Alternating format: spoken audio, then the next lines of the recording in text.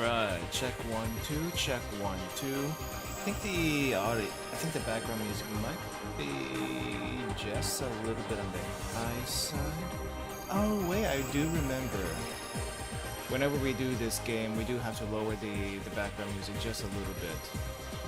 Because it is so freaking loud and there's no way to actually adjust that in the game. Anyway. Hey everyone, good morning, my name is Ruka and welcome to another stream. Today we are back with 428 Shibuya Scramble, which I keep wanting to say Shibuya Scramble 428, which I don't know if it makes a difference. It probably does, just a little bit, but yeah, I don't know, I just kind of like this. I just been liking this this game. And we are already 3 parts in this thing, so I'm kind of like, let's get through it. I don't know how much more there is of this, but I'm assuming there's still quite a bit. But yeah, as far as anything else goes, though, after yesterday's stream of LULdog, I've seen a lot more fan art, a lot more stuff regarding the new release content. I'm assuming because that's actually released now. Not entirely sure that's actually true or not. We'll get back into that a bit more on LULdog Day, which is apparently tomorrow, now that I think about it. And yeah, lots of stuff has happened in the past couple of weeks. Kind of crazy if you think about it, in the whole scale of what's been happening in LULdog, I suppose. Okay, but back to today.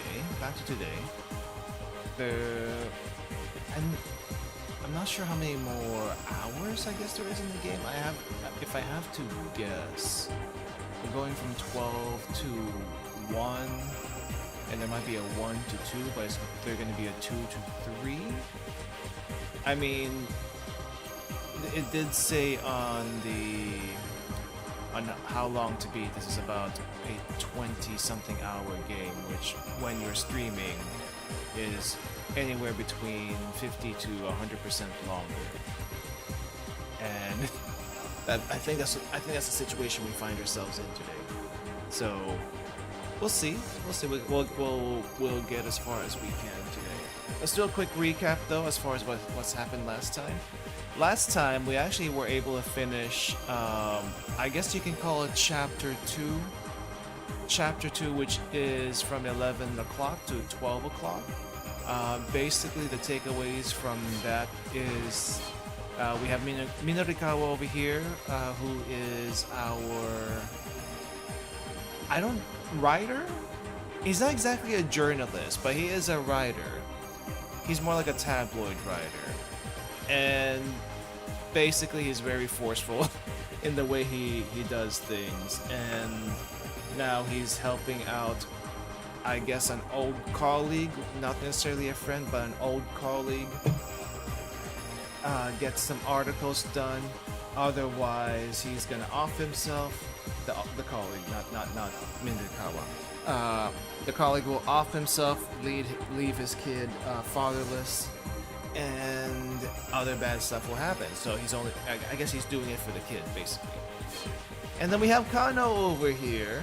As far as last time goes, I don't think we had anything new. He's still chasing the guy with the briefcase, though in this particular route, he's not really doing that anymore, question mark? I think he got distracted by...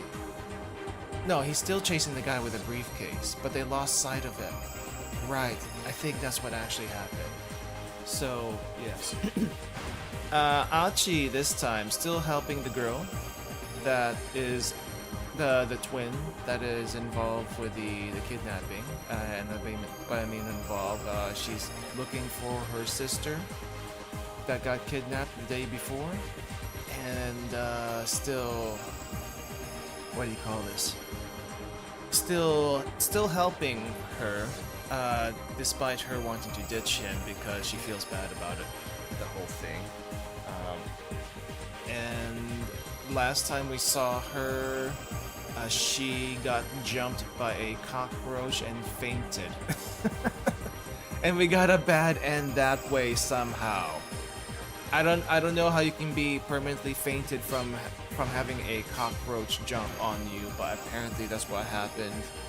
And now we have to go to a different route to prevent said cockroach jump, which from the looks of it may be in Tama's route. Now what happened to Tama in the previous chapter? Boss doesn't have to deal with the loan sharks now, but now she still can't get out of the suit, and they can't get her out of the suit with scissors because apparently it's a rental.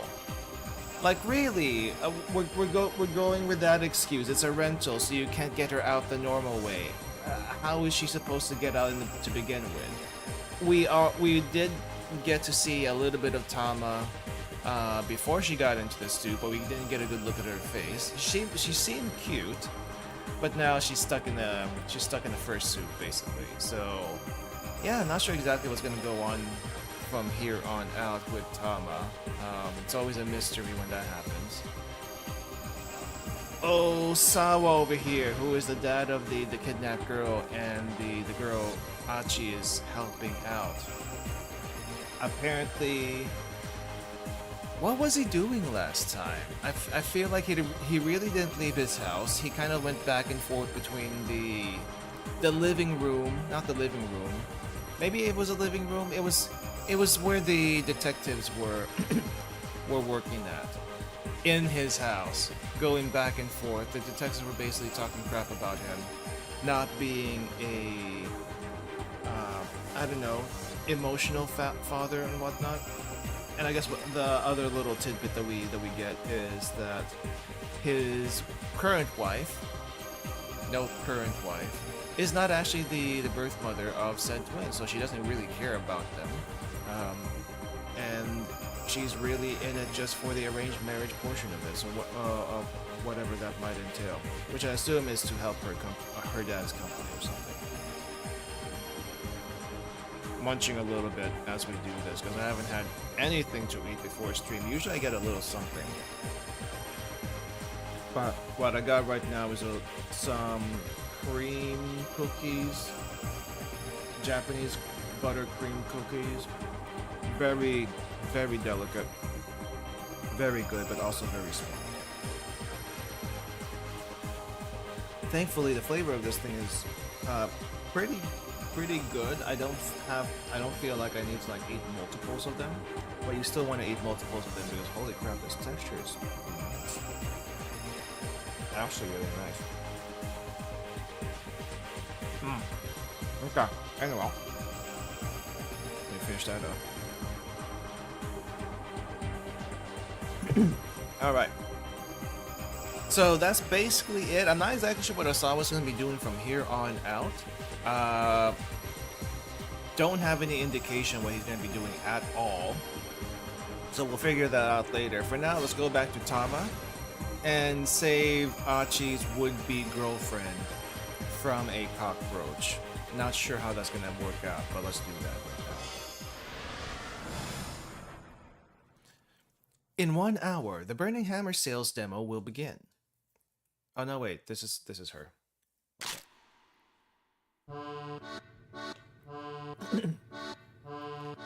Chiri's laying out the assortment of snacks. She really took the potato... No, it's not even a potato chip. It's I'm kind of covering it. So I guess there's no way for me to not cover this. It's not a potato chip. It's a biscuit. We'll call it a biscuit because it's not exactly a cookie. It's a biscuit / cracker with some dried fruit, it looks like, on it. I've had one of these things before, but I just don't know how to describe it. But yeah, she basically went, I took a potato chip and ate it, except it's not a potato chip, it's a biscuit. And it's amazing! It's amazing that they were able to actually get the flying shards of crumbs in this particular picture. Wow. Cheery is laying out the assortment of snacks that we'll have on hand. And she's hacking... Well, there are some potato chips, so that's another thing. Hey, Tom, are you hungry? Why, yes I am. I mean, that should be pretty obvious at this point. Because she hasn't had anything to eat. All I've had since putting on the stupid mascot costume is some burning hammer and a bunch of iced tea. Hey now, Cheery shoots back. What's with the attitude? Cheery, you do remember that you ate my lunch, right? The sticker said that it was best before noon. Yeah, but that doesn't mean you had to eat her lunch. You just made that up. Yeah. Cheery chortles merrily and chugs some more iced tea. Okay, folks, Mr. Yanagashita calls out as he slips into the room. Lunch break's over. Back to work. I don't feel like I've had much of a break. If anything, I'm even more mentally exhausted than I was before. There's a box full of Anagachi? Oh, I guess this is a Tamagotchi. There's a box full of Anagachi toys in the storeroom on the 3rd floor. Mind bringing those down? Anagachi? I asked. What's that? The name makes it sound like some sort of product knockoff. It is, but that's because it is. Mr. Yanagashita's face widens in surprise. You've never heard of them? It is a knockoff. You know, Anagachi! It's a digital pet game where you raise an eel that lives in Tokyo Bay. That's not what I had in mind. When I hear Ana, I hear something else. Not an eel. A portable electronic game. Anagachi, a portable electronic game in which you can raise a conger eel, Anago, feeding it daily and clearing away feces, just like Tamagotchis. Depending on how you raise your eel, it can wind up developing into various forms, from normal eel to ultimate eel sushi. You can also use the infrared communication feature to bring over friends for your eel from another nearby Anagachi device. There is also a sister product, Trout Watch. By connecting the two, you can view a special event where the eel and trout characters go to the pub together. Trout Watch, is that Yokai Watch?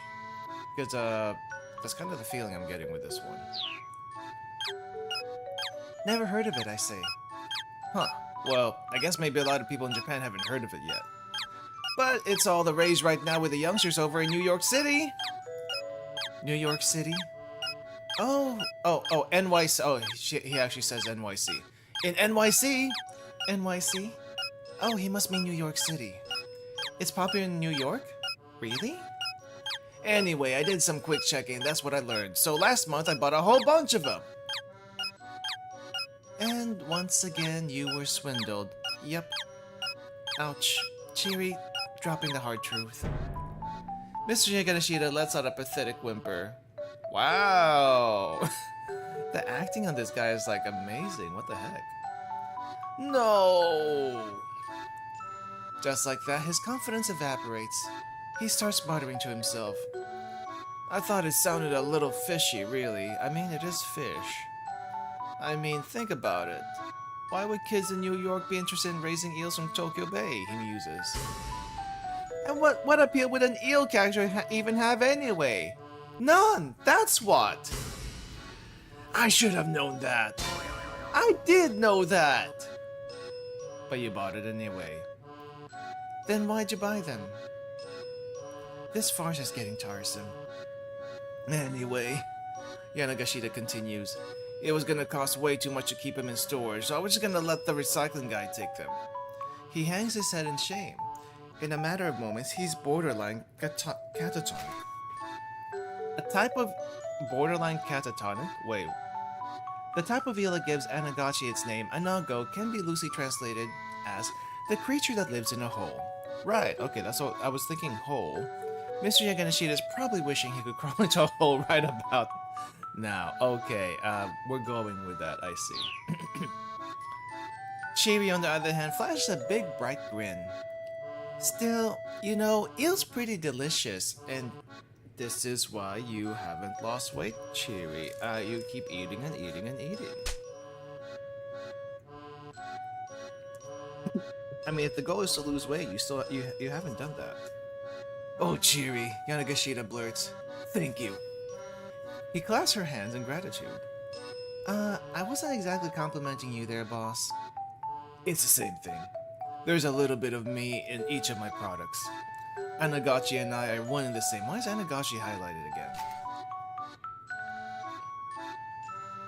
A brief Onagashi gameplay clip. The trick is to feed your eel proper food and give it proper exercise. Another important strategy tip is to make sure to obtain the sharp chef's knife when you visit Kapabashi Kitchen Town partway through the game. Grub? Squid? Why do we actually have gameplay footage?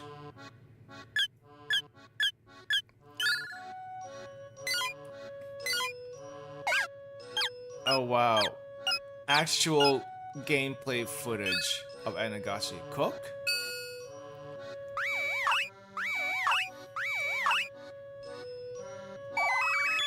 Normal eel. Okay, so I'm kind of getting the sense that Anagachi isn't meant to like see the eel through its life cycle. It's more like it's to grow the eel so you can cook it in the thing, which doesn't make a whole lot of sense. It really doesn't make a whole lot of sense. Which is to say, eels and I are one and the same. Go on then, say something nice about eels. Cheery chimes right in without missing a beat. Eels are awesome! When it comes to eel sushi, 100 pieces barely whets my appetite. How many pieces of eel can you get from, how many pieces of sushi can you get from one eel anyway? You know, these two make quite a pair. That really means a lot to me, Cheery. Thank you. Thank you. I don't understand what any of this is about, but if it helps mend Mr. Yamagashita's wounded spirit, I guess I can't complain. I leave them to their devices and head to the store for the storeroom, which is probably where we're gonna find the cockroach. That's where we're gonna find the cockroach. Wow, this looks like it could be a horror game right here. The storeroom door opens with a rough grating sound. Okay, now where's the light switch? I fumble around in the dark, feeling for the switch box. My costume paws mute the sensations in my hands enough that even finding that is difficult. I bat at the wall willy-nilly until eventually the lights come on. Apparently I found the switch, even if I didn't feel it. Whoa, what the heck is this? Storeroom? The storeroom is practically overflowing with shoddy goods. A painting that looks like a child scribbling. An oddly shaped hat wearing the words, "Grow 2 inches, guaranteed." A cheap-looking pendant with a tag that says it's set with a miracle stone. Wait, isn't this what Tama wanted to get? These stones are nothing more than a simple glass beads that were purchased at 5,000 yen apiece. The seller claimed normally these sell for 10,000 a pop, but if you buy 100 of them, they give you half off. At which the buyer declared it really is a miracle, before joyfully agreeing to the price. So basically jack the price and pretend that it's actually a sale, yeah, like what people do normally during a sale. The fact that someone like Yanagashita actually exists to buy these things up is also kind of a miracle. It's like it's the knockoff boneyard where cheap products go to die. They break away from their pathetic herd, knowing their time has come, and end up in this graveyard of a storeroom. Let's see, Anagachi. I quickly spy the cardboard box I'm looking for. There it is. Then I catch sight of a dark silhouette out of the corner of my eye. Eek! I yelp. Holy crap, the cockroach actually moves! It's one of them. Flat, black, quick, long antenna, often spotted in kitchens. Sometimes, somehow, their legs wind up in restaurant food. Ew.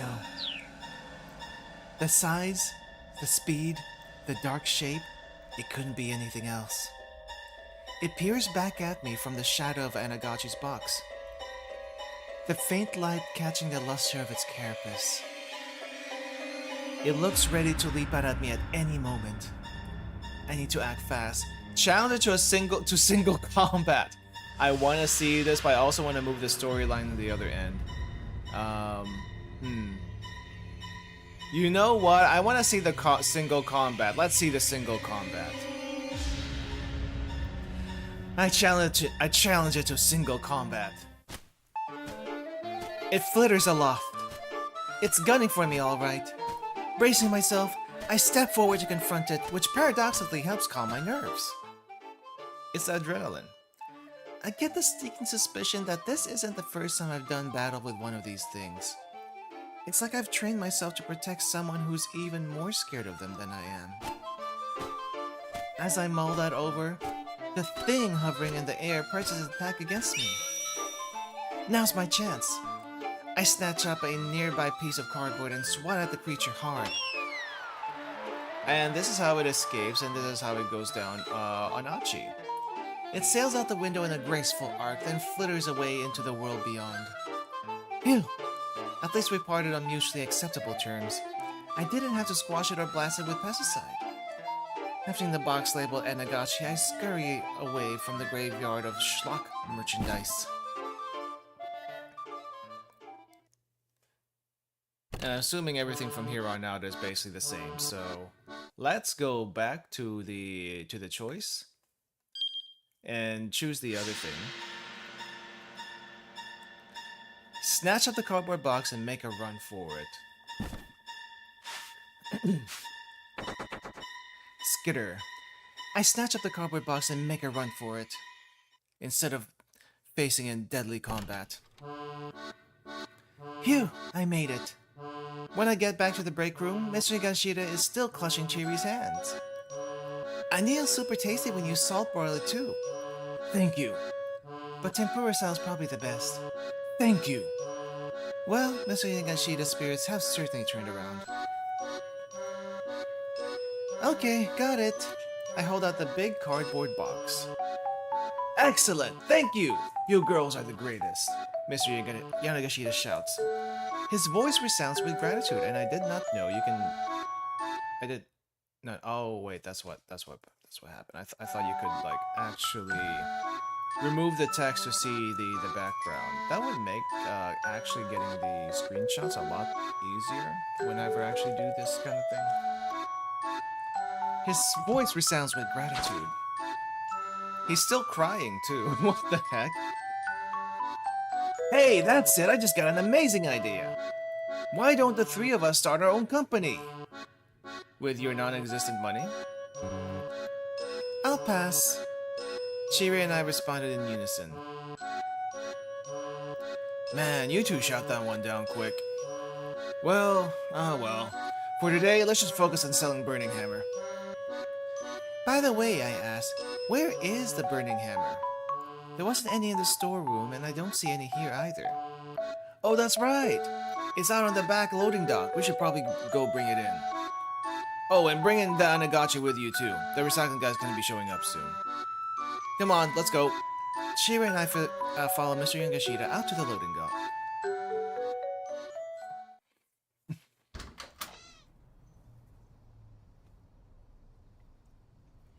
But the loading dock, it turns out, is empty. The box isn't there. There's no sign of the Burning Hammer anywhere. It's gone, Mr. Yangashita murmurs. Then his voice rises to a shout. It's gone! All gone! The Burning Hammer! It's all gone! Flying into a panic, he searches frantically from one end of the dock to the other, leaping into the air, even peering down into the cracks. But no matter where he looks, there's nothing for him to find. It was right here a little while ago. Like, right here, right here. Why is there a truck? I hear the sound of an engine revving outside. With Burning Hammer on... Oh! Let me guess. It's the recycling guy thinking it was actually trash and picked it up. I got you.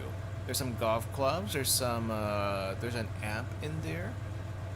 I'm pretty sure you can sell the golf clubs for a decent amount of money. Mr. Yagashita cries out in alarm. We can see the truck starting to pull away. Its bed is piled with high with cardboard boxes and other assorted trash. Hey boss, is that? Yes, there it is! Mr. Yagashita begins racing after the truck. My burning hammer! His voice cracks as he cries out. Get it back! Get it back! But he's no match for a speeding truck, and the boxes of burning hammer vanish before his eyes. Burning hammer! Come back! Come back! Wow.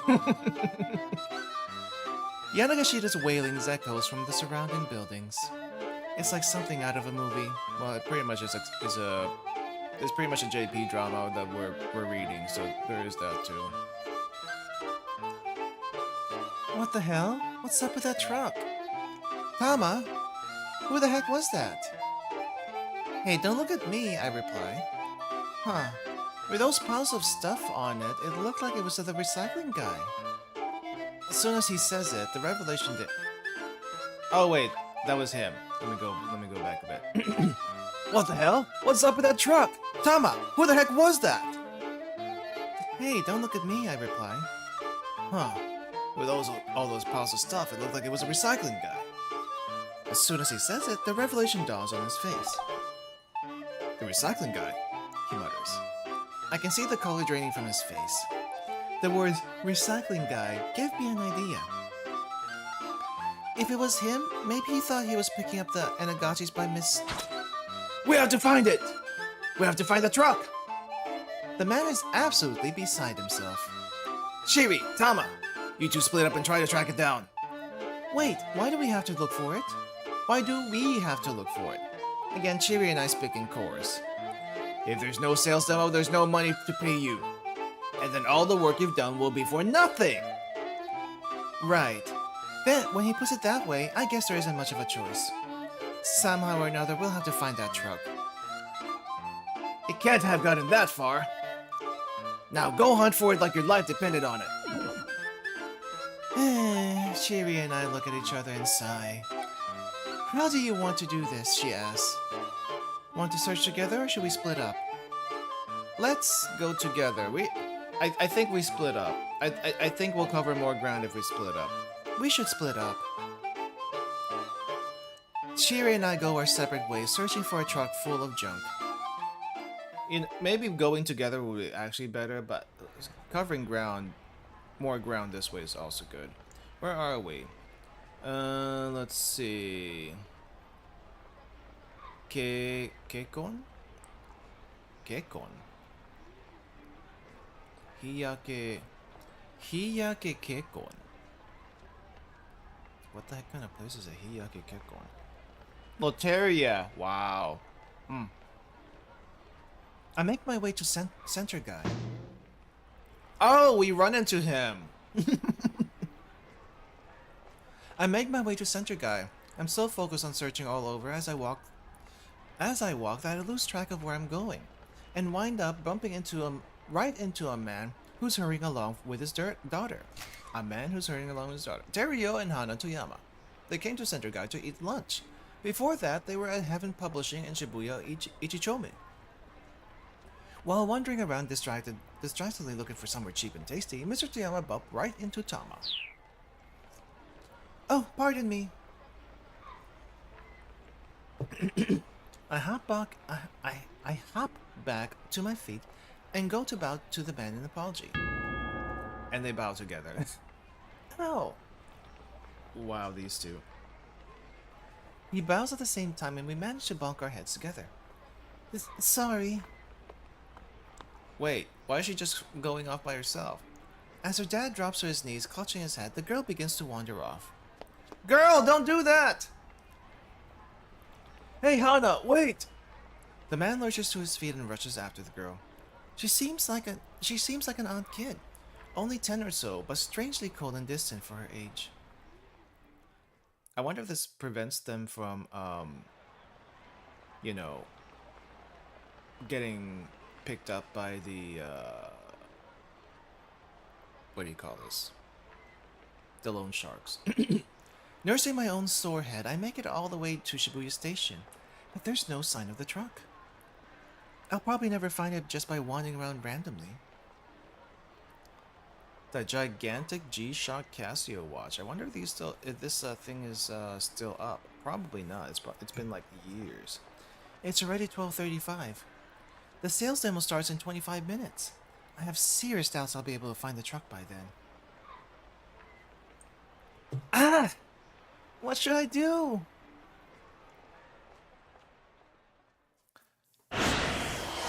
Keep out? Really? This is a keep out? Huh. Interesting. Let me see. Do we have a hint for the keep out? Keep out. No, we do not. Let's go back to Achi and see if we can do the jump over here. I'm not sure if that does anything though. Bit of light. Someone on the adjacent building's upper floor turned on the lights. Okay, jump to someone. I wonder if this is this keep out. Jump! So now that we got that, what happens now? Storeroom opens with a rough grating sound. Okay, light switch. Is this different? Miracle Stone. I guess we'll just go through it. Costume pause. I wonder if it's because we didn't start it, but I don't know if this changes anything. Storeroom practically overflowing. Need to act fast. I mean, I snatched a cardboard box, but that didn't seem to do anything. Huh. Unless the keep up was over here. Oh, maybe the keep up was over there, and then it would have jumped over here, and then there's another keep out by going further. All right, okay, okay. I think I kind of understand now. Let's go back to the time chart in this case. Well. I'm really not getting anything from Tama here, so let's go to Osawa and see if there's anything Osawa can do. My only hope is that he actually goes out the house this time, but I think he will, because we saw the wife in Minorikawa's route in the cafe, which means either she went out by herself or he went out and she followed him. To make sure of something, I'm not entirely sure what. Anyway, we'll see. We'll check what Osawa's got. 2 years ago with Maria. Maria is the other daughter, I think.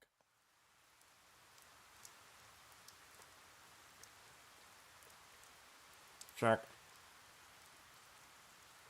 I just popped in a really dry piece of cookie, which might have been a bad move in hindsight 10 seconds ago.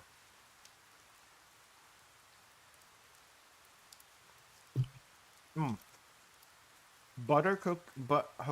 butter cookie. Or is it milk? Let me check. Hokkaido milk cookie. It is also very buttery. As far as the milk goes, it's milky. So I suppose the label is correct. I hope I don't regret this in the next 30 minutes, but we'll find out in 30 minutes. The rain won't let up. No matter how much time passes, it just won't stop. Ever since that day, the sound of raindrops has been burned into my mind. Such an awful, heart-rending sound, driving me to strip my life down to shadows. And yet, no matter what else I abandon, this is Osawa, nothing will make the sound of the rain stop.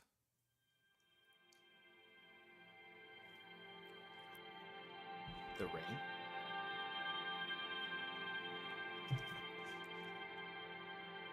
Are there rock formations like this in Africa? Osawa stared at the postcard that nestled into the final page of the photo album. He purchased it 2 years ago, 2 years earlier, while on the trip with Maria to the Middle East.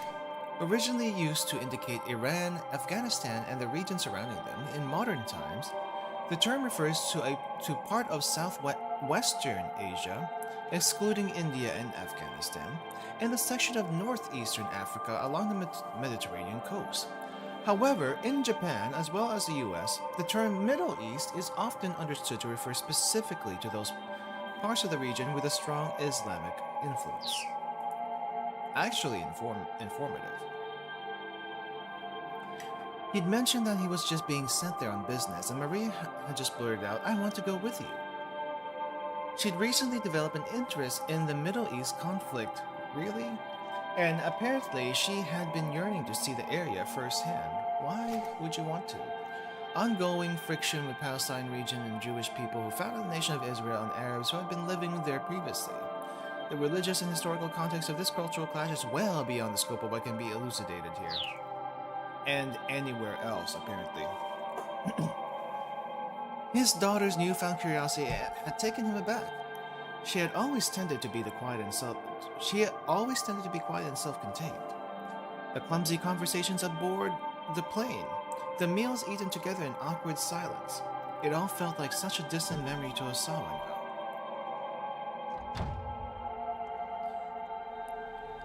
"Ma'am, I'm afraid I can't let you do that." He heard Kajiwara's voice outside the door. "Why ever not? I'm just going out for a bit." Okay, so she did go out. So it's a little bit different from what I thought, but okay. The detective was arguing with I. Great. "And just who was it who told me I should try to go about my life as normal, Osawa's wife sneered. "Ma'am, please, How would you feel about being told to just sit around and wait?" Ai's angry shriek jerked Osawa to his feet. He hurried from the study to try to calm her down. Ma'am, please wait!" And she goes out. But by the time Osawa has made his way downstairs, his wife had already stormed outside, despite Kajiwara's attempt to stop her. Osawa doubted anything he could have said would have stopped Ai from leaving. Trying to physically keep her from going out would only have made an even worse uproar. He was glad at least I hadn't come to that. He was turning to head back to the study when Kajiwara caught his eye. Resigned, he headed down the stairs and bowed to the detective. Kajiwara is the creepy detective, right? The one with no personal space, I think. Yeah, that's him. Any idea where she's going? Kajiwara asked.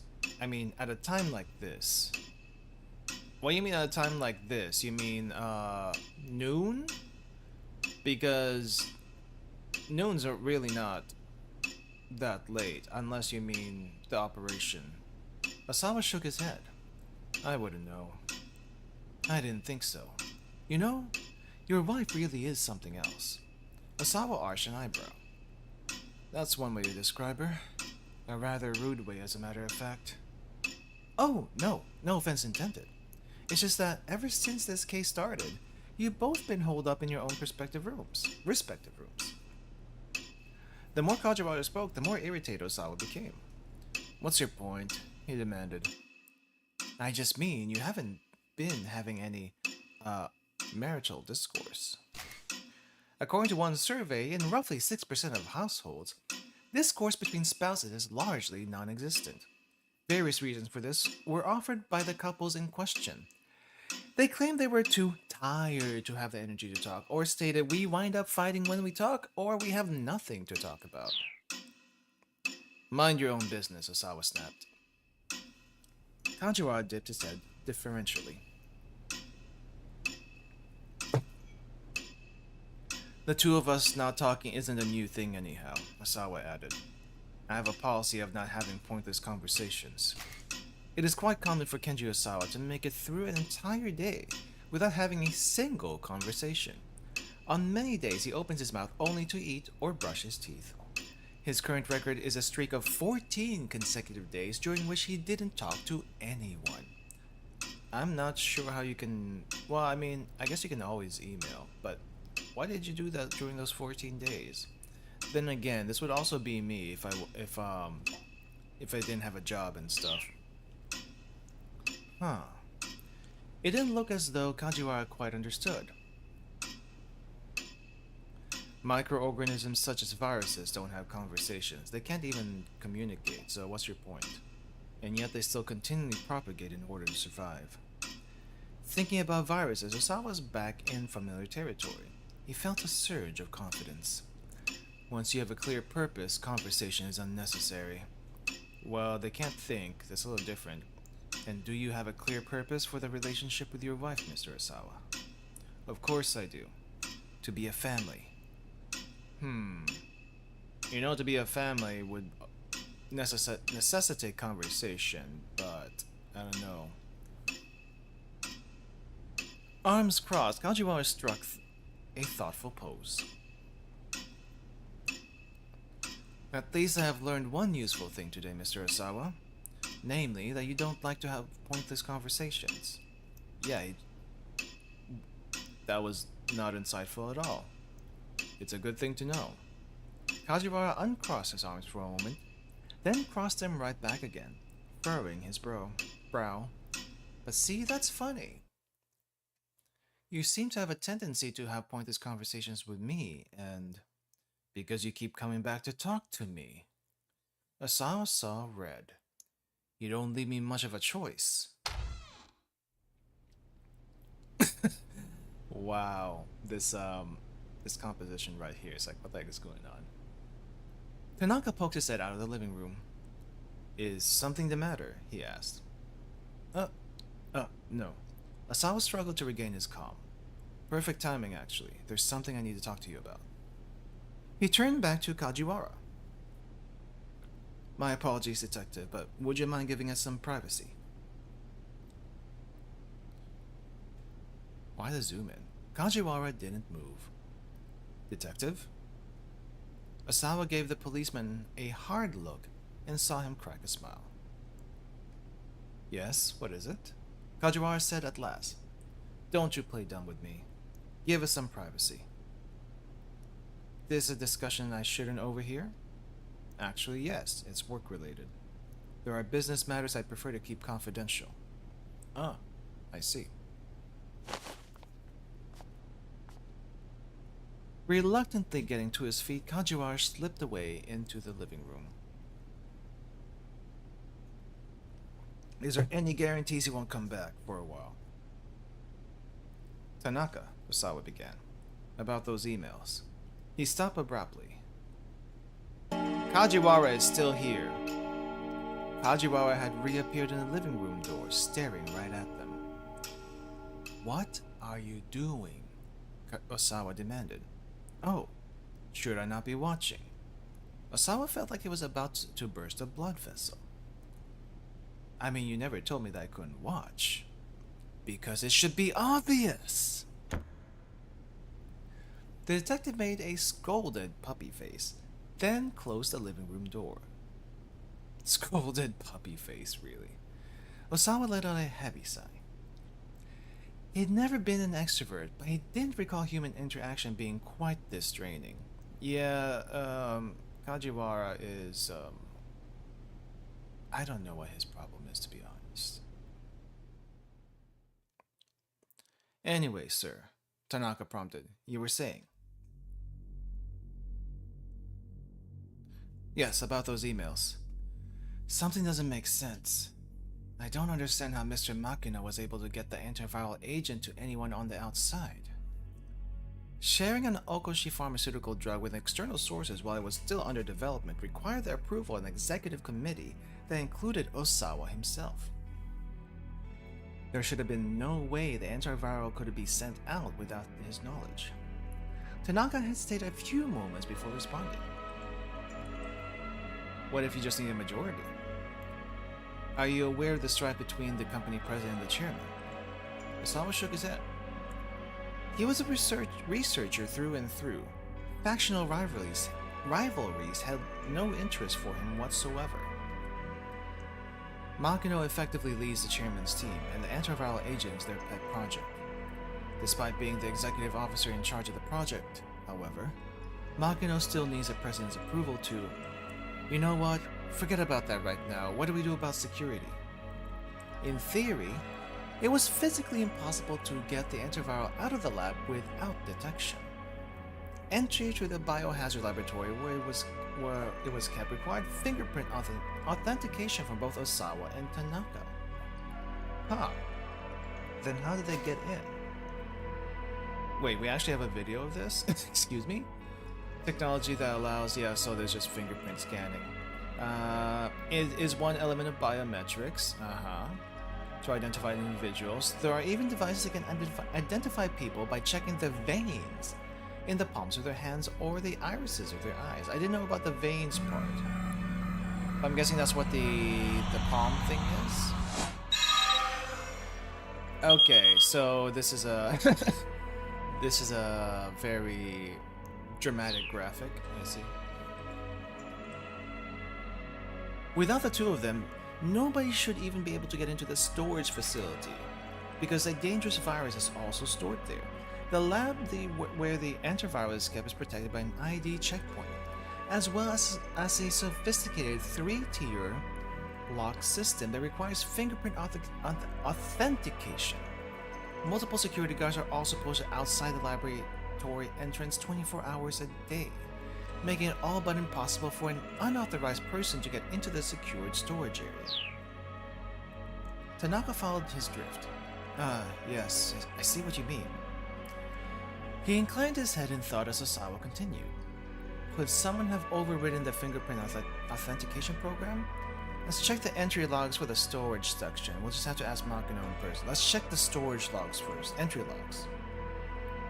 Let's check the entry logs for the storage section. Anyone who wanted to get inside had to present their ID card to the security guard on duty. It should be possible to check the computer logs to see if there had been any suspicious activity in the system. Tanaka shook his head. I already checked the logs, sir. There was no evidence of anything suspicious. What? You're welcome to check for yourself, though, if you're that worried. No, I believe you. Yet the fact was that the antiviral had been used for clinical testing. Either Makino had taken it from the laboratory personally, or someone working on his orders had done so. But,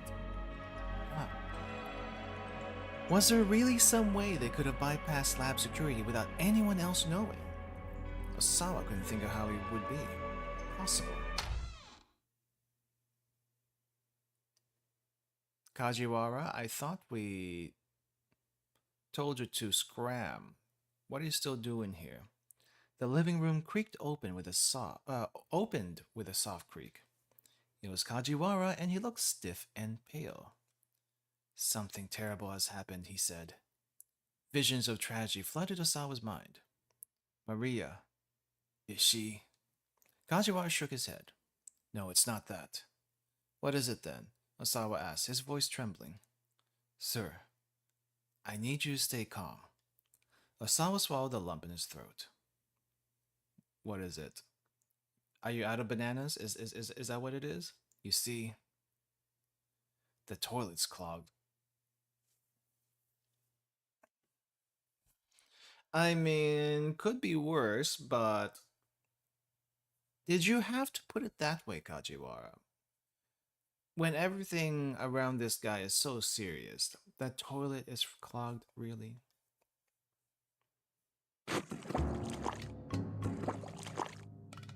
Finally, one little comedy in this section had to be the toilet. Plunger in hand, Osawa stabbed vigorously and at the recalcitrant toilet bowl, struggling to loosen the unseen blockage.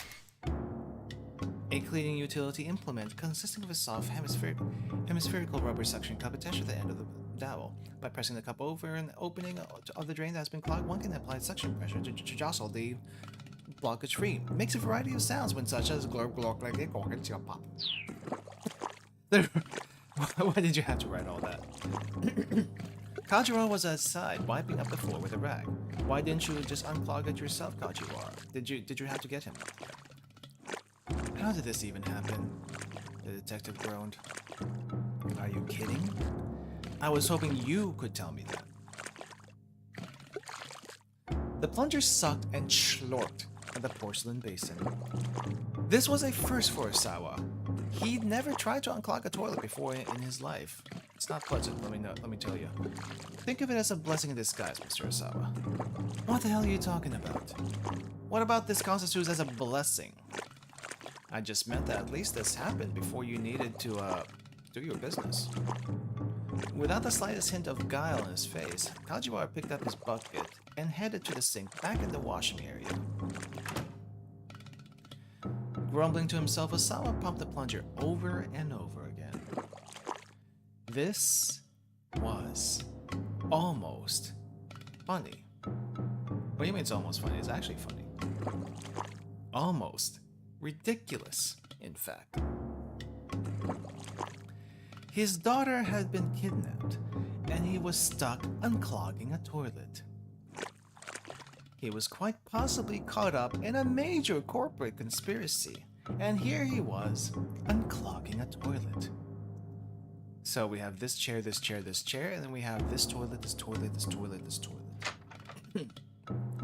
Tanaka poked his head into the bathroom. Did you fix it yet? If you need to urinate, then use the restroom on the second floor. That's alright, here's fine. Kajiwara, I don't think you're understanding. He means scram. Tanaka stepped in beside him and abruptly shut the bathroom door. Oh, that was Tanaka, not Kajiwara. Also, yeah, I mean, Japanese toilets are kind of on the small side because really the only thing in there are actually toilets. Now, I just found this out recently that American housing plans actually had this design at one point, but they never kept it. I wish they did. Tanaka stepped in beside him and abruptly shut the bathroom door. Tanaka, I know you are a good guy, but did you have to actually do it like this? Now the two men were crammed together in a narrow lavatory. Wow. Hey, Osawa hissed. What the hell are you doing?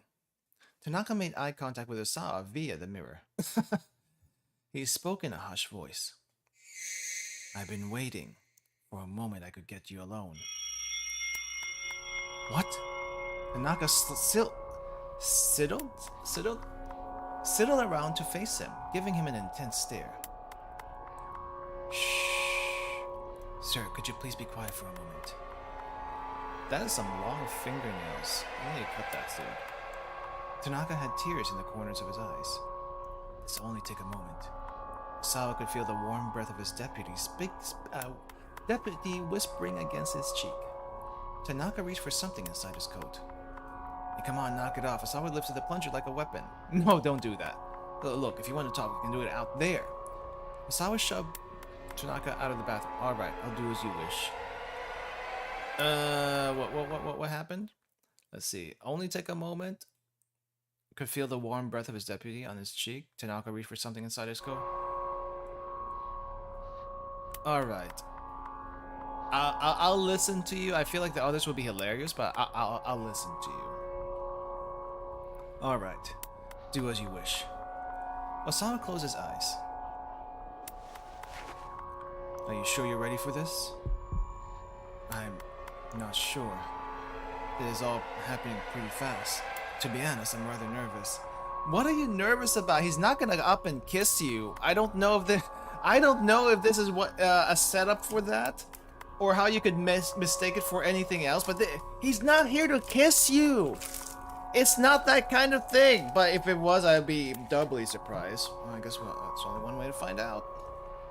I understand, sir. I mean, now that I think of it, we do spend day in and day out in that lab together. I suppose this was bound to happen sooner or later. Sir, could you please open your eyes? I'd like you to look at this. You'll have to forgive me. This is all a bit sudden. Please, sir, take a look. No, I can't. It's just the two of us. It's probably gonna shock you, I know, but please, just look. Is it really that shocking? Oh yes, very. Now please, open your eyes. Okay. No, no, I can't. Sir, trust me, this isn't easy for me either. Alright. Bracing himself, Osawa opened his eyes. Tanaka thrust out his cell phone. Here, take a look at this. Huh? Osawa blinked, bewildered, then refocused on the phone.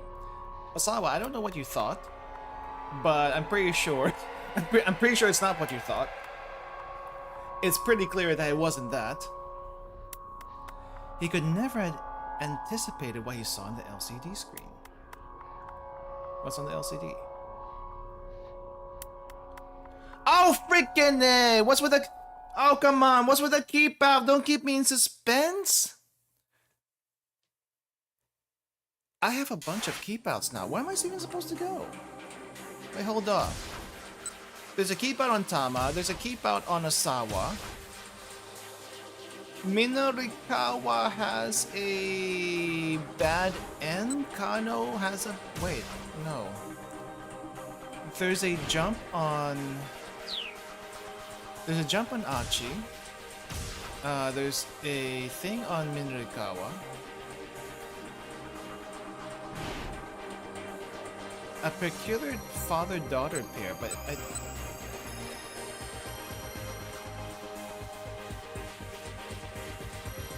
wait, why does it go all the way back here?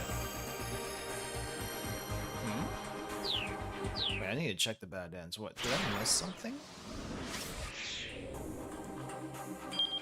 Let's see. I guess I can't check the bad ends from here. Let's look.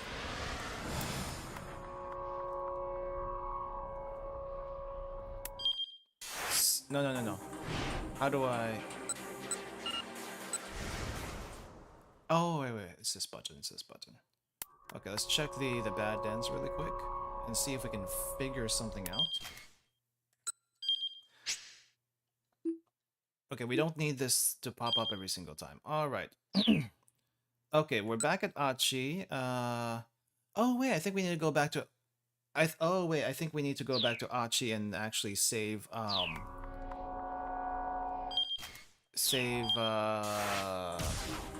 Hitomi from the cockroach. Right. We can do that now, actually. I forgot that was a thing. So, cockroach timeline averted. Alright, someone, that was Tama. Hitomi's face, Reconsider, hard. Can't go back alone. Right. Proper way to dispose of plastic bottle. I guess giving a hypothetical question to see what Hitomi would say. Basically, the result is he'll never leave her alone. Gave me a reason why I have to keep helping you. Right. Whatchamacallit? Environmentalist. Look at the shirt. It screams environmentalist. Recycling and all that. Re-education if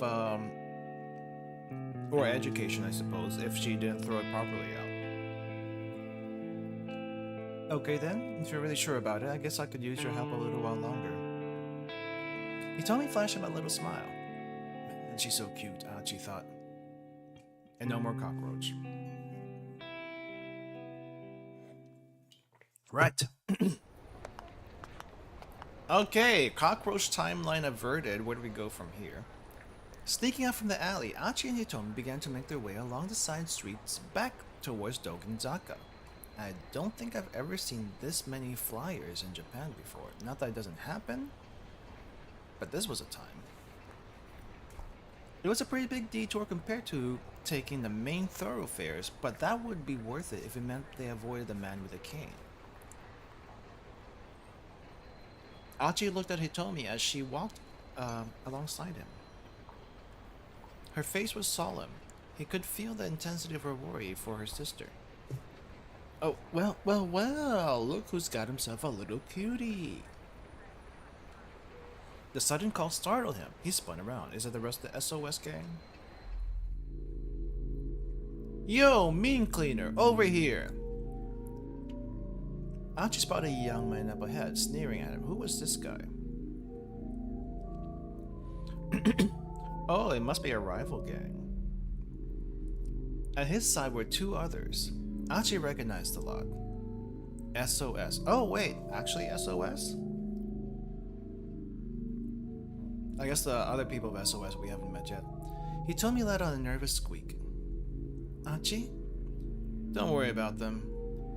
He led her onward, attempting to stride right past the trio. Whoa, hey now. Just gonna ignore me? It's pretty damn rude, especially coming from someone who used to be an old buddy. The three toughs moved to bar Achi's path. Ooh, is she? She is hella fine. Come on, ain't you gonna introduce us? Hella fine, extremely attractive. Etymology of hella is somewhat unclear, but meaning is undisputed. Very, a lot, totally, and the like. Potential synonyms for hella fine include mighty fine, fine as hell, and bang it. Sorry man, Achi said, I'm in a bit of a hurry here. He gave them a tepid smile. A hurry, huh? Where to? Some love hotel in Maruyamacho? Some love hotel in Maruyamacho? Too rich, another chimed in. She a screamer, Achi? Achi. Take a stereotypical way to poke fun at a would-be amorous couple. Now take Achi's name. There you go.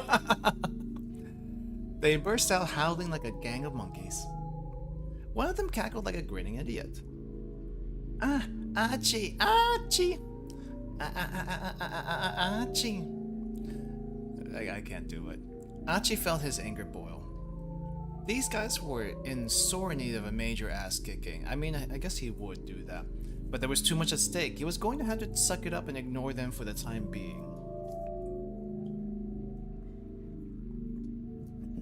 Gritting his teeth, he tried to slip past them, but the larger of the three grabbed him by the collar. You ran out, man. Susumu's the one who runs this town now. You got no right to keep acting like you're the boss of us. He shoved Achi up against the wall. Ooh, a little bit forceful there. Says who? Achi asked. Susumu? Say what now? Did Susumu say I've got no right to act like the boss? Bitch, please. Susumu ain't got time to worry about your sorry ass. Then why you worrying about me then? Why are you worrying about Achi then? Ah, is that so? And then punches. Achi's fist flashed out, catching the man clean on the jaw. He dropped to the ground with a dull thud. So tell Susumu this. Everyone in Shibuya needs to just play nice and have fun. Achi kept his tone light and jovial, but he eyed the two other toughs like a hawk eyeing his prey. Is he going to be alright? He Tama murmured. She looked at the man Achi had laid out with some concern. Ah, he'll be fine. If that's all it took to knock him out, he's got no right to act like a badass. Darn right. Achi, huh? I don't believe I had the pleasure. Who is this guy? A taller man with an angry gleam in his eye had appeared atop the steps nearby. He must have turned up during the commotion. He radiated a distinct aura of menace. That's me, Achi replied, and just who are you? For once, it was someone he didn't recognize. The name's Yoji Kiryu, huh? Used to roll with a gang from Ikebukuro until a few months ago, known as the killer whale of Bukuro. He answered any and all resistance with his fist. His crazy antics led him to being kicked out of the gang, however, and lately he's been hanging around Shibuya. Interesting. I joined up with SOS after you left. Now I'm Susumu's number 2 guy. The newcomer stared at Achi's face, sizing him up. Our legendary founder. I've heard so much about you. The founder. It had been a long time since anyone had called him that. There'd been a bunch of arguing over who would take charge of the new group that was forming to set things straight in Shibuya. Oh wait, I think I missed something. At some point, folks had started hailing him as the force behind SOS. But founder was just something his buddies called him. He had never paid it much heed. Shibuya was a place for fun, not hierarchies. At least in Achi's mind, that's how it ought to be. Like how you busted up some mean old drug dealers, rescued your pals from Yakuza bondage. Really? Here, bondage is used strictly in the sense of captivity. Any other types of Yakuza bondage will not be featured in this game. Sorry if the tip link here got your hopes up. That's actually kind of hilarious. Okay, I'll take that. You're a real hero. Kiryu's tongue flicked from his mouth like a snake. Hitomi shuddered. Achi couldn't blame her for being creeped out. But that's all in the past now, isn't it? Kiryu continued. You went modestly on your way. It's up to us now. And we've helped SOS grow by leaps and bounds. We've helped SOS grow by leaps and bounds to help carry on your legacy, no matter who stands in our way. That thought didn't sit right with Achi. If aggressive expansion was the name of the game, the gang was losing touch with its roots. It wasn't about keeping Shibuya safe and fun anymore. Make SOS bigger, huh? He said. I'm guessing that was Susumu's call as well? Kiryu didn't answer his question. His mouth merely twisted into a knowing sneer. In any event, I think these boys here need a little lesson in manners. The guillotine ought to do the trick. A capital punishment device invented in 18th century France. The condemned is executed by decapitation, by means of a heavy blade that descends from above. Named for physician Joseph Ignace Guillotine, who advocated its use in the National Assembly. Both King Louis XVI and Marie Antoinette were executed by guillotine. How informative. The other gang members started an alarm. Whoa, hey, just calm down, man. Please, anything but the guillotine! Kiryu pointedly ignored their pleas. Oh, hey, what's a guillotine? Achi asked. Kiryu smirked. Wow, close up on the eyebrow. The guillotine is the guillotine. With me, worms. With me, worms. I think it's that way. Without a glance back, Kiryu strolled away. His two underlings followed him unhappily. Achi wondered what lay in store for them, but right now he had more important things to worry about. I guess he wasn't picking a fight. Come on, let's go. He took Hitomi by the hand and they were back on their way. Guess we're gonna run into Tama? Oh, this song again. Oh, Hitomi perked up. That's me. She reached into her pocket and took out her cell phone. Huh? She stared at the screen with consternation. What is it? Achi asked. It's an email. From Mr. Tanaka.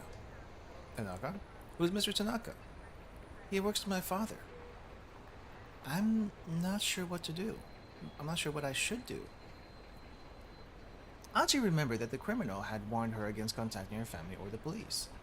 She seemed reluctant to even open this message. I'm sure it's fine to read an email, he said. Besides, he's not the police and he's not your family. I mean, you're not right. You're not wrong. Yeah, you're right. Hitomi scanned the message anxiously. It sounds like he's worried about me, she said. Then does he know about the kidnapping? Yes, I know my father trusts him. He's always been so... Hitomi cut herself short. It was clear that Achi that she and this Tanaka person has some sort of close relationship. I wonder if it's safe for me to let him know what the situation is. Close relationship? How? I think it should be, Achi told her. I mean, the kidnappers aren't gonna know you sent an email, right? Hitomi began typing out a response with Achi looking very intently. Achi watched over her, wild speculations running through his mind. There was no way a mild-mannered young lady like her could be dating one of her father's co-workers, was there? Well, we'll save that thought for next time.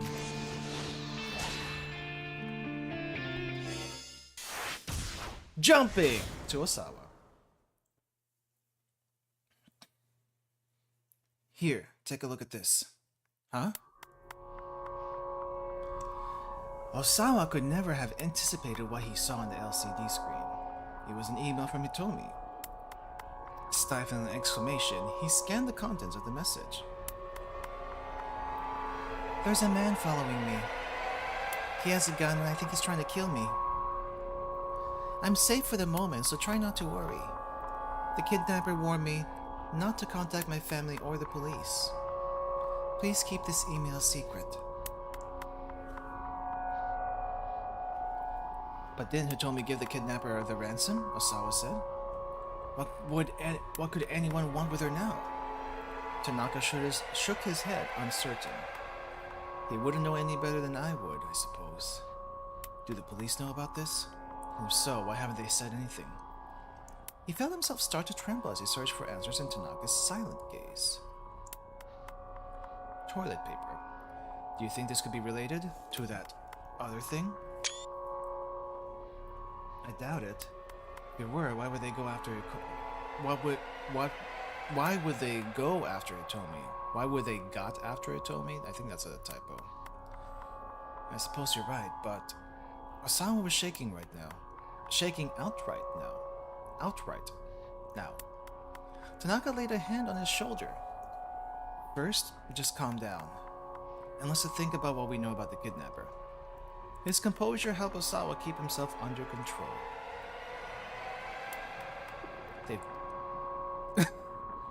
The toilet view is hilarious. Did they actually put a camera down here? Or is this a filter? I don't even know anymore. They've taken Maria, the vice director continued quietly, along with a ransom of 50 million yen. And now they're after Hitomi. His gaze sharpened. Sir, do you think this could be someone who holds a personal grudge against you? Probably. A grudge? The email. Osawa considered. He couldn't think of anyone who would have a reason to attack him, except the guy in the email. He's been too caught up in virus research since his time in school to have formed any hostile rivalries. He didn't have any enemies that he knew of. Maybe someone's jealous I became head of a laboratory? He suggested doubtfully. He had held his position for years at this point. Why would that spur someone into kidnapping his daughter now? Has anything happened recently? Tanaka asked. Anything strange since you got back from overseas? Since I got back? Osawa's heart skipped a beat, then started pumping faster. The first thing came to mind was the solicitation he'd gotten from the American laboratory. If he accepted the offer, it would put Akoshi Pharmaceutical in quite a bind. Possibly enough to warrant someone holding a grudge over it. But the only other person who knew about the potential transfer right now was his wife, Ai.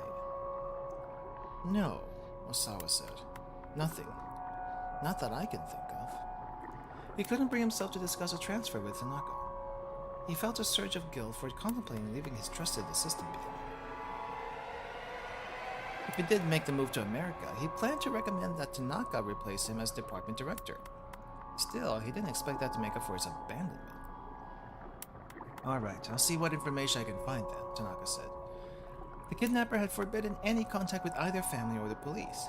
But Tanaka was outside of that circle, and he knew how to handle himself with discussion. I'm sorry to have put this on you, Osawa said, and thank you for not kissing me.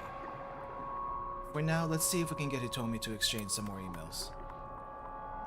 An uncomfortable thought suddenly occurred to Osawa. He blurted it out without thinking. Why do you have my daughter's contact information on your phone? Are you dating my daughter? Tanaka gave him a worried look. Sir, I promise I can explain once all of this is over. And with that, he stepped out of the bathroom. Sorry, Ashi, it looks like Hitomi might be taken. That's a bit awkward. Something in the tone of his final words left Osawa to wonder. Would it be that Tanaka and Tomi were dating? He hoped dearly for that not to be the case. Why not? Their age difference alone made the idea of a disturbing one, let alone so many other considerations, okay? Mamoru Tanaka is 40 years old. Hitomi is 19. Apparently this isn't unusual in Japan though. This makes him just over twice her age. This does not necessarily mean, however, that they could not date or fall for each other. Many couples with such an age difference between them wind up in a happy committed relationship. Yeah.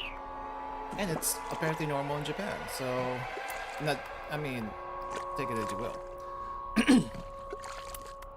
Trying to put aside his paranoia, Osawa resumed his struggle with a clog in the toilet. Why is this highlighted? Most toilet clogs are caused by a buildup of flushable paper products or by solid objects inadvertently dropped in the toilet bowl. But shockingly enough, on very rare occasions, they can be caused by someone taking a dump that happens to be that big, that it gets stuck in the pipe. Apologies to anyone who might be eating.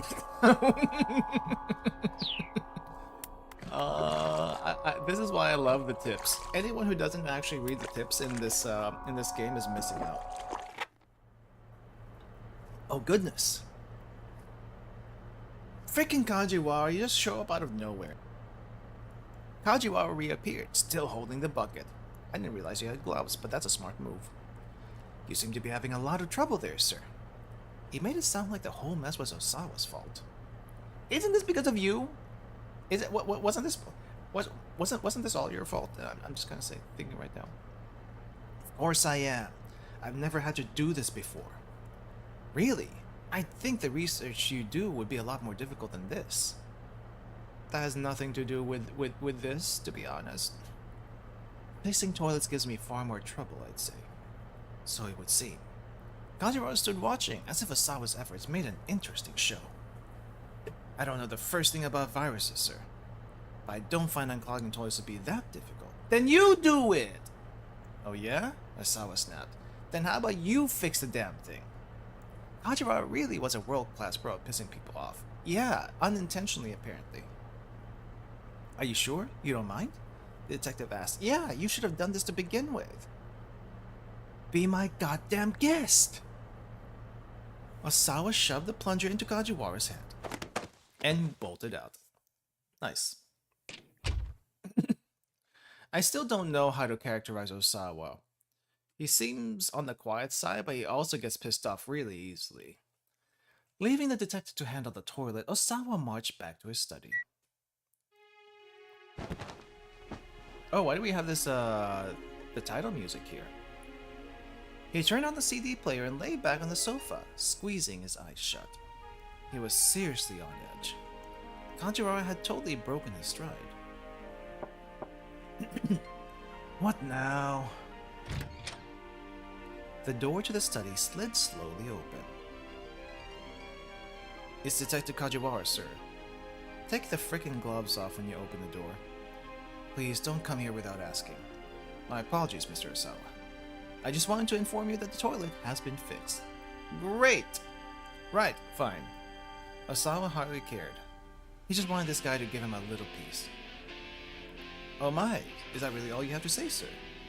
Nary a compliment or encouraging word. No!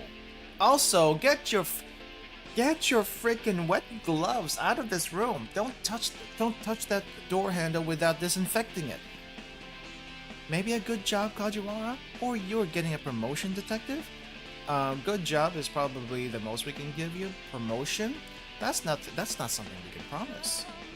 Or that's not something Osawa can promise. Osawa blew out his breath in exasperation. How? How are you a detective? I'm not sure I get your meaning, sir. You are completely clueless. I'd like to ask your superiors to replace you with a detective who knows how to take his job seriously. Mr. Osawa, with all due respect, It's unusual for a precinct detective like me to be stationed here at a victim's home. And what's your point? Not to brag, sir, but I happen to be an exceptional detective. Kajiwara beamed with pride. In fact, I made an excellent show in the Superstar Detective contest we had on our police social media service. Online platform with private features allowing people to connect with one another. Okay. Police exclusive social media network that Kajiwara belongs to, Hoxie, is very strictly regulated with any abusive language, slander, sexual content, lame jokes deleted almost immediately. Wow, no fun. For a moment, Osawa thought the bolt of incredulous anger that shot through him was the onset of a stroke. How could a single person be so utterly infuriating? And you can't tell anyone about this, Kajiwara went on, obliviously. But this summer, a new detective manga is starting up, based on me. Planned for serialization in the MPD Monthly's PR magazine, the chapter titles have already been decided. Chapter 1, The Fabled Detective Kaji. Chapter 2, Kaji, House of the Sun. Chapter 3, Kaji Rides the Rails. Chapter 4, Kaji at Daybreak. Chapter 5, Detective Kajak. Chapter 6, Kaji, Queen of the Street. Chapter 7, Look Out Kaji.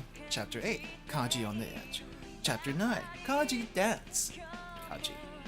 Dance Kaji Dance. Chapter 10, Space Detective Kaji, and so forth and so on. Wow. Osawa spat a peal of feigned laughter. A manga. I can tell you all about the plot, sir. No spoilers. Not that I care anyway. Would you like me to hear about it? I would not. It's about a telecommuting detective who solves major crimes using just his wits and his computer. Surely you'd like to hear about that, sir. I really wouldn't. I know I may not look it, but I'm pretty handy with computers. Kajiwara's eyes drifted over to Osawa's desktop. Dude, take the frickin' glove off before you do anything! His hand darted to the mouse in a matter of moments. He cleared the screensaver and booted up a web browser. Hey, Osawa barked. Don't touch that, especially with your wet mitts from the toilet.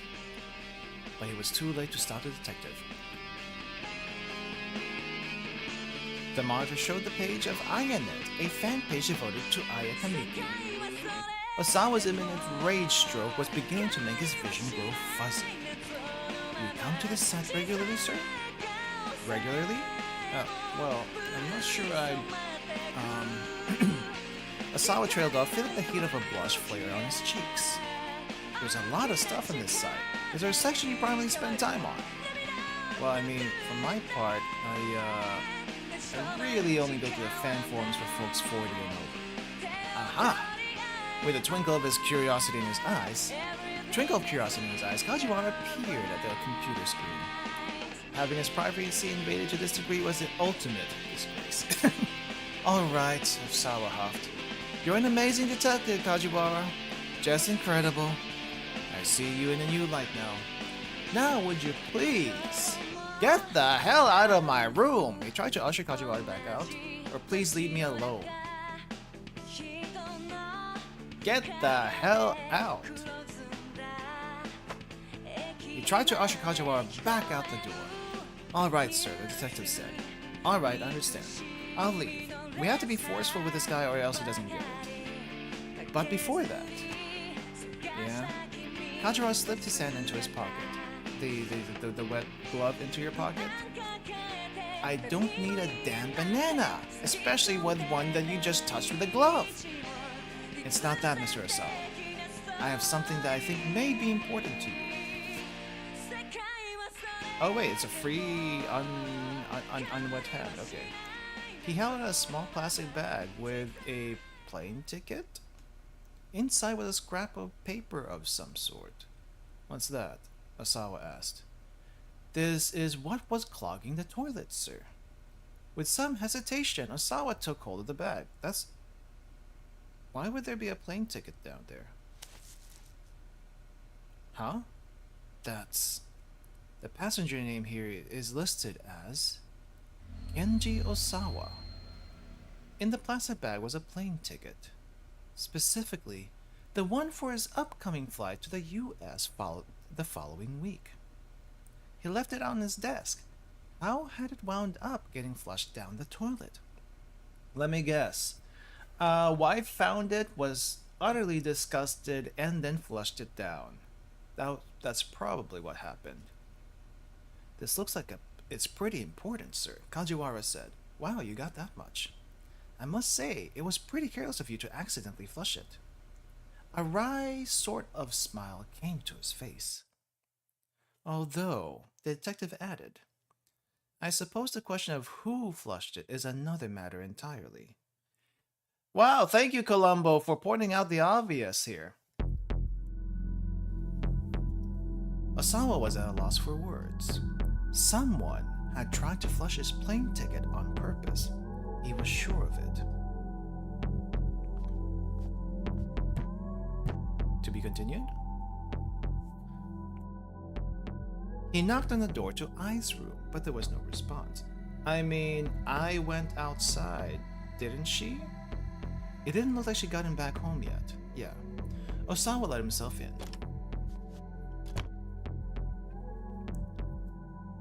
Wow, she's a messy person.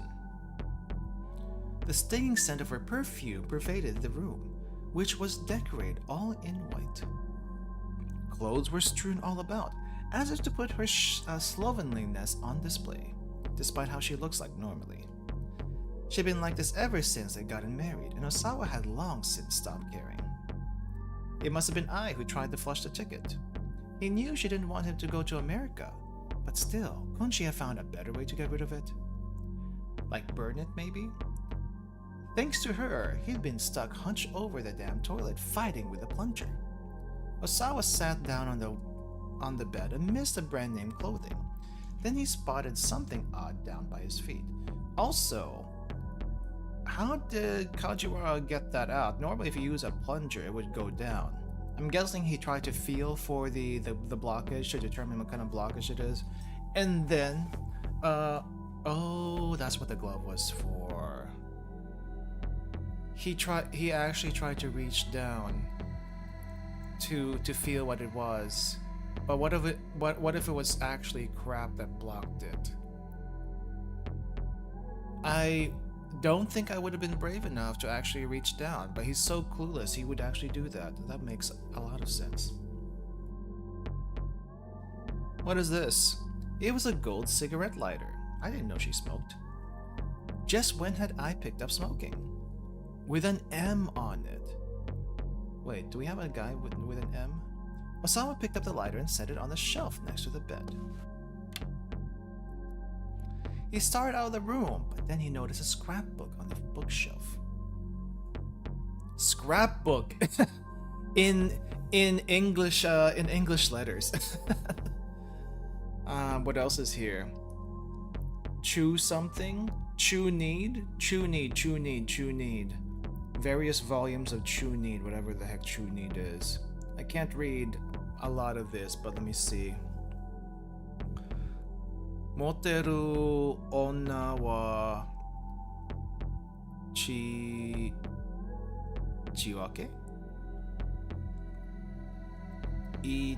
Itari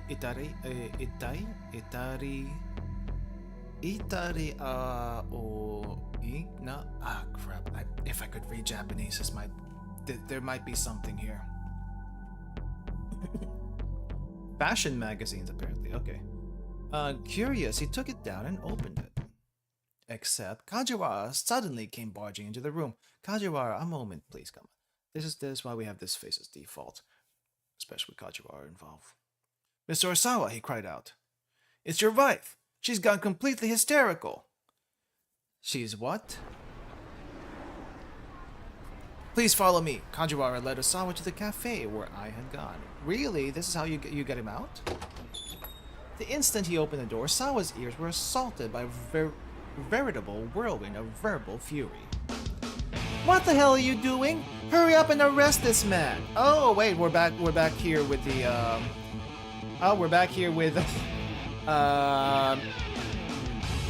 Minarikawa. The grating, histrionic voice that was none other than Ai's. Ma'am, please, begged the officer he was verbally assaulting. I just need you to come with me for a while so I can ask you a few questions about the situation. The officer looked nearly on the verge of tears. Oh my gosh. Hey, Minorikawa. A strange man not to be outdone by Ai shouting added to his own voice in the chorus. Hurry up and find that listening device. She's got one on her, I'm sure of it. Oh, shut up. Please shut up. He'd only just stepped in through the door and already Osawa wanted to run away. The cafe was almost deserted. Probably the rest of the clientele had been driven off. What few customers remained were rooted in their seats, apparently afraid of getting caught up in the mayhem themselves. How dare you call yourself a police officer, I harped. This dereliction of duty is what it is. Ma'am, please. The officer was in tears now. To think that good taxpayer money pays your salary? Ma'am, please. Recording a conversation without consent is a pretty serious crime, the other man railed. Not cracking down on that, that's dereliction of duty. Sir, please. You know what? Fine. I'll find the bug myself. Sir, please! The policeman exclaimed again as the man advanced towards Ai, holding out some kind of electronic device. I recoiled. Stop that at once! Don't you dare touch my belongings! Aha! So you do have something to hide! Wow, I can't. I guess there's just a random cop behind him over there, and then there's Kajiwara over here. Alright. Kajiwara interposed himself between I and the strange man and the other policeman. Oh, not you, Oh, not you, I groaned. Why don't you mind your own business and get the hell out of here? Yeah, the man agreed. Mind your own business. Oh, don't you mind me, Kajiwara replied. Ma'am, your husband is here. Ah, Osawa, you shouldn't have come. He gestured at Osawa. Osawa hadn't expected to be put on the spot. He stood frozen, speechless. Now what? I snarled. What do you want? Nothing in particular. I just, Osawa began to back away on reflex, but I closed in on him. That's how it always is with you, she shrieked. You never cared one whit of what I do you? And you know what? That's fine. But it wouldn't kill you to show a little concern when I'm under attack like this. You're her husband? The strange man demanded. Look, someone's planted a bug on your wife. Could she be caught up in something big? Tell me. Why? Why are they all coming at me now? Sir, please, the officer too, turned to Osawa. We just want to hear your wife's side of the story. Now I'm afraid I'll have to ask all of you to accompany me back to the station. Osawa felt like he was standing in the eye of a hurricane that was whirling faster and faster. Are you even listening? Hey, you hearing us all right, man? Wait, did I say that right? You hearing us at all? You hearing us all right? Oh yeah, he did say that. Everybody, please. He's so overwhelmed right now. Osawa simply stood, paralyzed, and stared at as the storm of fury raged on and on. But no matter how hard he wished for some escape, the storm showed no signs of passing by. I want to go home. I never should have come here. Why did any of this have to happen? Is it a bad end? Oh, it actually is a bad end. Wow, I didn't expect that. I goes overboard. Okay. Osawa walked in the middle of an argument. Fight kept escalating. Everyone involved got an invite down to the police station.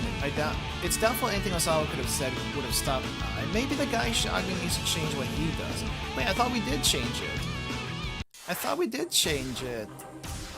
Okay, I guess we're going back to Minorikawa then. Well, let's see. If I remember correctly, we didn't bug Ai with it.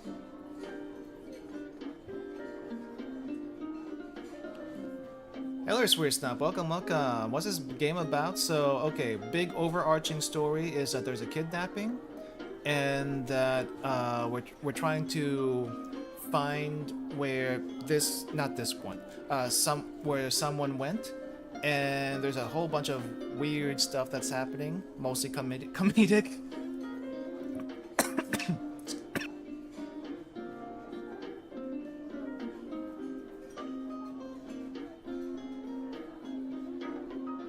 Excuse me. Something went down the wrong pipe here. Hey, GNG, welcome. Give me a second, please.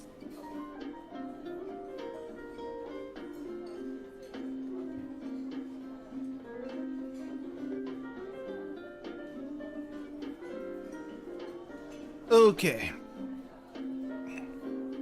Okay.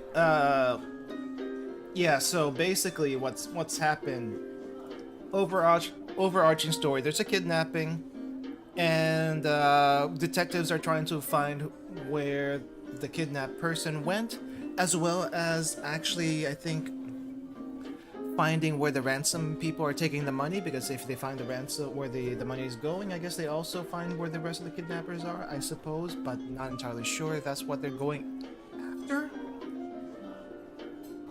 And then there's a conspiracy theory with a virus that's antivirus that should have never gotten out, and other stuff that it's too much to say. You'll just have to watch the rest of the other VODs to pick up on it. But right now, what we're trying to fix right now is that, so Osawa, the dad of the girl who got kidnapped, just wants to be more or less left alone.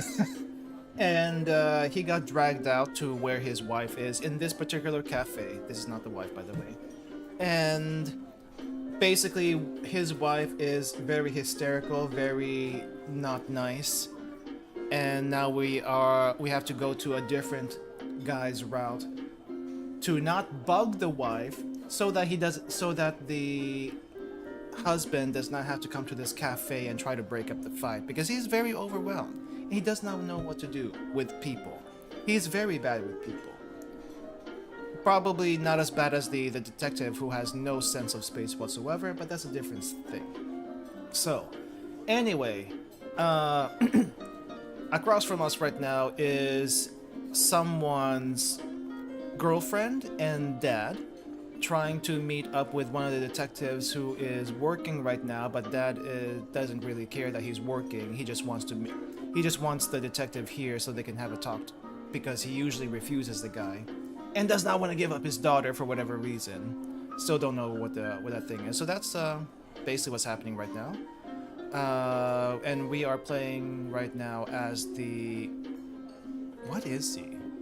He's a writer, but he's a gossip writer. I feel like he's a gossip writer, but he's also got some good actual scouting chops as far as finding where the scoops are and stuff like that. So maybe not entirely a gossip writer, but that's what he's doing right now. He's going out trying to find some gossip and writing it. So couldn't see her face when he was sitting, and then now we have to keep him on track so he doesn't cause issues in other people's routes. He needs to keep finishing the article. Keep doing that. Keep writing the article. We're gonna skip all of this because we read it last time. If you want to know what happened here, go back to the last stream. What happened to Tama's critical plot? Okay, so Tama, right? We keep forgetting about the mascot character. The mascot character, Tama. So what she had to do was not get into a fight with a cockroach. Because if she gets into a fight with a cockroach, that actually gets a bad end on a different route, on someone else's route. So I did fight the cockroach briefly just to see what would happen. Nothing really big changes. So I just went back a little bit and then made it sure she didn't fight said cockroach. And instead now she's helping her boss trying to get rid of some junk other junk, by the way. Not just the shady diet drink that he bought, but also some shady, not shady, but some really unpopular Tamagotchi knockoffs, basically. So he was trying to get rid of some really bad purchases, send it to the recycling guy, and so they all went down to the, I guess, the loading dock to pick up where the burning hammer was supposed to be at, which is the diet drink, because apparently that's where he stored the diet drink before the sales demo. And when they got to the loading dock, the box of diet drinks were gone. Because guess why? The recycle guy picked up the box of diet drinks, thinking it was trash. and now they're trying to chase down the recycling truck to figure out where to get the drinks back so they can go do the demo. Tama and her friend did not want to do it at first, but they have to, otherwise they wouldn't get paid for the day. So that's where we are at, and Tama right now is lost where to go next. So that's where Tama is, and because of the whole cockroach incident, Achi, the guy with the sister of the girl that got kidnapped, is able to proceed. And I think where did he end up? We'll find out. I think he was on a keep out, so we'll find out where that went. Anyway, back to Minarikawa, the writer. The writer with a very bombastic personality. And this, I think, is where we have to make sure he doesn't get too distracted, because there's a beeping coming from I guess a bug searching device, a bug detecting device in his bag. Let's see, one of these, and this too. Finished broadly win. Strange beeping sound broke Minarikawa's out of his reverie. Found his attention drawn to a young woman at another table. Wait, this is different. Hold up, this is different. Okay, I guess we'll go with this. What's that? A strange beeping sound broke Minarikawa's out of his writing reverie.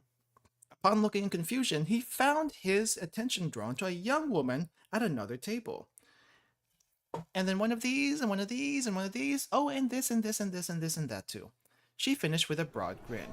Okay, so this is Cheery. This is Tama's, I guess, co-worker for the day, because they're just temporary part-timers. And to search for the recycling truck, I had them split up. I also had the option to have them go together, but I had them split up. So that's what happened. And it seems like Cheery decided to drop by a cafe and order everything on the menu. Now, Cheery eats basically anything and everything at all times.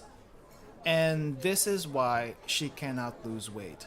And I'm not trying to say she should lose weight, but I'm saying she is trying to lose weight, but because she eats everything and anything, despite wanting to lose weight, she is not losing any weight. I mean, if you have no idea what the menu says in Japan, you just point to the menu item. Honestly, that's how you would do it. 100% of the time. Even Japanese people point to the menu item if they don't want to actually just say it. Cheery is unreliable. Who would have guessed? I don't know about unreliable, but definitely very distracted by her stomach. And if her stomach says she wants food, she will go get food. Now the question is, how can she afford all this? I have no idea. Let me just repeat your order back to you. 1 Japanese-style beef patty. Oh, so Japanese-style beef patties. 1 hamburger. 1 spicy fish roast spaghetti. 1. Okay. Well, let's have all of this up because I think we got something. Whoa, hold up. Okay, let's start from the top. 1 hamburger.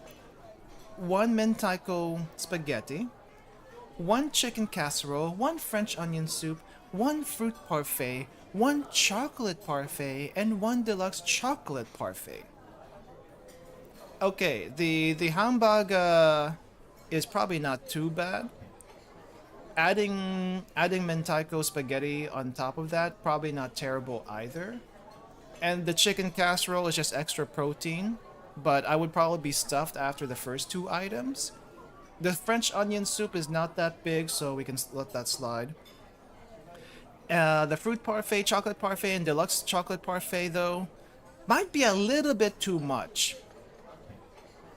Maybe the parfait is a problem here. That alone is like over 2,000 calories.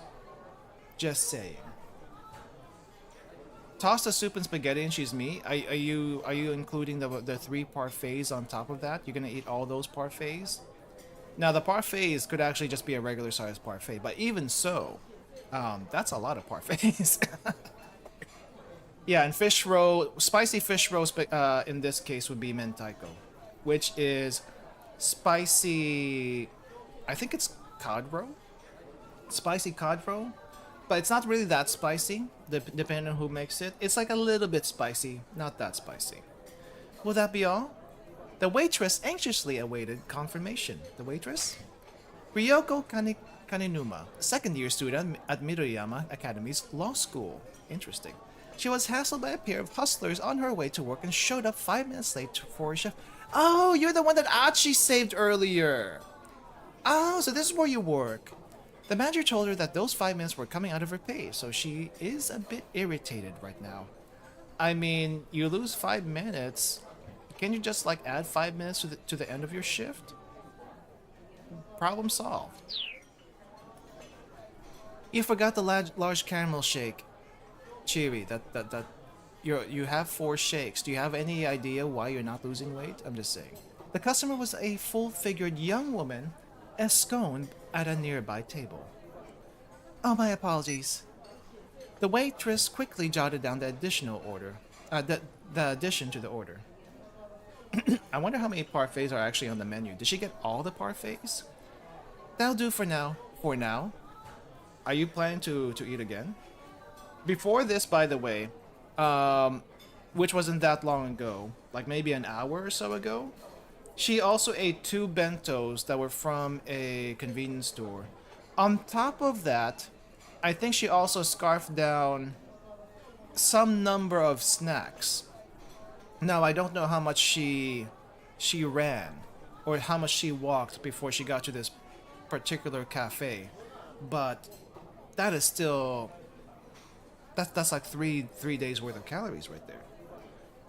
Around 2 to 4 in my experience. I've never seen Japanese standards. Huh. For now? Yikes. She's actually planning on ordering more after that? Marveling at this display of appetite, Minorikawa went back to typing. And now we don't have to worry about the wife. Oh, but it's still beeping. Now what? He heard the strange beeping sound again, subtly different than the first time. And this time, it was closer. Seriously, what the heck is that? I need to get to the bottom of this? No, don't ignore it. Well, never mind. I need to focus on finishing this article. Minorikawa immersed himself in his writing again.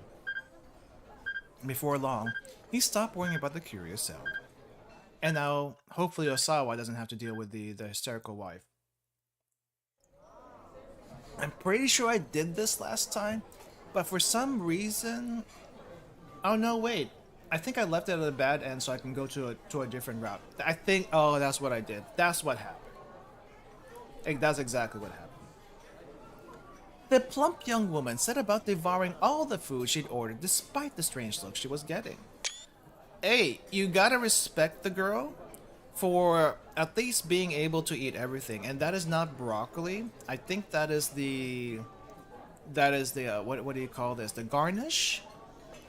It's not even lettuce or spinach. It's some sort of like green garnish.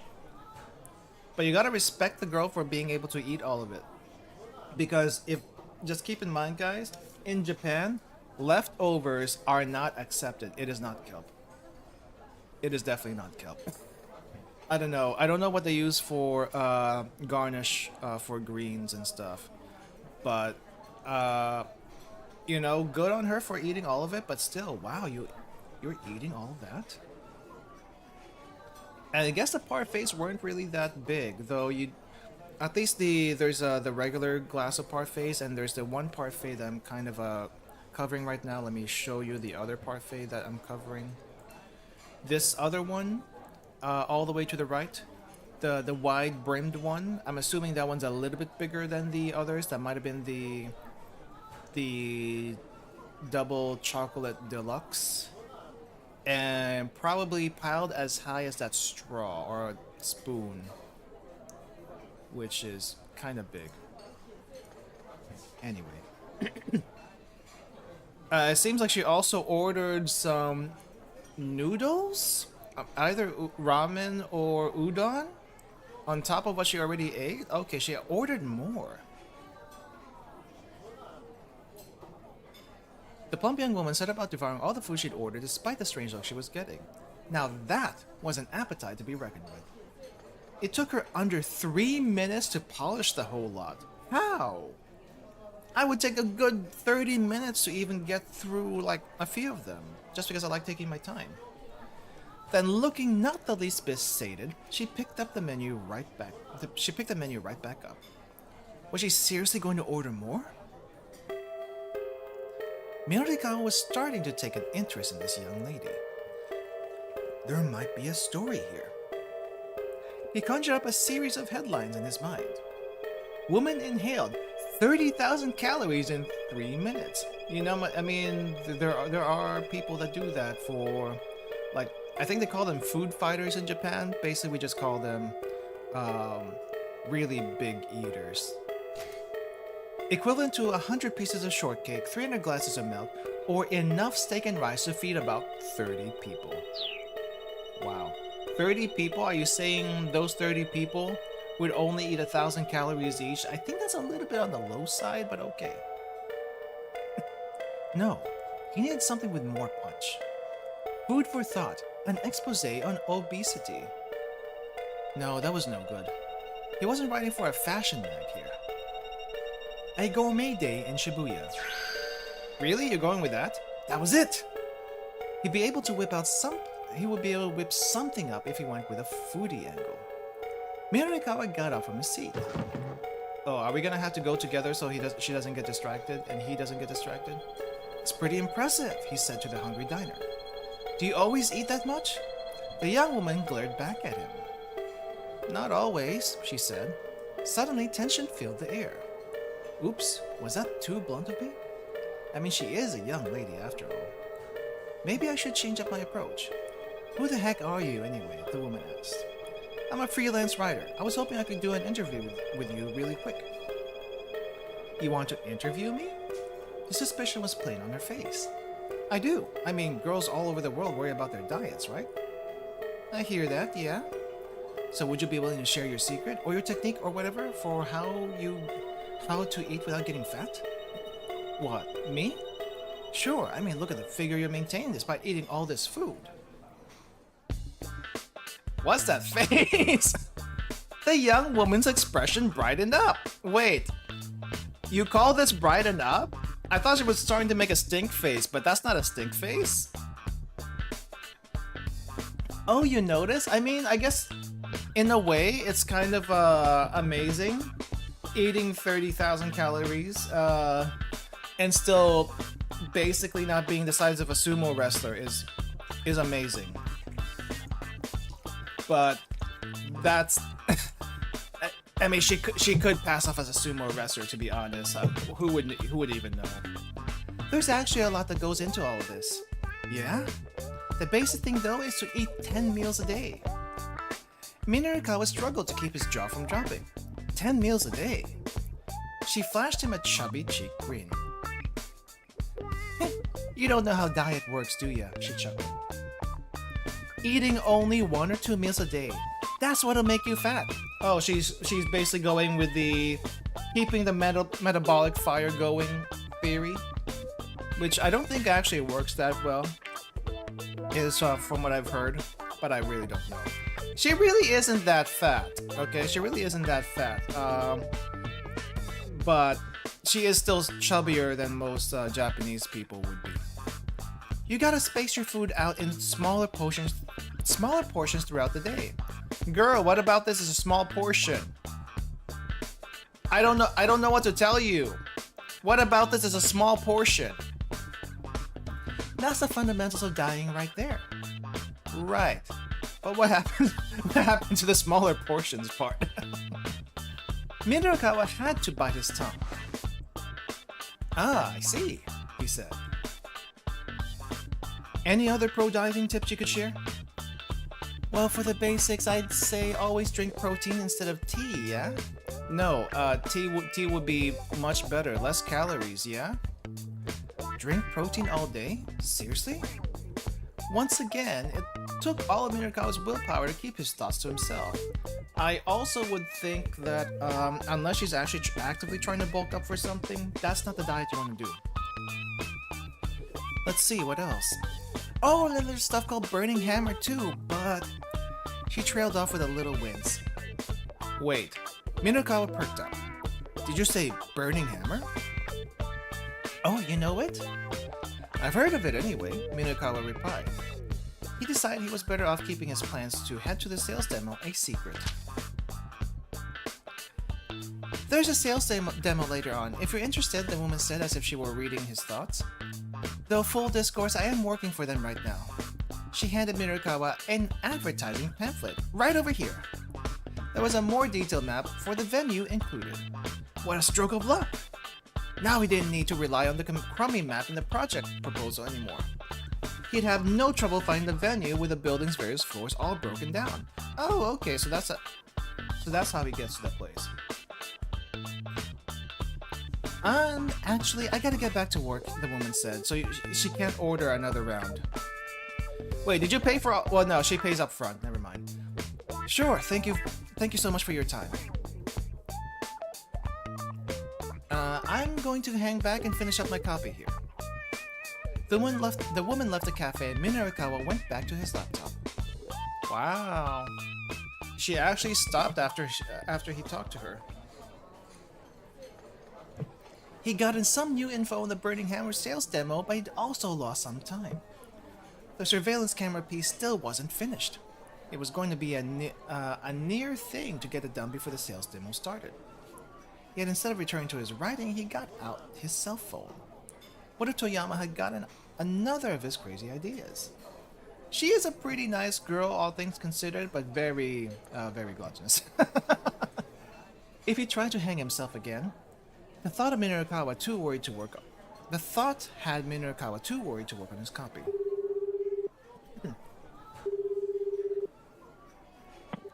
The phone rang several times before someone picked up. Mr. Toyama, where are you right now? Minorukawa asked. Right now? I'm on the run, somewhere near Shoto. On the run? Upscale residential district, despite being smack dab in the middle of the city, it's a quiet neighborhood. Rife with greenery, the residence of the former governor of Tokyo is here, built on a massive 2,200 square meter plot of land. There's a shady hotel district a short walk to the south, making for quite the juxtaposition. Say that 10 times fast. Toyama was speaking in an oddly hushed tone. Shoto. After you left the office, some guys came by to collect on my debts, so I made a run for it. Okay, so he wasn't dead, but the situation was still pretty bad. Look, we'll get you through this somehow, Minorukawa said, hoping it was true. Just keep your head down, stay out of trouble, stay where you are right now. You need to get back to the office ASAP. Would that actually be a good idea? If he goes back to the office, he'll lose them, but he would also probably try to hang himself again. How about keep your head down, stay out of trouble? For now. Just keep your head down and stay out of trouble. Stay where you are now. Stay where I am. But what am I supposed to do? Toyama's voice dropped in and out. It sounded like he was moving quickly. Find some place to hide and just lay low for a while, Minorukawa told him. Alright, Toyama said weakly. He hung up. Minorukawa let out a deep sigh and turned back to his laptop. Oh, was that actually the right choice?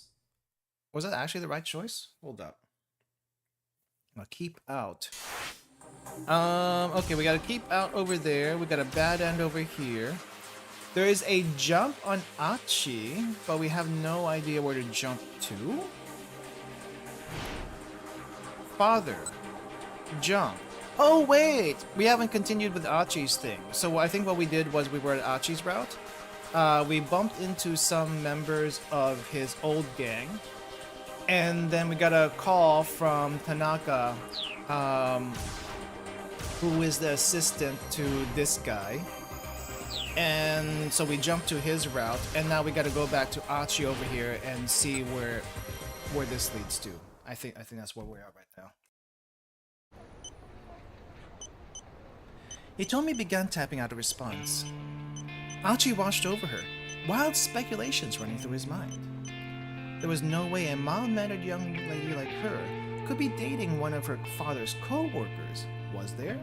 I don't know, I got a suspicion now. Unless she was all about finding herself a sugar daddy. Nope. That's definitely not the case. No, he was being ridiculous. Achi banished the thought from his mind. Besides, Hitomi's personal life wasn't the problem right now. The problem was that psycho with the cane and the gun. Is something wrong? Hitomi asked. She'd finished sending her email. Oh, no, nothing. Nothing at all. Achi did his best to look nonchalant. It was a good thing he couldn't read his mind. She couldn't read his mind. But what if she could? Okay. So, answered email. Quick update. They exited Center-Guy and resumed their approach towards Dogenzaga by the way of Maruyamacho. Maruyamacho. There are many hotels in Maruyamacho. There are not ordinary establishments, but rather the sort of hotel where two people who are so inclined might redact it. A couple headed to this kind of place in the early afternoon would, without a doubt, be assumed to be bent on redacted. You might be wondering whether an option for these two to get up to mischief will appear as a selection prompt. Well, don't get your hopes up. This isn't that kind of game. Yeah, redacted. Another long detour to decrease their odds of running into the gunman. They made an unlikely pair. Scruffy Achi, limbs lackadaisically swinging to his to hide his embarrassment, and brisk, purposeful Hitomi. Achi found himself watching her out of the corner of his eye. He could still feel her anxiety. He wished there was some way he could ease her fears. Hey Hitomi, mind if I ask you something? Sure, go ahead. Okay, so like, I realize this might be that kind of weird question, but... He put on a serious face. What does the eco and eco-friendly mean? Really, Achi? And you call yourself an environmentalist? Huh? Like, I know it's about helping the earth and all, but I don't know what it really means, you know? Hitomi thought for a moment. I'm pretty sure it's short for the English word ecology, which is the science of examining the relationship between man and nature. A subset of biology that deals with a reciprocal relationship between organisms and their environment. Nowadays, the term can also refer to cultural and social effects on the global environment. The latter usage can be broad and precise, making the exact meaning somewhat difficult to define. Oh right, science! Something he's not good at. Pleased with himself, Achi chattered on excitedly. A faint smile crept back onto Hitomi's face. Say, you ever hear about the clean river here in Shibuya? A clean river? In Shibuya? Really? Ask 100 youngsters outside Shibuya Station the same question, you'd probably get that same answer 100 times. Yeah, the Shibuya River. You know, that drainage channel we saw earlier. Wait, that's the clean river you're talking about? By no reasonable definition was the Shibuya River what anyone would call clean. That's the one. Achi grinned at her confusion. See, the river used to be clean a long time ago. I read about it in this old book called Science Strikes Back. Science Strikes Back, really? Popular magazine, abbreviated SSB, running 29 years now. Strike Back Appendix is still immensely popular with children. The woman who handles the home deliveries is known as the SSB lady, and children await excitedly for the 25th of each month for her to make her rounds. Okay, so I'm guessing it's a free magazine given out to kids? I have no idea. I mean, supposedly there are dirty rivers in Japan, though I don't think I've seen any that has actively act like trash in it per se. I mean, not to say that it doesn't exist, but more often than not, the river would look more muddy than clear. Now, there's plenty of clear waterways in most cities, but if it's not clear, I guess it's dirty also, which, fair enough, I've seen a fair few of those. I used to have that book, Hitomi chirped, her eyes wide with excitement. You're talking about the bit with the river that got turned into a song, right? Famous song 1912, The Spring Brook? It is said that the song was inspired by the view of upper course of Shibuya River during Takano's childhood. In the modern day, there's a stone monument bearing the song's lyrics along the Onakyu line between Yoyogi Hachiman and Sangubashi. Oh, it seems that's actually real. Yeah, that one. You read it too? I did. Achi felt a giddy rush at this unexpected connection they shared. Imagine if there was still a clean, beautiful river here in Shibuya. It'd be the perfect place for taking a romantic stroll. Hitomi looked up at Achi. She seemed to share his joy in this idea. Wouldn't it be amazing, Achi said, if that dirty little channel could be clean like it used to be? It would. Maybe as amazing as the look on Hitomi's face right now, Achi thought. Hitomi, tell me some more ecology stuff. Hit me with whatever you got. She seemed happy to oblige, and so, as they walked along, Hitomi explained the bits of knowledge she'd picked up over the years. Achi was quiet, hanging on her every word. So, nice. They're bonding, but he's probably gonna find out later that she has a boyfriend, or at least a fiance, I don't know. The return to Dogonzaga became an impromptu environmentalism lecture. Hitomi continued until she exhausted her ready knowledge. I just don't get it, Achi grumbled when she paused at last. I mean, why is it a bad thing if the planet gets warmer? Wouldn't that make winter places like Hokkaido way easier?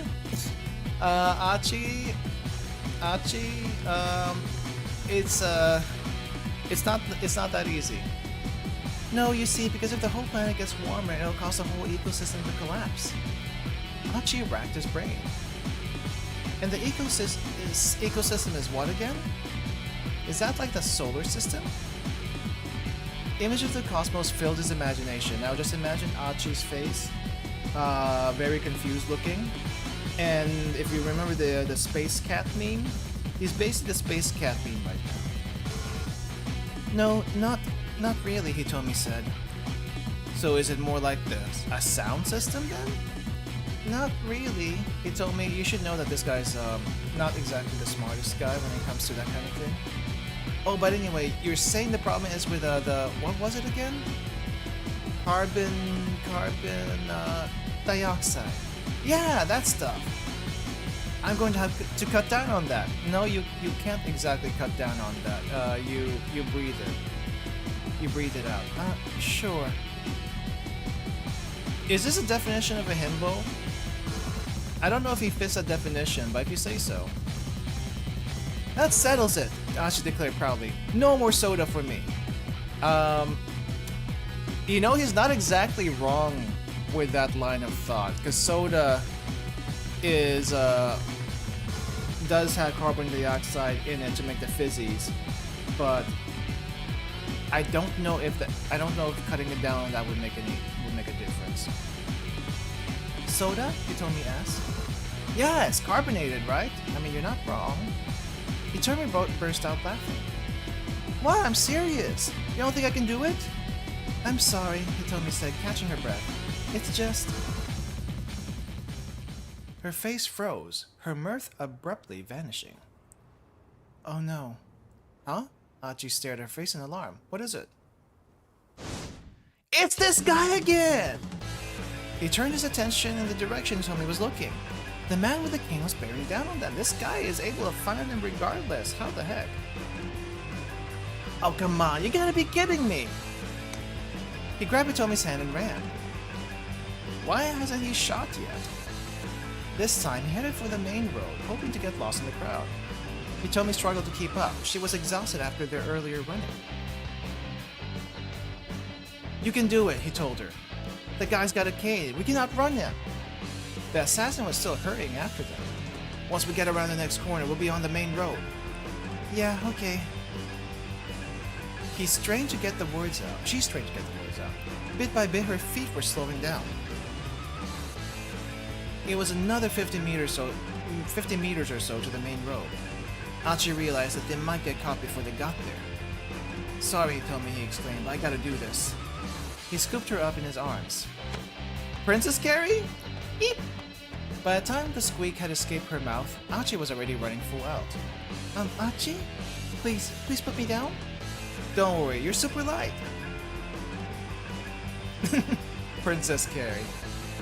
Achi glanced back and saw the assassin, now far behind, break off his pursuit. But just as they rounded the corner, he heard the man call out to him. Oh, he finally speaks. Achi almost stopped on reflex. Hold on, did he just shout my name? How the heck does he know my name? Quaking with unease, Achi slipped into the crowd. How does a guy like... Is he after Hitomi? No, he is after Hitomi, right? But why would that guy know his name? Achi, could you please set me down now? A meek voice pulled him from his panic. Huh? He looked down at the girl in his arms. They're in the middle of the street, and you're being princess carried. This is kinda awkward, but I don't think most people are really noticing it.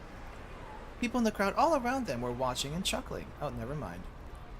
I mean, I'm really happy you saved me and all. But being carried around like this is, Hitomi was blushing beet red. But Achi's expression had gone pale. Achi, wait! Who was that guy? Had he really heard that right? That's what it sounded like. He set Hitomi back on her feet, then used his shirt sleeve to wipe the sweat from his face. You okay? Hitomi asked. When we were running just now, did that guy say anything? Not that I heard, no. Huh. Had he just imagined it then? Maybe. Achi was sure he didn't recognize the man. There's something weird about that guy though, Hitomi murmured. She furrowed her brow. No matter where we ran, he keeps catching up to us. It's almost like he knows where we're going. She was right. Finding a particular pair of people in a place as big as Shibuya bordered them on the impossible. And it's somehow the assassin had tracked him down several times now. Yeah, Achi said. It's like he's got some way of locating us or somehow. Are you bugged? Achi got a sudden idea. That's it! What if they're doing the whole tracking thing like backwards? What? I'm actually confused. What? Hitomi's eyes widened. Okay, so you know how police shows they always stick a tracking device in the bag with the ransom money? Like that, but backwards. So, okay, so backwards isn't the right way to describe this, but Achi doesn't realize that. He does seem to know what a tracking device is, at least. A radio transmitter that can be located by the signal it emits. The Japanese police sometimes refer to this as a beeper, not to be confused with the English name, the slang term beeper, meaning a pager. That's slang? I thought that was actually... Oh, okay. Backwards? Yeah, like instead of putting the tracker on the money, they put it on you. Are you bugged? I didn't think about that, actually. Hitomi frowned. I don't see how I could possibly have a tracker on me, she said. I mean, I'm just wearing my clothes from home. Oh, well, then how is he doing it then? Maybe he's you from the future. I don't think that's actually a thing in this particular game, but maybe it's you from the future. I mean, he doesn't. I mean, he has some ideas. He's just not very good at remembering the details. Barely a moment passed from the moment he got the words out of his mouth. And there he is again. Is he actually teleporting now? Because that's the only thing that makes sense. Once again, the man with the cane stepped on the road ahead of them. It really did seem as if he'd known exactly where they were going to be. How the hell is this happening? Achi groaned. He reached for Tomi's waist, ready to pick her up again. It's okay, I can run by myself. Achi took her by the hand instead, and they raced into another alley.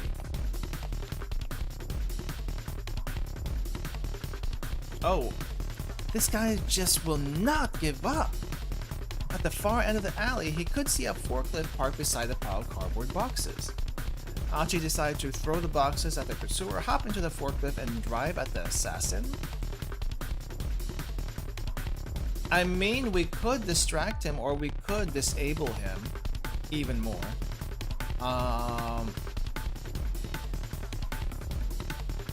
We threw the boxes last time in a different place. I don't think it's gonna work, so let's drive it at him. This ends now. Achi leapt into the forklift and hit the ignition. The engine roared to life. Aren't tractors kinda slow though? He lowered the forks and stepped on the accelerator, picking up the pallet of cardboard boxes as he charged towards the man with the cane. Oh! The tower of boxes struck the man with a thud. Achi kept accelerating, driving him back a good 10 meters or so. Oh, that way. The gunman let out a slow grunt at the impact. I thought he was going to run him over, but this is also okay. Achi then hit the brake, shifted back in reverse, and hit the gas again, backing up as far as he could. The boxes crashed down in a heap, burying the assassin underneath. Several small bottles spilled from the broken copper box, and shattered on the pavement. That better not be the burning hammer. Wait, I think... Hold up. I think, we're gonna have to zoom in just a little bit. I think I see something familiar. I think I see a box of burning hammer right behind the text. Okay. So this is gonna put Tama into a bind. Well, let's hope this was the right decision in any case. Yeah, sorry Tama, I didn't realize there was some burning hammer on there. Hey, what the hell are you doing? A middle-aged man in a sanitation uniform had come running at the sound of the forklift. Sorry man, gotta run! Achi exclaimed as he jumped from the vehicle. And don't forget to recycle that glass! He took Hitomi's hand and sprinted down the alleyway. The sanitation worker glowered after him, then turned and gazed despondently at the jumbled pile of boxes and broken glass. Sorry Tama, I think more bad end for you? Their ragged breathing echoed through the maze of the side streets. All that work just to wind up fleeing for their lives again. And Achi ground his teeth in his frustration. There are two types of teeth grinding. The subconscious act of gritting one's teeth together while asleep. Gritting one's teeth, and number two, gritting one's teeth together as a response to anger or frustration. Here we have an example of number two.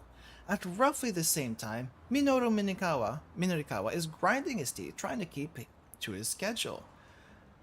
Oh, we jump again? Really, if you don't read these tips, you do not get to the jumping. There are some weird jumping bits here. What's got... Okay, so there's a keep out. What's up with this keep out?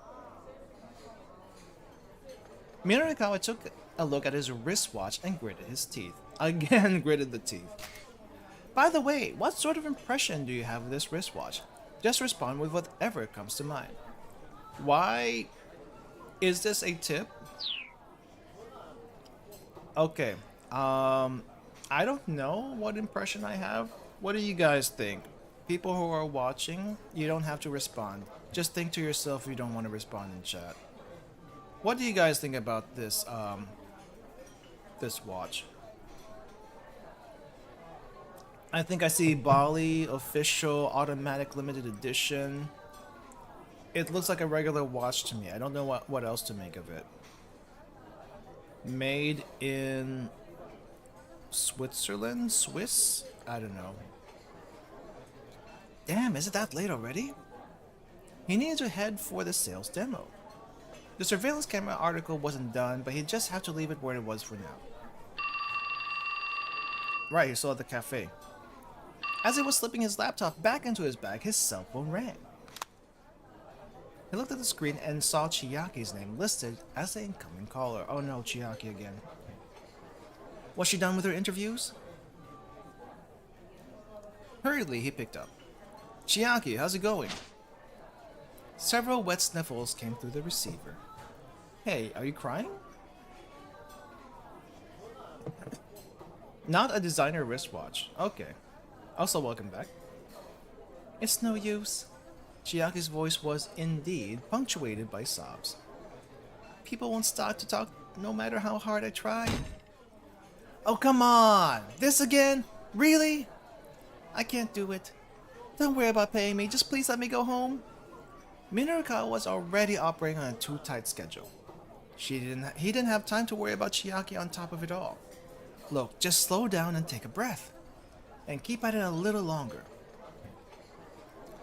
He should have seen this coming when he first called her. Her shyness was practically pathological.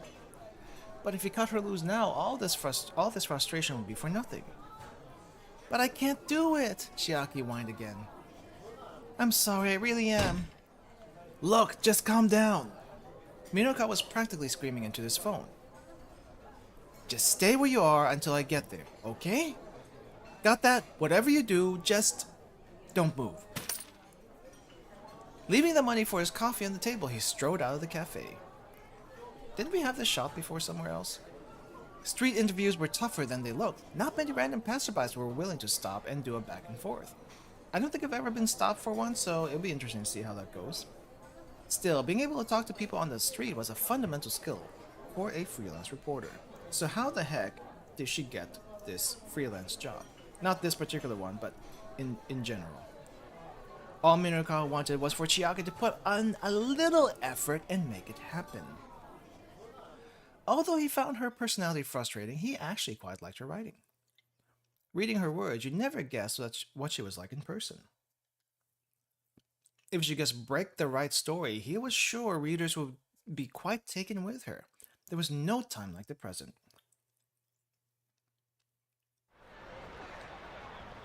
Let's see, who do we have in the crowd here? I see one foreigner and a bunch of Japanese people. Looks like the foreigner is a businessman from the looks of it. The plaza outside Shibuya Station was as crowded as ever. Minoruka looked around and soon spotted Chiaki. Hey, what are you doing? He asked. It was her! So that was her that we saw earlier in Kano's route. She was hunkered down in front of the statue of Hachiko, squatting in an odd position, being stared at by two kids with a lollipop. What the heck? A group of kindergartners was gathered nearby, peering at her with sadness in their eyes, like she was a stray dog or something. A pair of girls from Miruyama's kindergarten. They always hang out around the train station after school. They're quite fond of killing time inside the Tokyo 5000 series display car, the new landmark by the Hachiko entrance. The beat cop at the station's police box has nicknamed them the Kinder Partners. Wow. What's this all about? Minoruka asked. This is how I end up when I lose all my self-confidence. I just want to hide. Oh, for crying out loud. Get up, will you? I don't wanna. Stop crying. Chiaki sniffled and wiped her eyes. And the kids are still staring very, very closely. Let me ask you this. Minoruka stared down at her. What was it that made you want to be a freelance writer? Well, I guess because I wanted to try my hand at writing? A dangling bit of mucus bobbed in and out of Chiaki's left nostril as she spoke. Don't show us that. Okay. Minoruka followed. And why's that? Well, I'm too embarrassed to say. Chiaki hid her face in her hands. Okay, never mind that then. Right now, you have a task that's been handed to you. You can't just say you can't do it. Minokawa tried to keep his tone calm. No magazine in the world is going to let a novice writer just write about whatever they want. You have to prove yourself first. Get your fundamentals down. I already know all that. And the kids are still staring. As well as the high schoolers in the back, I guess. Minokawa took the notepad from Chiaki's hand. Hey, hey, she squeaked. Wait, you've only talked to one person so far? There sure wasn't going to be a story in that. Yeah, well, not a person exactly. Wait, what's this here? Tama? A cat? No, I mean, yes, there was a person in a cat costume. And we jump yet again to Tama. Okay, so Tama was lost on what to do. So I'm guessing she got stopped by Chiaki? What should I do? Where could the truck that took the burning hammer possibly have gone? Well, the burning hammer's in pieces now. I'm sorry. We might have to go back to that one. I'm standing there racking my brain when I hear a voice call out from behind me. Excuse me. Are you, happy? Chiaki, when you start a conversation like that people are gonna think that they're walking into either a scam or they're getting recruited into a cult. No frickin' wonder no one wants to sit for an interview with you because you start off with that. No, you're supposed to sit down and ask, "Do you have a moment for an interview?" You didn't even do that with your life right now. I turn to see a woman holding a notebook. Huh? I mean, just sorry. Do you mind if I ask you a couple of questions? Okay, you should have started with that one. We do not have time for this right now. I'm more than a little busy. Oh, no, I mean, I understand if you can't. She's giving me this hyper-intensive stare. I can't tell if she's trying to be intimidating or she's actually afraid of me. Something about her is definitely way off. Definitely off. Way too jittery and suspicious for my liking. Whatever she wants, I'd rather not get involved. I'm actually pretty busy, I say. Oh, I mean, just real quick? It'd be a huge help, please. But... please! I really... please! She bows so many times, she looks like one of those drinking birds. A toy bird that functions by means of a simple heat engine mechanism, causing it to continually dip its head into liquid, then rise back up. Sometimes falsely claimed to be a type of perpetual motion device. Once a common sight in offices the world over.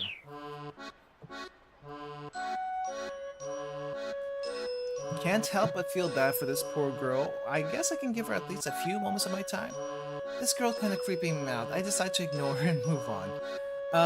I do think we kind of have to help her out, so let's talk to her. I can't help but feel bad for this poor girl. I guess I can give her at least a few moments of my time. All right, but please make it quick. Oh, thank you. Thank you so much. She goes back into drinking bird mode. So what was the question? Oh, right, so, are you, happy with your life right now?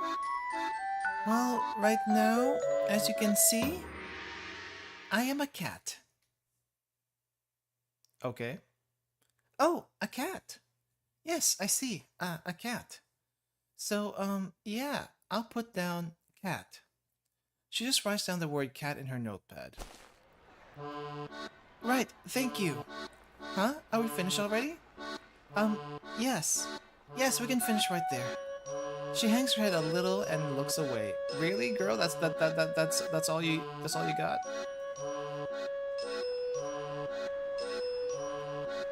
Well, that sure was quick. I'm not sure I get what it was all about. But did I really give her enough to be useful? I doubt it, but hey, at least it was over fast. I head off in search of the burning hammer once more.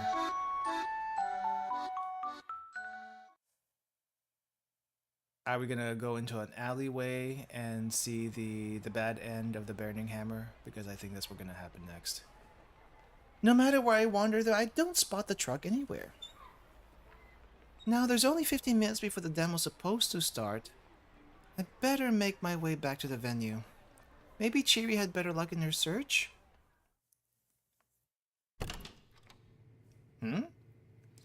Back at the break room, I'm met by Mr. Yanagashita, who positively radiates despair. Oh wow. Did you find it? I'm sorry, I tried. Yanagashita's shoulders slump further at my response. Have you heard from Chiri? I ask. Nothing yet. I guess she's our last hope. All of a sudden, Mr. Yanagashita holds up a pendant. The situation's rough. I'd like you to wear this. It's a miracle stone, like the one I saw at the back of the storeroom earlier. This ought to kick up our luck a notch. Now I see that Yanagashita is wearing another miracle stone around his own neck, using one bit of sham merchandise to help find another. Nice. This is the pinnacle of pitiful. That's what this is. Hurry up, put it on, before the luck runs out. Mr. Yanagashita's eyes are all bloodshot. Something tells me that refusing his request wouldn't be wise right now. I'm surprised you can get that on the costume. After a moment's hesitation, I take hold of the pendant. The stone is blue and glittery. Oh, she doesn't get it on. Is that Chiri? Mr. Yanagashita squeaks. He whips out his phone. No, he mutters after listening a moment. Sorry, I think you have the wrong number. Guess it isn't Chiri after all. Okay. Hey. And then he stays on the line. Huh? This guy. Really? His stone suddenly does a complete 180. Yes, please, thank you so much. As soon as he hangs up, Yanagashita strikes a victory pose. It's a miracle! Burning Hammer is back, baby! The recycling guy realizes mix-up and returned the boxes to the loading dock. Well, for real? You girls did great! Thank you! From the bottom of my heart. Wow, this guy is like... What shows is he in again? I think we mentioned some in the last stream that he was in a few Toku shows? But which one? I gotta see it now. Some Kamen Rider ones. What's his name again? What's his actual name? I think I can find it somewhere else, but we'll have to see. We'll have to see. I've never seen someone come close to literally jumping for joy. I'm gonna go prep the demo room. Tama, go bring the burning hammer inside. With that, Mr. Yanagashita practically flies out of the room. I'm sorry to tell you, but the burning hammer is all broken to pieces now. No way, I murmur to myself. This thing didn't actually work, did it? I examined the miracle stone some more closely. It just looks like some kind of toy jewelry. I wish I actually get paid my 20,000 yen. Hey, it's worth a shot. With a miracle stone still clutched in my hand, I hurry out to the loading dock, only to be met with despair. You know, I'm kind of surprised. Chiri's still out there. Possibly hasn't heard the news. So, I brace myself before actually stepping out the door. It's not there! Where is it? They delivered it to the wrong place! I look and I look, but I see no sign whatsoever of any burning hammer. In a panic, I call the recycling guy. Well, I definitely returned it to the loading dock. I can assure you of that. If you're telling me it's not there now, unfortunately, that isn't my responsibility.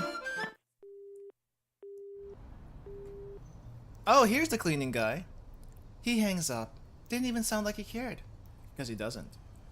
I look around a little bit more, but to no avail. Yeah, it's definitely not here. Did someone else take it maybe? No, but... As I hang my head in dismay, a middle-aged man in a sanitation uniform passes by, holding a big garbage bag. He flashes me a curious look. What do we do, Tama? Mr. Yaganashita freaks out when he hears the burning hammer's missing. Please, you gotta give me something! I'm not really sure, sir. Now my boss is an even bigger wreck than he was before. This job is toast. Any money I was going to get paid is going up in smoke. Just like all my hopes and dreams at this point.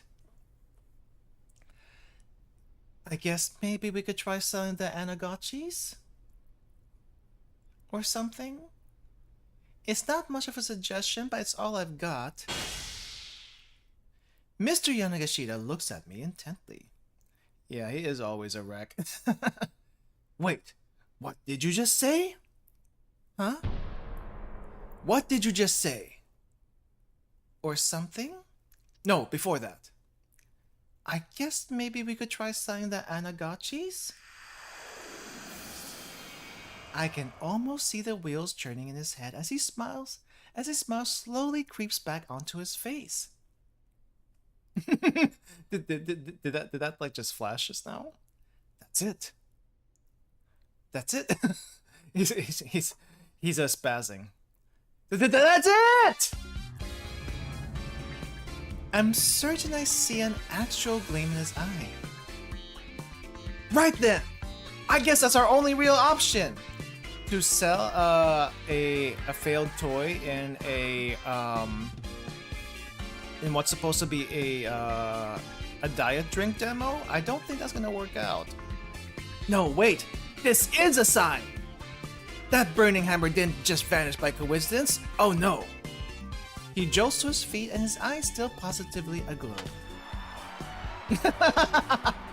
Alright! See you later, Anagachis! We're about to knock you right out of the park! Yeah, this ain't gonna end well for him. But didn't you forget that Anagachis were like... Oh wait, they still have the Anagachis.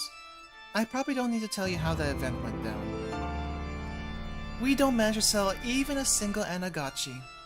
Turns out, hey, people are really creeped out by eels, and our customers have no problem letting us know that, very impolitely I might add, as they storm away in a huff. They came here for diet drinks, not fake toys. But Chiri said she liked eel salt boiled and sushi. Yeah, that's food. That's not what you have. I hear Mr. Yanashita mutter to himself as I get ready to leave. Oh, she finally got out! If only we hadn't lost the burning hammer, things would have gone so much differently. Or no, maybe they'd have gone pretty much the same. You know, I probably should have listened to my gut earlier. Agreeing to take on this job has brought me nothing but trouble.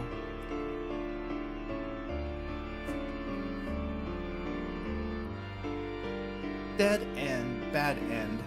Okay, I think I know what we need to do, but I want to see what the hint says anyway. Nobody's going to have any luck selling digital pets to customers who are looking for a health food demo. But why did the burning hammer disappear anyway? Well, the sanitation worker Tama saw had found another pile of trash to dispose of, somewhere around 12:40. Someone winds up breaking the bottles, turning them into useless garbage. But who is that, and what can they do differently? Yep, pay respects to the Afro man. Okay, let's go back to Achi, because this is where we screwed up for him. Persistent pursuit. So instead of using the forklift, we just knock some stuff over, which supposedly doesn't break the bottle somehow. But okay, we'll go with that. Guy would not give up. Where's my choices here? Oh wait, I guess we gotta go to the choices. Throw the boxes at the pursuer. As if that's any better, but we'll go with it. Is that the burning hammer still? Achi snatched up the nearest box, turned and threw it at the man with a cane. The box was filled with something heavy. This ought to do some damage. He watched with satisfaction as it struck the assassin in the face. The man staggered sideways. Here, have another! Oh no, Achi, no, that's still the burning hammer. One by one, Achi hurled every box in the pile. And one for the road! The last box wasn't properly sealed. It broke open as it struck their pursuers, sending several bottles flying. They shattered as they crashed onto the street, splashing red liquid. Oh no. Okay, so at least some burning hammer survived, but this one did not. The assassin dropped to one knee, scrubbing at his face with his hand. Right, so burning hammer, for people who don't remember, is actually just really spicy, like some sort of spicy cayenne drink that's used as a diet supplement, but it was too spicy that it basically went unsold, basically. So now he's got a bunch of spicy stuff in his face. It is used as a weapon of war right now, so you're not wrong. The assassin dropped to one knee, scrubbing at his face with his hand. Achi looked on in surprise. He couldn't possibly have hit the guy with that hard. Peering at the man more closely, he saw that he was splattered in red liquid. Apparently the stuff in the bottle had got in his eyes, which should stop him a little bit longer. Now's our chance. Achi took off with Hitomi, leaving their pursuer kneeling in the alley. Man, the paths in this particular chapter is all over the place. It's more interconnected than before. Ragged breath echoed through the maze of side streets. All that work just to flee again? Ground his teeth? Okay, so we continue with this one. Because last time we did the grinding of teeth thing, we jumped onto Minorikawa, so we'll continue with this. He told me. He groaned when they slowed down to catch their breath at last. I'm so sorry. He told me he was nonplussed. Sorry? Whatever for? I keep saying how I'm going to help you, but instead I just keep putting you in danger. Achi, no. If you hadn't been with me, I'm sure I'd already be dead. No, Achi hurried to cut her off before she could finish. Don't go there, please. He sighed, then spoke again more quietly. I just want to help you. Clenching a fist, he looked up at the sky. A tiny sliver of blue was visible through the narrow gap between the buildings. Hitomi hung her head. Honestly, I can hardly believe how much you've done for me. I do appreciate it, but still. The lengths you've gone to? Achi looked at his feet, then drew himself up. Well, I admit it's not just because of some gut instinct, or love for the environment, he said. There's another reason I'm doing this. I love you! There is? Achi paused, searching for the right words. Oh. This will be good. I've got a little sister. Her name's Suzune. This is not where I thought I was going to go. She's cute and smart. Kind of the exact opposite of me, you know? His voice took on an uncharacteristic solemnity. But she's got a weak heart, so she's in the hospital. Okay. Oh, I'm so sorry to hear that. But what does it have to do with wanting to help me? Back when Suzune was first admitted, I go and visit her every day. But she... Did she die?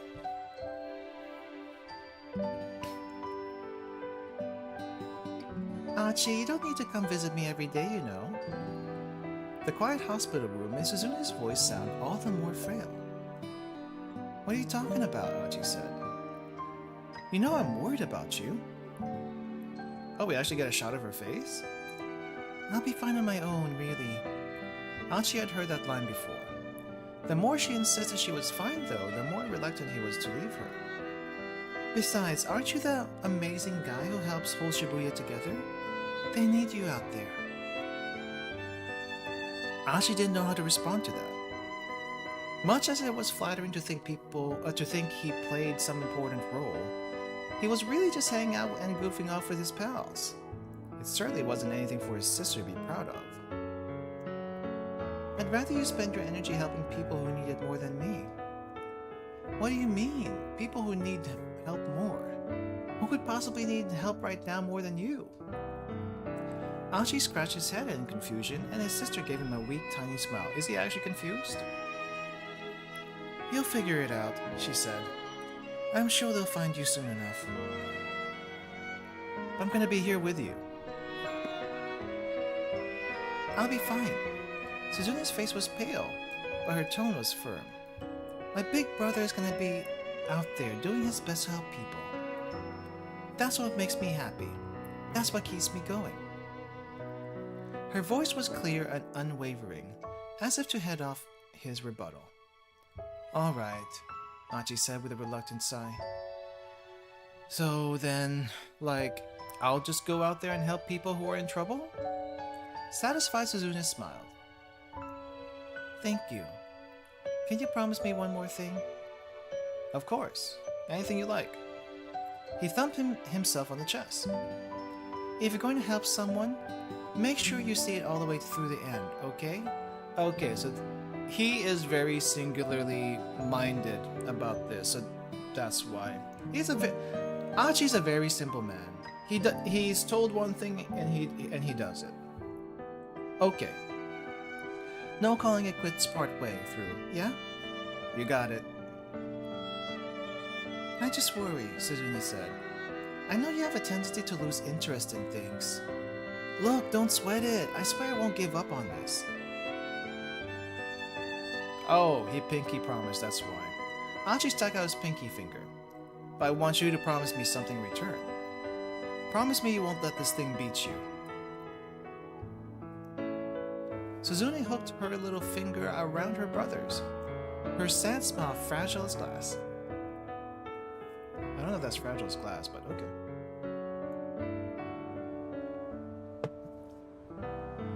And so there you have it. Kind of a rubbish story, I know. Not very funny.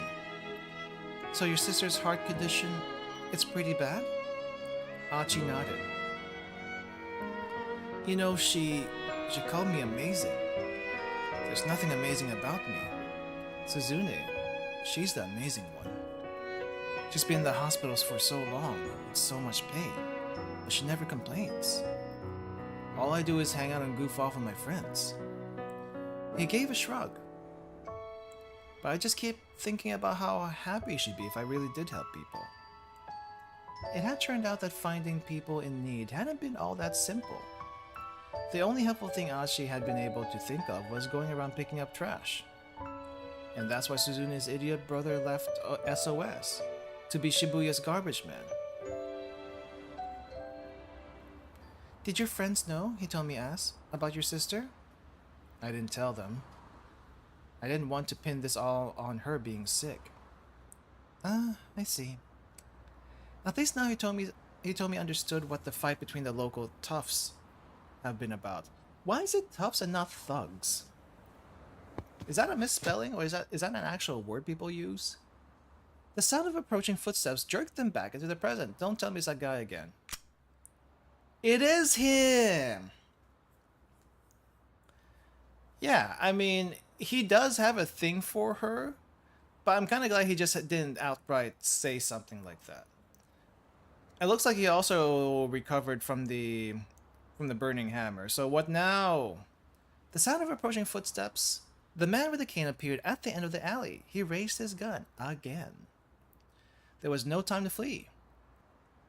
Achi quickly stepped in front of Hitomi. If you shoot us, people are going to come running, he said. I'm guessing you don't want to get pegged for murder. The assassin didn't flinch. Stay out of my way, Achi. Who are you? This time, there was no doubt. The gunman had spoken Achi's name, loud and clear. Is this one of the Yakuza guys that he ran into a long time ago? That's kind of the feeling I'm getting. How did he know who I am? The man stared at him through the sights of his gun. She has to die, Achi. It's for your own good. What? What does he mean? Hitomi whispered. Achi, what's he talking about? Achi's mind was a whirl. Things were coming at him too fast for him to process. I don't know this guy. Hitomi, please, you have to believe me. But... Hitomi took a doubtful step away from Achi. The assassin didn't miss his opening. He quickly aimed at her. Cut the crap, man. What do you mean killing her is for my own good? Don't tell me there's a time travel thing here. Once she's dead, you'll understand.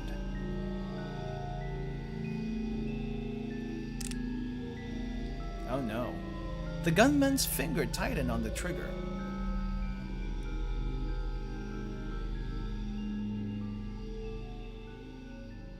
To be continued! I think this is our first to be continued for this chapter. Alrighty then. Let me see, that is to be continued. Bad end. We have a jump over here. Tama. Okay. First to be continued. Nice. Let's go back to Tama really quick. We kind of had to I think fix the burning hammer issue, so hopefully this thing gets to completion.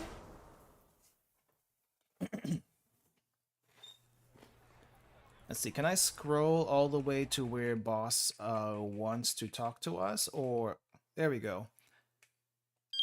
I wish I actually get paid that 20,000. There we go. Hey, it's worth a shot. With a miracle stone still clutched in my hand, I hurried out to the loading dock. It should still be there, but she'll find one less bottle. I braced myself before actually stepping out the door. There it is, the burning hammer! It's there!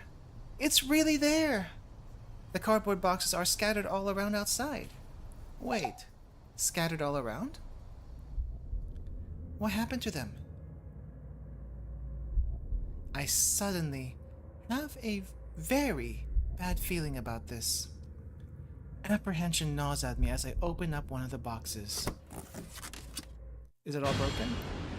No! It actually broke! I'm not surprised. I shriek and my vision dims. The box is full of bottles of burning hammer. All of them smashed to pieces. Is this another bad end? Or is it to be continued? Please be a to be continued. Oh, thank you! It's actually to be continued. Alright, well that was a quick to be continued. Alright, so where do we go from here? Alright, to be continued, to be continued. We got Minorikawa to leave the wife alone. So I guess we'll go over here to Osawa. The fabled tale of burning hammer. A drink so bizarre no one's ever matched it for legal reasons. I do think there are some cayenne diet drinks out there, but as you might expect, there are actually scams.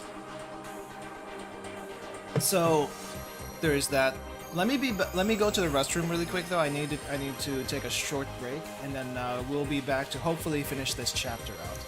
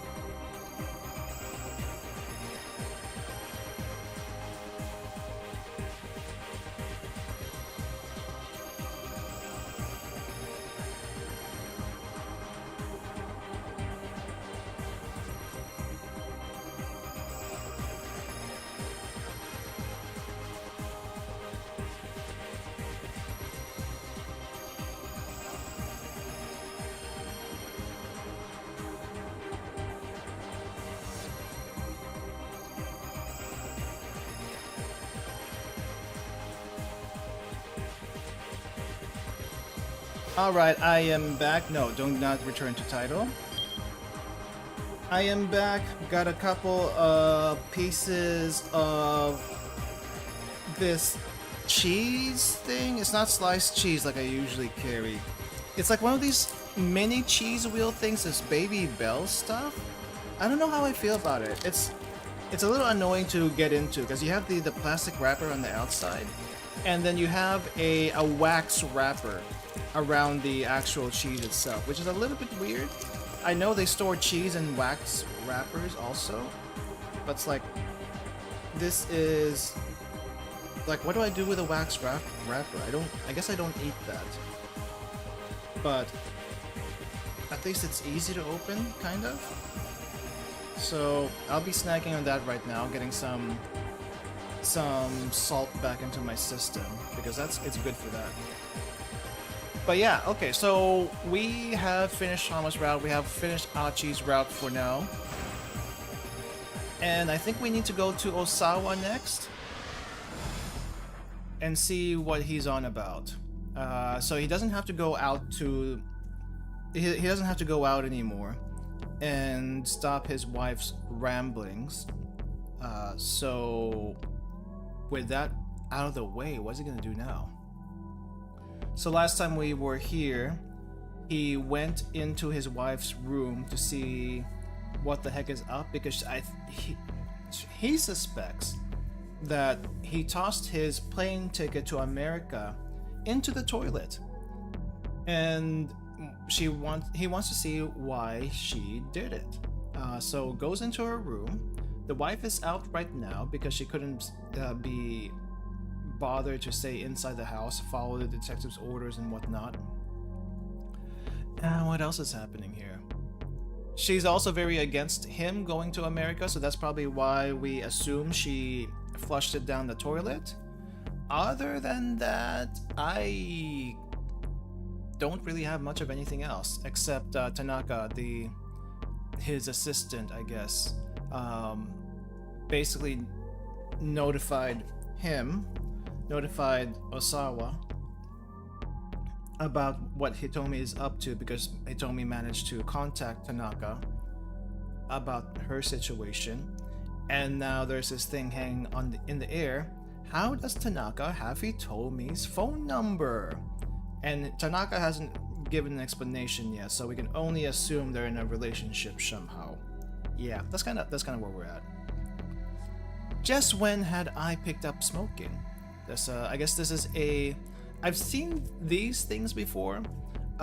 Smokers will usually have this in Japan. I don't know if it's a thing in America, but smokers will have like a portable ashtray that they bring with them, and this is probably one of those things. If it's not a portable ashtray, then this is probably it is a cigarette lighter. Never mind.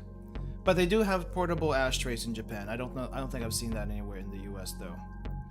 Osawa picked up the lighter and set it on the shelf next to the bed. He started out of the room but stopped as he noticed a scrapbook on the bookshelf. The scrapbook that he was going through. Right, scrapbook. The book was filled with articles and write-ups about results of Osawa research and the company's various achievements. I think I've seen it. I think I've seen the portable ashtrays only in Japanese media. I don't think I've seen it in real life. But if it's in Japanese media, you know it exists in real life for something like that. Flipping through the pages took him on a trip down memory lane. There was even an old company memo welcoming Tanaka on board as his new vice director. There was a photo of Osawa shaking Tanaka's hand at the party celebrating his new position. It was a little peculiar to think that she had bothered to keep something so trivial. A series of magazine articles was nestled between the pages further into the book. These hadn't been clipped out for inclusion in the scrapbook itself. Osawa glanced through them. Floundering Okoshi Pharmaceutical arranges marriage of political convenience. It was a self-indulgent piece from some rag called 4-Star General Gossip. Wow. from right after he and I had gotten married. Are they wrong, though? It was for political convenience. When the piece had first run, he'd been too furious to read it. Now he gave it a quick looking over. It was pretty much exactly what he expected. It talked about how one of the corporate directors had sacrificed his own daughter in order to keep one of his researchers on board, allowing someone else to become to harm for its personal gain. In this case, the term is used figuratively, not literally. Thank you for the clarification. We would not have ever guessed that. Referring, of course, to Makino offering Osawa Ai's hand in marriage. Rumors abound of marital strife between the newlyweds, which is also not false. The article went on to talk about how Ai had been dating another man before she and Osawa had gotten married. I mean, why wouldn't she? The whole thing was a bunch of puerile rubbish. Any marriage involves some kind of calculated self-interest after all. Yeah, but to this level?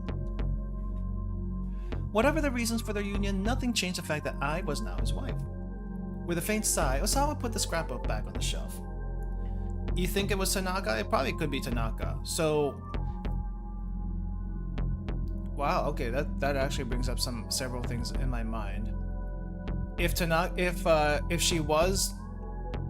I was dating Tanaka, and now that they're married, would not Tanaka be resentful towards Osawa? But if Tanaka is not actually resentful towards Osawa, why would he, and he told me, assumingly if they are together, be together? It can't be through some goodwill. I feel like that's not the case. Huh. I'm starting to guess Tanaka might be involved in this, but I have no freaking clue. The gears, they do be turning. Feeling disconsolate. Disconsolate? I don't think I've ever run into this word before. There's a lot of words I haven't run into in this game before. Disconsolate is one of them. Consoled. Disconsolate. I guess they are related. Feeling disconsolate, he returned to his study and began flipping through his CD rack. Yeah, why use disconsolate and not unhappy or dissatisfied? Is there a nuance I'm missing here? His eyes scanned for Aya Kamiki's album for Tomorrow Forevermore. A lot of her more experimental numbers were on that volume. Given how discombobulated he felt right now, this was what he needed to hear. Again, Osawa reflected on how there'd be a time when he didn't care about music at all. They just use it to use it. I wouldn't doubt it. This is supposed to be the science route. Let's see. He simply purchased copies of the most popular CDs at the moment as birthday presents for his two girls. And that had just happened to be an album of Aya Kamiki. He told me he was thrilled by the gift, but Maria hadn't seemed terribly fond of it. Why? The next day, she'd toss her copy back on her father's desk. Figuring that throwing it away would be a waste, Osawa had stuck the CD into his computer to give it a listen. And that's how he started listening to it. I see. He was immediately bombarded by an intense beat bolstered by bold, uplifting vocals. Aya Kamiki wrote her own lyrics, which did a fine job of conveying the emotions of a teenage girl. Osawa could hardly believe it. After listening to just one track, he was well and truly hooked. The start to his being a fan here. Before the day was out, he had purchased her entire discography.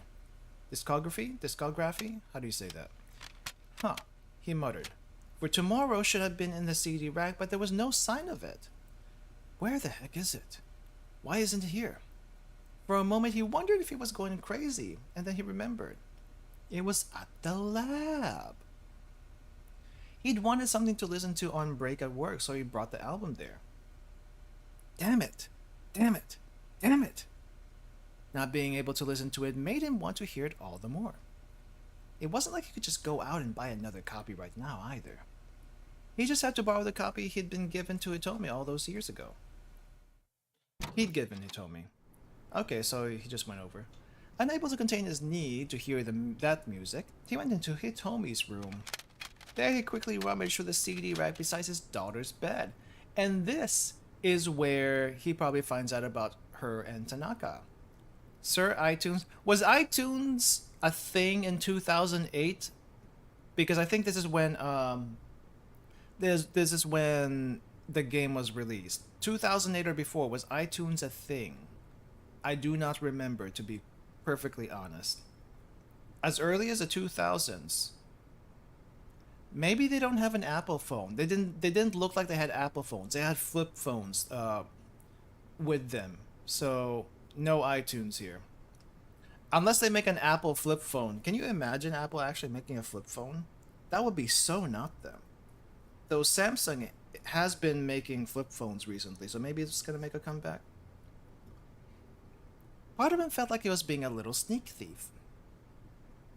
According to the email Tanaka has shown him, someone was trying to kill Hitomi. Under the circumstances, he knew that what he was doing was ridiculous, and yet he still couldn't resist the impulse to find the CD. But his efforts were to no avail.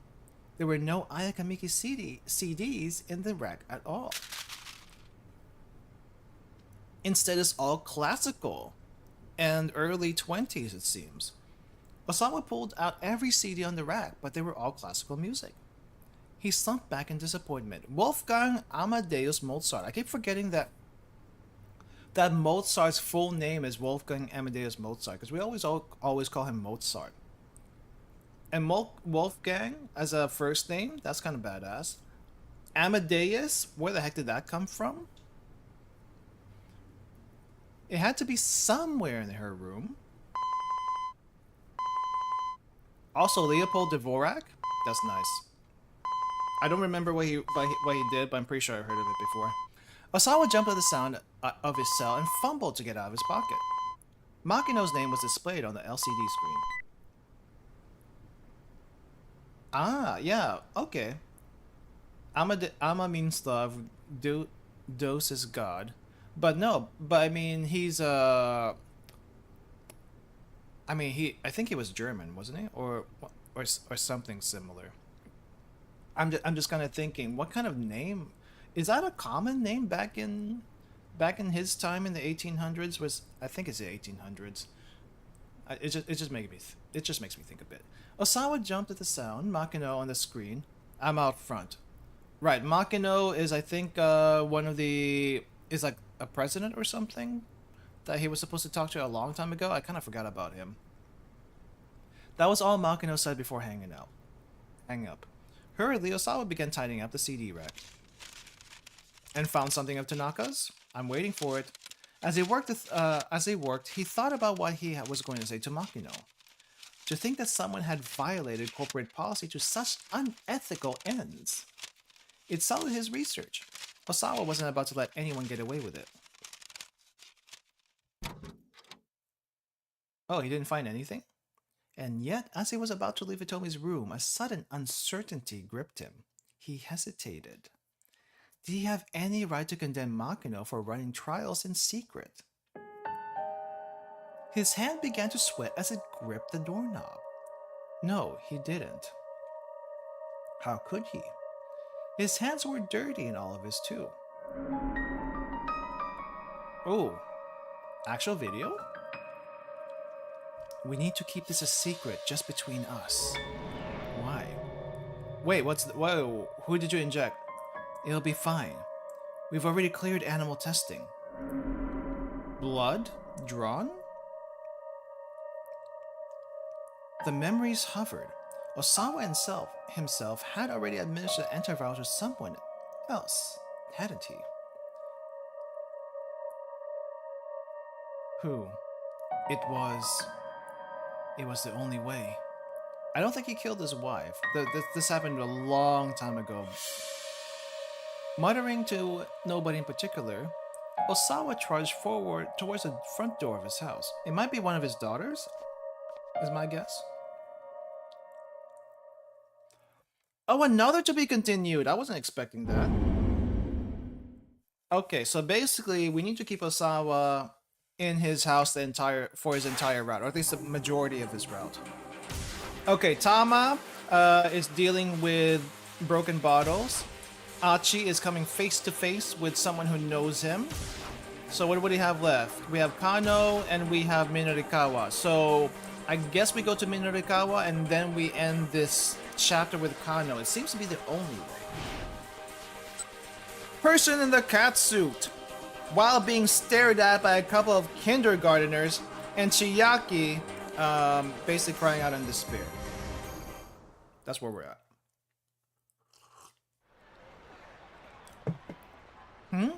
Wait, what's this here? A cat? No, I mean, yes, there was a person in a cat costume. I thought since I couldn't see their face, it'd be easier to ask them stuff. Fine, whatever. Now get back out there and get me some more. Minorikawa steered Chiaki towards a passing crowd. Look at the kids! The kids are just kind of mimicking what he does. They're like, point. She's got 3 fingers pointed at her right now. What now?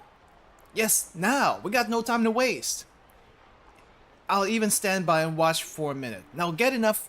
Now enough with the excuses and get out of there. Get out there. Wow. Why is the camera so fixated on these kids? Minorikawa looked on as Chiaki wandered through the crowd. Her anxious demeanor seemed to repel everyone around her. On the rare chance she did manage to flag someone down, the way she stammered through her initial questions made them take off right again. After a minute or two, she shuffled her way back, shoulders slumped. And these guys on the benches, they're just kind of minding their own business. See, it's hopeless. Okay, some advice. First off, you aren't approaching the right people. Some people are clearly in a rush, you know? You're not gonna have much luck trying to flag down a businessman who's visibly in a hurry. You see these guys on the benches? Maybe you should try asking them first. Now, folks who are waiting on someone, couples, groups, they're going to be less on their guard. But I mean, if I do manage to nab someone, how do I keep a conversation going? Chiaki asked. That was indeed the tricky part. Whenever I get an answer, I'm not expecting I get all flustered. Chiaki, have you ever played tennis? Tennis? Well, yeah, I was in my school's tennis club. She struck Minorikawa as being more the manga type, but that was neither here nor there. Okay, that'll make this simpler then. What's more fun, rallying with an opponent or hitting the ball off a wall? Rallying with someone, of course. Minorikawa gave a hearty nod. And why is that? Because when you hit the ball off a wall, you already know where it's going to come back to. Revelation dawned on Chiaki's face. Treat it like tennis, I guess. Oh. It's the same with interviews, Minorikawa said. Don't get flustered. Enjoy the rally. But I don't think I'm composed enough to enjoy it. Self-doubt. She has a lot of self-doubt. Don't overthink things. Just let yourself enjoy the small talk. Small talk? Oh, I'm sure I'm not any good at that. She was starting to waffle again. Okay, let me ask you this, Minorikawa said, taking a step closer. Are you happy with your life right now? I'm not happy with my life right now, no, Chiaki muttered. She hung her head in dismay. Okay, so start with that, Minorikawa said. You know what? As a reporter, he's pretty in your face, but when he's actually playing the senpai to someone else, he's actually pretty good. You know? He's actually mostly on the patient side. So that's kind of nice to see. Huh? Chiaki blinked a few times as she lifted her head back up. I'm not happy with my life right now, but what about you? Like that. Oh, okay.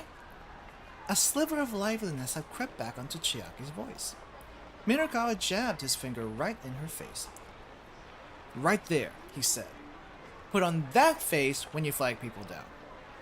Chiaki's smile widened.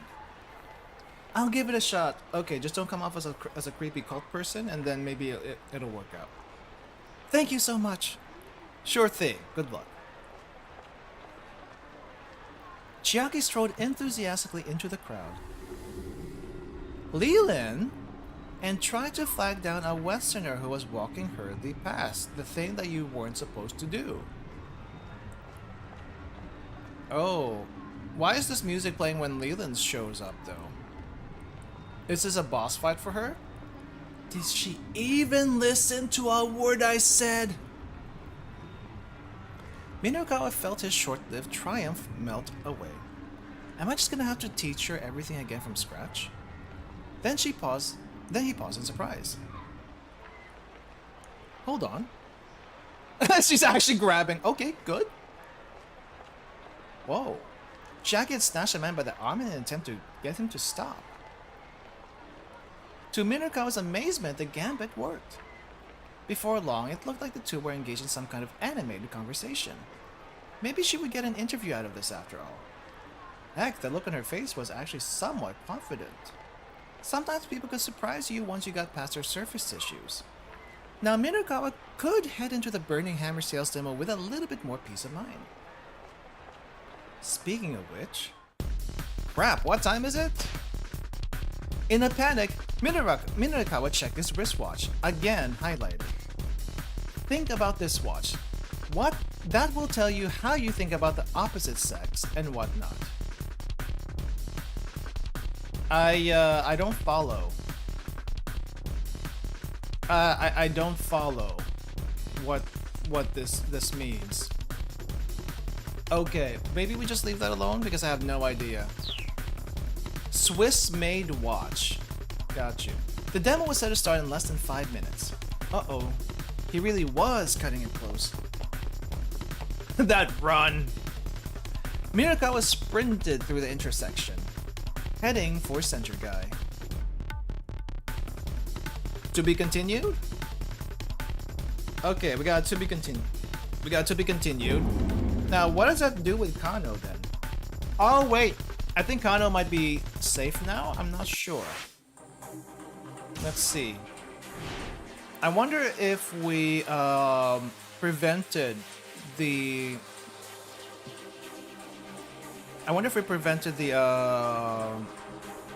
what do you call this? The loan sharks from going after the new what's that guy called? The other guy that Minakawa was with. Let me see. Let's just scroll through. The detectives, Plaza, tailing this guy in the back. Okay. Give the word. 2 non-Japanese people. Got you. Alright. Handoff. Right. And then... Well, if it isn't Mr. Toyama. Okay. So they didn't get out in time. So we need to go back to Minakawa. We need to go back over here. Advice for Toyama. Instead of sitting still, he needs to go back to the office. I thought them sitting still was what we needed to do, but apparently they need to go back to the office. You need to get back to the office ASAP. The office? But they'll find me there for sure.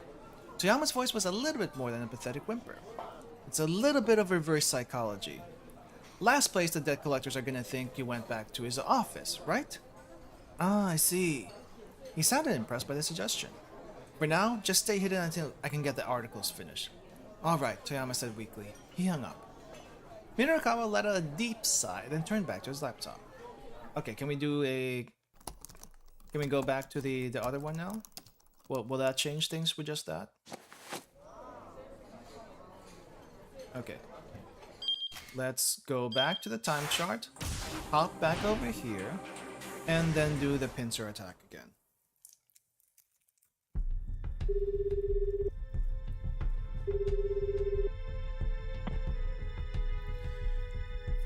Okay, to the detectives, yada yada yada. Sasayama, okay. 2 gaijins spotted, yada yada yada, handoff, yeah, okay. And then, well, oh crap, not again. What am I doing wrong here? Well, let's just see it through. Let's just see it through. Maybe there's something else I'm missing. Also, I'm trying to get this cheese out of its waxy container. If it isn't Mr. Toyama! Okay, what the heck happened here?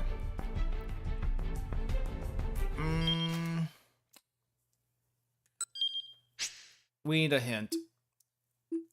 I thought I did what I could, but apparently that's not it. Kano was taken off the case because he lost track of the suspect thanks to a random altercation. Certain someone needs to give those two better advice, and certain someone needs to meet up with them outside his or her house. Better advice. And meet them outside the house. I actually do not know. Where would I even go with this? It's not with Tama. I don't know if Osawa has anything that outside the house? Huh. 4 o'clock? Okay.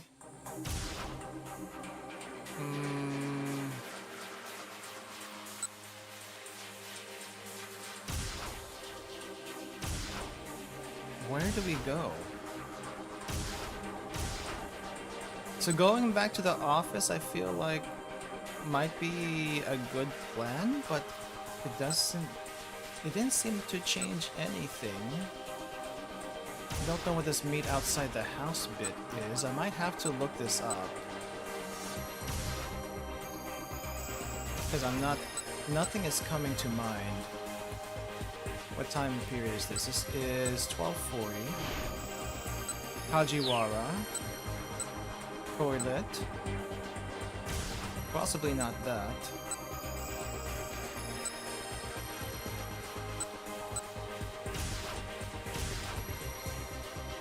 Hey Panzer, welcome. We're trying to figure out what to do with Kano's route.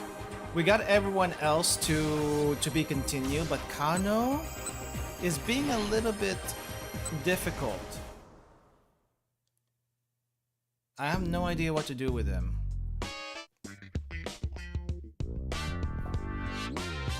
Couldn't leave him like this, but they were in the middle of a job. Should probably call juvenile affairs. Middle of the job, couldn't pass him. I don't think this has anything to do with anything. Questioning suspicious young woman. Questioning suspicious young woman. I don't think that has anything to do with anything either. Buying time. What's this buying time bit?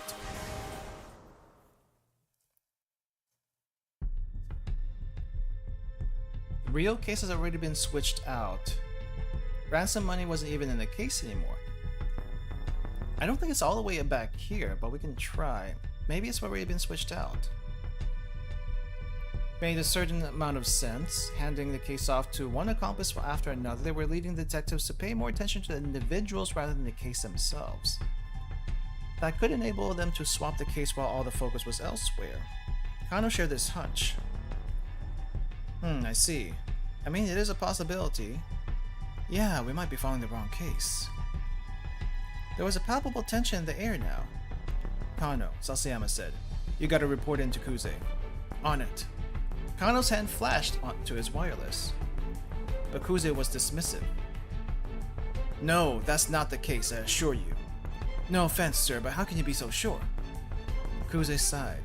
Because that's my job. There's an ID tag in that case that allows us to keep tabs on it. There's no way these crooks could have whipped up a duplicate. Oh, okay. ID tag? What ID tag? Hey Salty, welcome. How's it going? I saw my face fixed. We're trying to figure out how to get this route to be continued. I may have to cheat a little bit. Wait, no, that's right. Kano, I've forgotten all about the detail that in the wake of this all-nighter. Okay, okay. Thank you for dropping by, regardless. Alright, don't you alright me. Clearly you weren't hard for your brains. Focus on what you're good at. He wasn't? Huse ended the call. Still, Kano couldn't shake the conviction that something was off. Man with attaché case made his way back to Shibuya Station. The heck? Sasayama grumbled. He's right back where we started. Kano felt his frustration growing. Honestly, it looked like the syndicate was just randomly lugging the case around town. Near Shibuya Station, a girl approached a suspect. This was Chiaki when she was trying to do stuff. We do not want to press Chiaki because she is not involved in this. No, don't go hit her up. No, can't be involved in this. Ignore her. So Sasayama goes instead, but that wasn't enough to deter her, so thank goodness for that. And I keep following the case. Kano keeps following the case.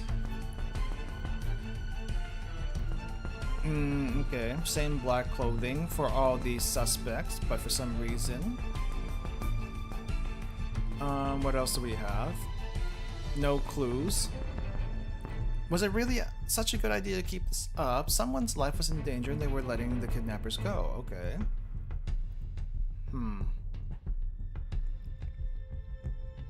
It seems unrelated. Never lose sight of what you're supposed to protect ever. Uh-huh. We get a flashback. Maybe we can skip the flashback for now, please. Can we skip the flashback? Skip the flashback. Where's my next choice? Juvenile affairs or take them to the hospital? Maybe it's this one. I don't know. What if we send them to juvenile affairs? They couldn't just leave them here, but they were in the middle of a job called Juvenile Affairs. Part of Communal Safety Section, which handles crimes pertaining to public decency, finances, pollution, and so on. Really? Juvenile Affairs deals with misconduct and criminal activity involving minors, since many SOS members are underage. The Shibuya Precinct's Juvenile Affairs Division had been ramping up its efforts to deal with the gang. Although one detective in particular has been using this as an excuse to go on patrol at arcades and doing duties in order to fuel his video game addiction. Call the precinct, Sasayama has stopped him, show the badge. You a cop? Okay, interrogation. Who attacked you? Yada yada yada. Okay, I think...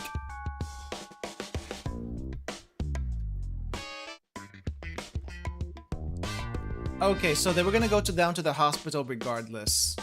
Alright then, so there's nothing we could have done here. They're gonna go down to the hospital regardless. And then if we skip further down...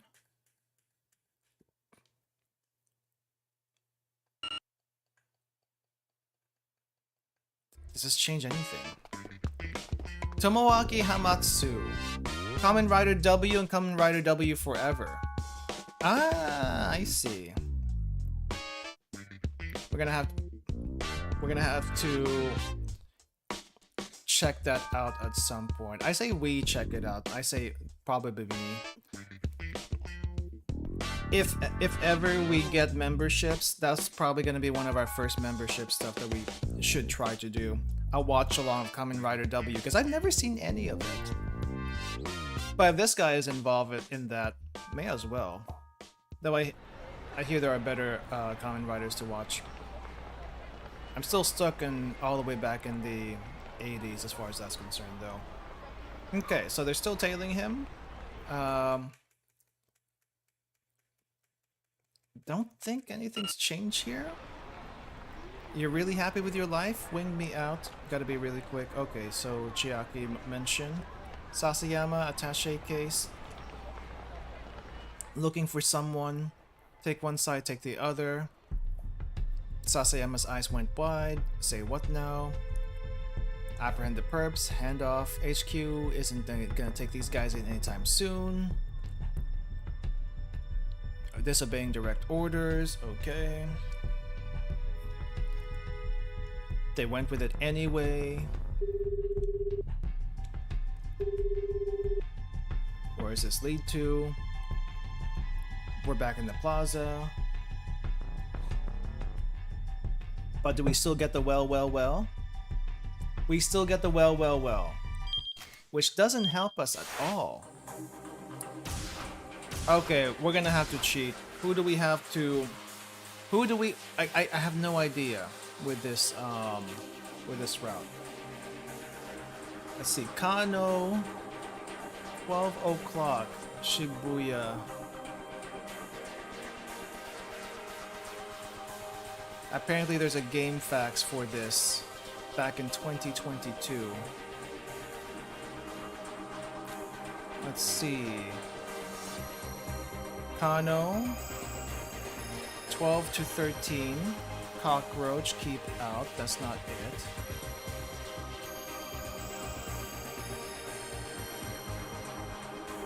Yeah, the thing with Toyama... Wait, hold up. I think it might be... Let's go back to Tama. I think it might be in Tama. Tama bumped into Toyama. Maybe it has something to do with that. Maybe right here? Voiced by the station. Which is not you. Maybe up here? Shall we search? Maybe we have to bring Chiaki with us? I don't think that's the case. We should go together. We should split up. I don't... Is this gonna mess things up if I... No, but the thing is we had to split up in order to have Minorikawa not be distracted. So where the heck do we go from here?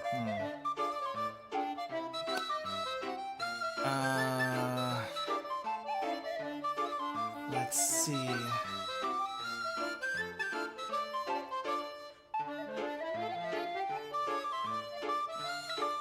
Can't be in... Okay, so we can't be involved with Kano.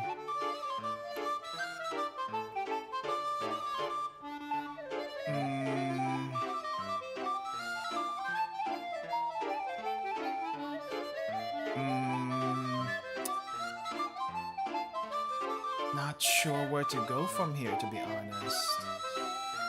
Where do we go? I'm trying to figure this out. Nothing is coming to mind. And this walkthrough is not being very useful. Handcuffs, fluent Japanese, US Embassy. What? Pincer attack from the time chart.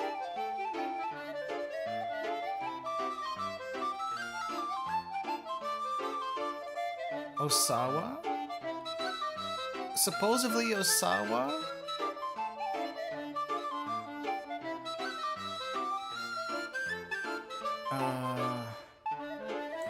Let's see what Osawa can offer. I have no idea.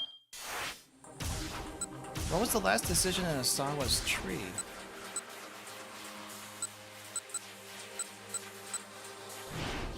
Insufferable Kajiwara.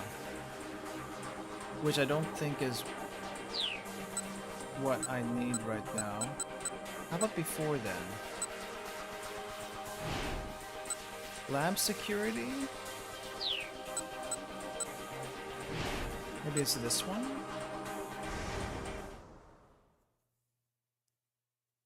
What was the choice here? Okay.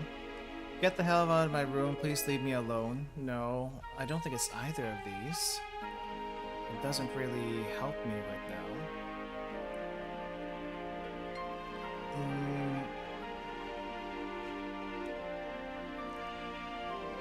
Yeah, I'm not exactly sure.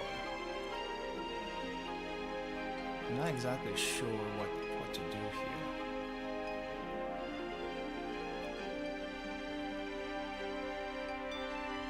And none of these, none of these is helpful. What the heck? The game facts is not helpful at all. Whoever wrote this is didn't do it right. Apparently, there's also a fandom article, but the fandom article doesn't help whatsoever. It just kind of outlines what happens, so that doesn't do much of anything.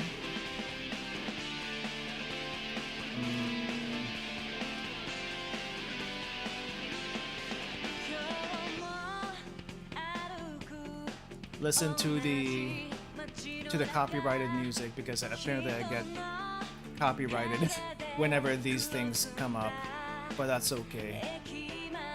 It's not a strike, it's just a warning, it seems. Alright, Kano, what are we gonna do with you? What do we have to do? Let me go back to the hint. Crap, that's wrong. What do we have to do?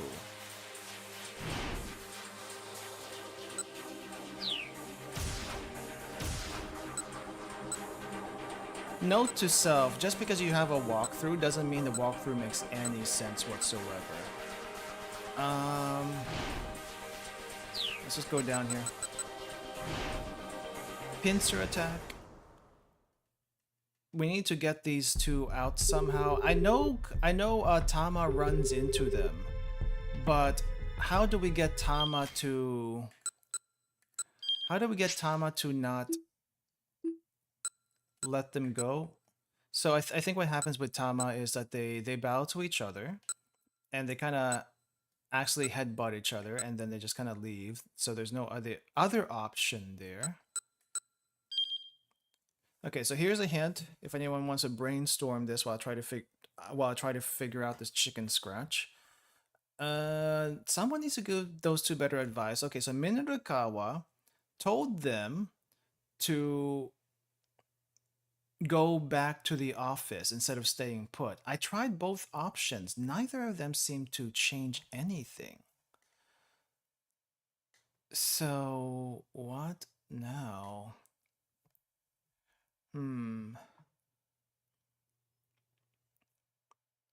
Yeah, the thing is, I don't know whose house we're talking about. The only house we've had is Osawa, but Osawa needs to stay in his house so that he doesn't have a breakdown. But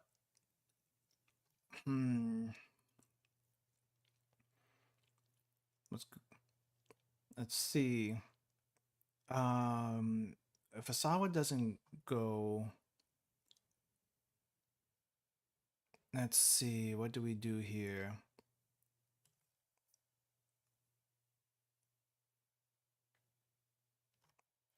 I'm just getting bad end after bad end after bad end. And it looks like Minarukawa was supposed to meet Chiri. So that's fine. The thing with Chiri is also okay, where we kind of leave her alone with just one person. Let me at least go to a background music, I suppose. I didn't realize this was going to be so quiet. Okay. So, let me see. What else we got here?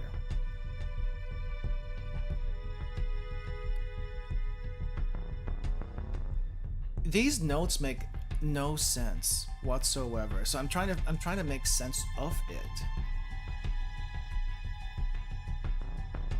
But it seems like we need to get Osawa outside of the house somehow, and I do not know how to do that. Osawa, we need to get outside of the house.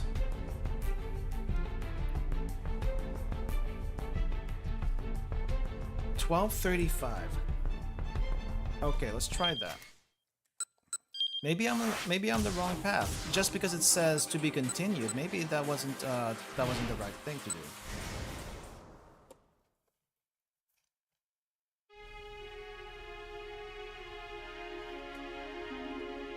Okay, let's try not getting all huffy at this point. Please leave my room. Now would you please leave me alone? He got up to leave the study. Sir, hold on. There's something I wanted to give you. Kajiwara reached into his pocket. I don't need a damn banana. It's not a banana. It's the ticket. But this goes a different way. He needs to be alone if only for a few moments. But even if he could somehow shake Kajiwara, the other detectives had eyes all over his house. He had reached the limits of his patience. He couldn't even think straight anymore. He headed for the back door, trying to avoid the police. So there's a different route. Opening the door quietly, he slipped across the yard and out through the back fence. Okay. He didn't want to venture too far from the house. He found a tiny alley and took cover there, thankfully for a few moments to himself at last. While there, he caught sight of a man, a young girl, and a father and his daughter running past on the main road. Hey, we found them! He actually had to get out. It looked as if they were running from something. The man glanced anxiously back over his shoulder, dragging his daughter by the hand. Osawa watched absently as the pair rounded the corner and disappeared from sight. And now this guy is face to face with the loan sharks. Not long after, a pair of thuggish-looking men came running along, heading in the same direction. You there! One of them called out. You see a guy and his daughter around here? Teruyo Toyama and his daughter Hana. They've come to Shoto while running from loan sharks. Just moments ago, Toyama was talking on the phone with Minorikawa. Why is this in red? Why is this in red? Which we didn't need to jump because we already passed through this somehow. That is confusing. Okay, let's go back. Let's go back over here. I guess we don't have to jump. How come I was able to get through that without jumping? Not long after, a pair of thuggish-looking men. Okay, no jumping this time. There was a hint of menace in his voice. Osawa feigned ignorance. Don't think so, no. They should come this way. Come on, Yutaro, let's go, said the older man. He just didn't want to be bothered. Aight, replied the other. The two dashed off in the direction the father and daughter had gone. Osawa took several long, deep breaths. Are they still screwed? He managed to calm down slightly, but the worry gnawing away inside him still lingered.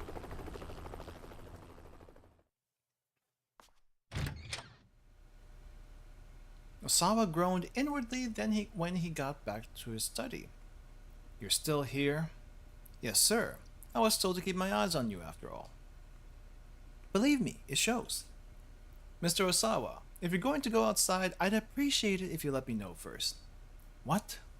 Had Kajiwara realized he snuck out of the house. But more importantly, Kajiwara reached back into his suit pocket. Here is the ticket. I've been meaning to give this to you. He held out a small plastic bag. Inside was a scrap of paper of some sort. What's that? Osawa asked. This is what was clogging the toilet, sir. With some hesitation, Osawa took hold of the bag. Huh? That's... The passenger name here is listed as Keiji Osawa. In the plastic bag was a plane ticket, specifically one for the upcoming flight to the US the following week. He had left it out on his desk. How did it wind up being flushed down the toilet? Can I scroll past this? I'm pretty sure everything else is mostly the same. Will be fine. Animal testing. Charged towards the door of his house.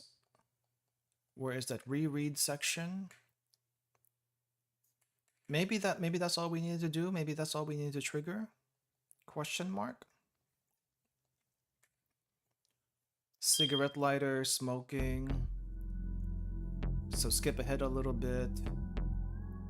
I'm just hoping that's all we needed to do, is actually go out and he does a really quick misdirection. Doesn't seem to really change much of anything here, I think.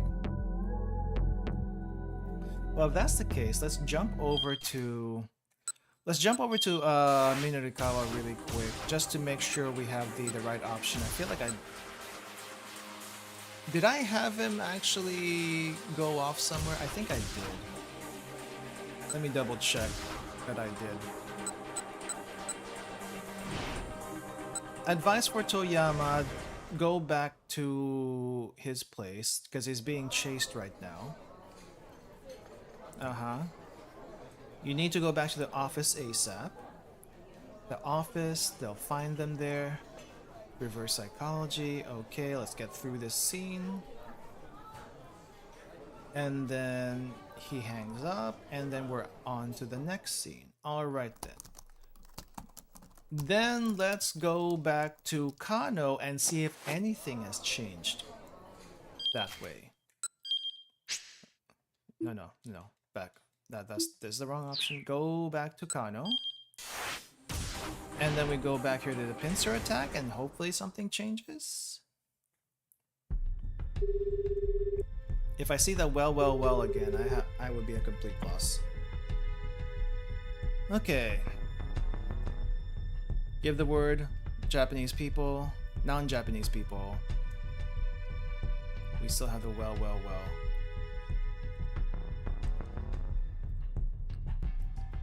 Well, that didn't help us one bit. Okay, did I screw up somewhere? Is there any gigantic gaps in time that I have missed? Well, there seems to be a gap over here with Tama. But we need to split off from Cherry. And we don't have to like have every single thing here. Because I don't think so.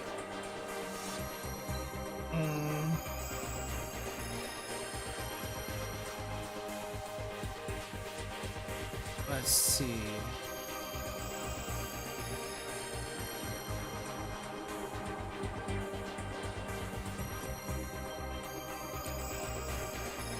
Okay, so Sawa. I think we still have some stuff to do with Osawa, but I'm not exactly sure what. It seems that they were still chasing after them, so what do we do with Osawa? Osawa...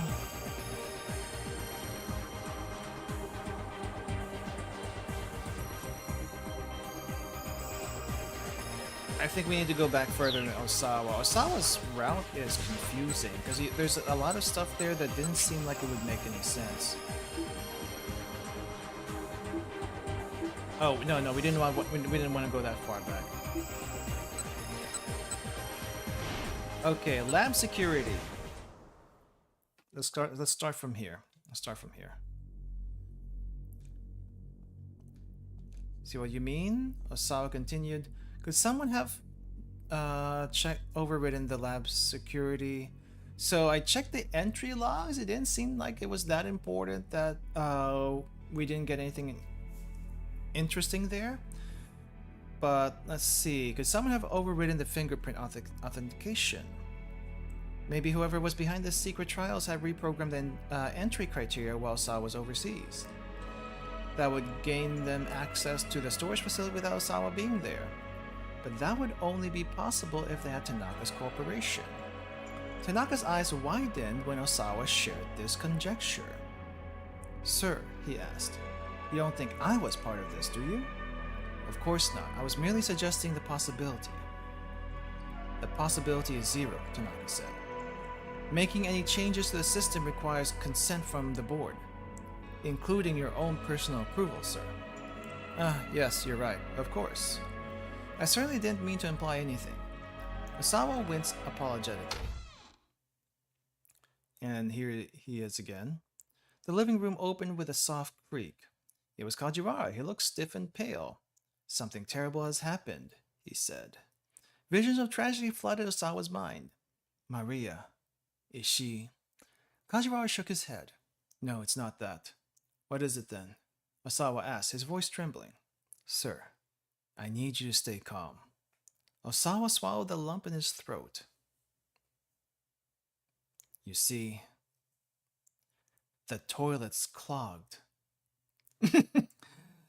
I just wanted to get this point again.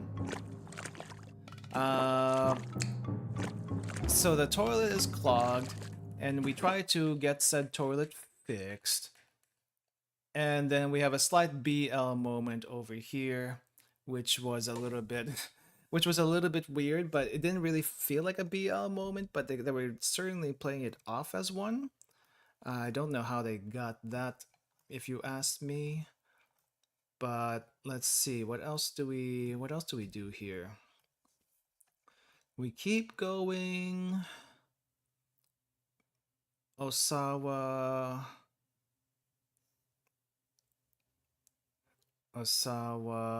toilet clog, leave me alone, leave the study. I guess we just keep going with this.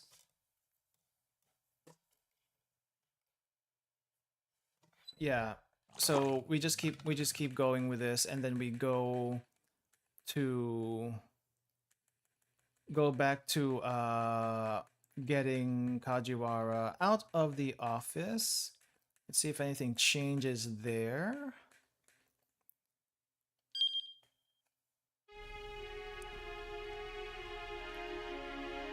Unless I have to do something else before this, but I have no idea if that's actually the case. Okay, leave me alone. And so we continue, and then he gets out of the house.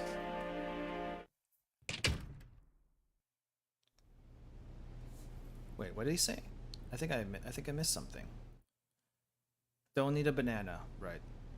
Okay, so he goes out the house, and then maybe this changes his mind to actually do something with the guys chasing. Let's see. Did that one thing all the way back there change anything down here? Okay, so they ran away. Thuggish men, the loan sharks. Should have come this way. There was a hint. Osawa feigned ignorance. Don't think so, no. Come on, Yutaro, let's go. Two dashed off the direction the father and daughter had gone. Okay, we're still stuck. We are still stuck.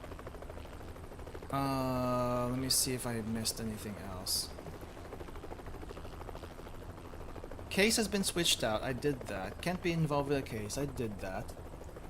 Finish article. Focus on the article. Anagachi. Challenge it to single combat. We get a bad end there. But otherwise, we do not get a bad end.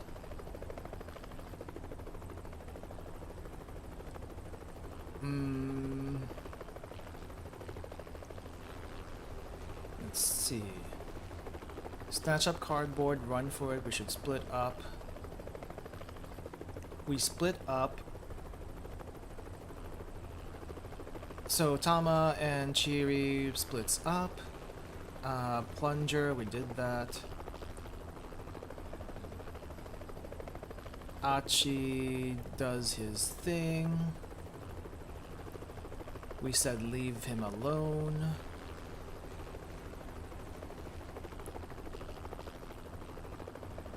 Let's see. Focus on article. Minorikawa meets Chiri. Making sense of this is hella difficult. Achi throws the boxes. Great. Minorikawa, Osawa.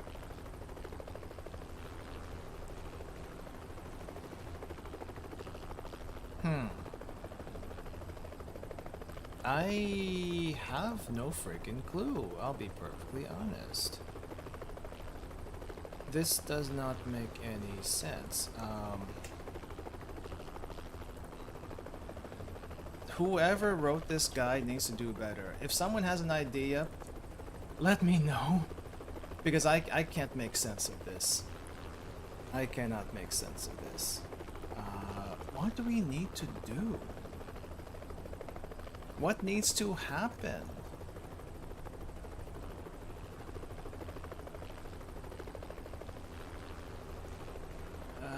jeez. I think we're stuck, guys. I think we're stuck, and I do not know why we would be stuck here.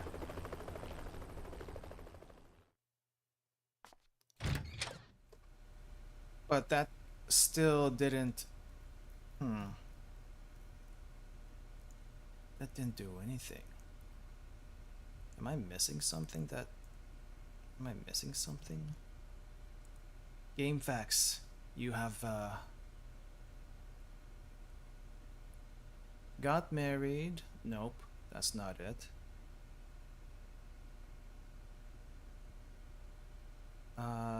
Finished the article. So I'm seeing some bad ends also in this one, which is kind of weird to add in. But okay. Anagachi, challenge to single combat, that gets a bad end. That gets a bad end. Challenge to single combat. Achi, snatch up box, run for it, split up, keep out. Fingerprint program, do as you wish. Okay, we did all of that. Let's see, too much at stake. Please leave me alone, did that. Got up, go to leave the study. Guy and daughter eye goes overboard. Apparently there's a bad end there for some reason. I'm not sure why. Minurikawa, father-daughter pair. TV dramas, get the bottom or never concentrate. Bug detector, that goes to a bad end. We got that before. When Toyama calls Minurikawa, you need to tell Toyama to stay. Don't tell him to go back to the office. Okay, let's try that. I don't know why that would work, because I thought him going back to the office would be better. But let's try that and see if it helps any. Kajiwara talks to Ozawa in his study. Yeah, I did that option for... I did that option for Ozawa, but maybe we have to do this first and then go to Ozawa? Okay, what am I supposed to do? Find some place to hide and stay low for a while. Okay. Hangs up. And then goes back to work. And then let's go back to Osawa now. Now let's go back to Osawa.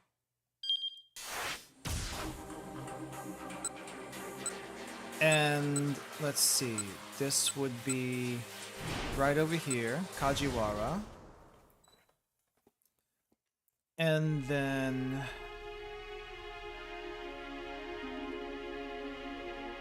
we pick option 2, don't lose your temper, just say leave me alone.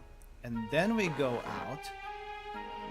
This is a little bit more complicated than I thought it would be if this does actually work. Either way, it sounds more complicated than I would have expected compared to what we've done before. It's like you have to go somewhere first and then come back. Maybe that's why there was a jump for Minurikawa. That would probably explain things, but we never got a keep out in Minurikawa to prompt us to do the jump. So that was a little confusing. Okay. Okay, they're still running past. Run. Oh, this is different. This is different. He hadn't been there long when he caught sight of a man and a girl, fathers. Okay, we're getting somewhere. As he looked around, wild-eyed, he spotted Osawa watching him from the alleyway. Help, the man called out. Help me! Please. If these guys catch me, Oh, the father's eyes went wide when he got a look at Osawa's face. You're... Huh? Osawa thought he recognized his fugitive too, though he couldn't remember from where. How about the guy who wrote that tabloid article that was basically true? There's some real nasty guys after us, the man said. I know I have no right to ask you of this, but please, at least help me keep my daughter safe. Probably you should go to the police if... No! They won't be able to help me with this. Please, I'm begging you. Help me! I'm sorry, but... Please, if not me, then at least help my daughter, the man pleaded. Osawa looked down at the girl. This is still such a weird route to take with all the stuff that we've done. Why would the fingerprint thing be a tip for anyone? I thought that part didn't make any difference. I did pick the option the first time around to like have them just stay still, but we still got the well. Probably because I didn't pick this particular option to go out, but I think when I did, it still didn't change anything. So the fingerprint really did something? That shouldn't have been the case. She reminded him of Maria just a little bit. These people needed professional help, Osawa decided to call the police. Couldn't just stand idly by, he decided to help them evade the pursuers. Okay. Alright, follow me. Oh, thank you. Thank you so much. And now we're back on track. Oh, now they're hiding in the closet. He led the two back to his house and into the storage shed out back. You can lay low here for a while if you like. The shed was fairly large. There was plenty of space for the man and his daughter. I'm so sorry, the man said. No, don't worry about that, GNG. That helps out a lot. I don't know why that would have helped. I don't know why that would have worked time-wise, but yeah, that helps me. That helped a lot. Thank you. I'm so sorry, the man said. I'm not sure how I can possibly thank you. Don't worry, Osawa closed the shed door and headed back out to take a look around. The two thuggish-looking men came running up to him. No doubt these were the people that the father and daughter were running from. You there, said the one in glasses. You see the guy and his daughter around here? They should have come by this way. There was a hint of menace in his voice. The man and his daughter? Yes, I think I saw them run through here. Which way did they go? That way. Oh, he actually points him somewhere this time. We almost got him. Sweet, we almost got him. The pair sped away. Osawa waited until they were fully out of sight, then called out to the shed. Alright, they're gone. The door stayed closed, however. I'm really sorry, the man called back from inside. Those guys might come back this way. Is it okay if we hide out here a little while longer? He sounded desperate, pitiful, really. Sure, go ahead, Osawa said. With that, he headed back inside. Evidently, he just wasn't going to get any time alone today, no matter where he went. Alright. And then we got the save, and then we got this.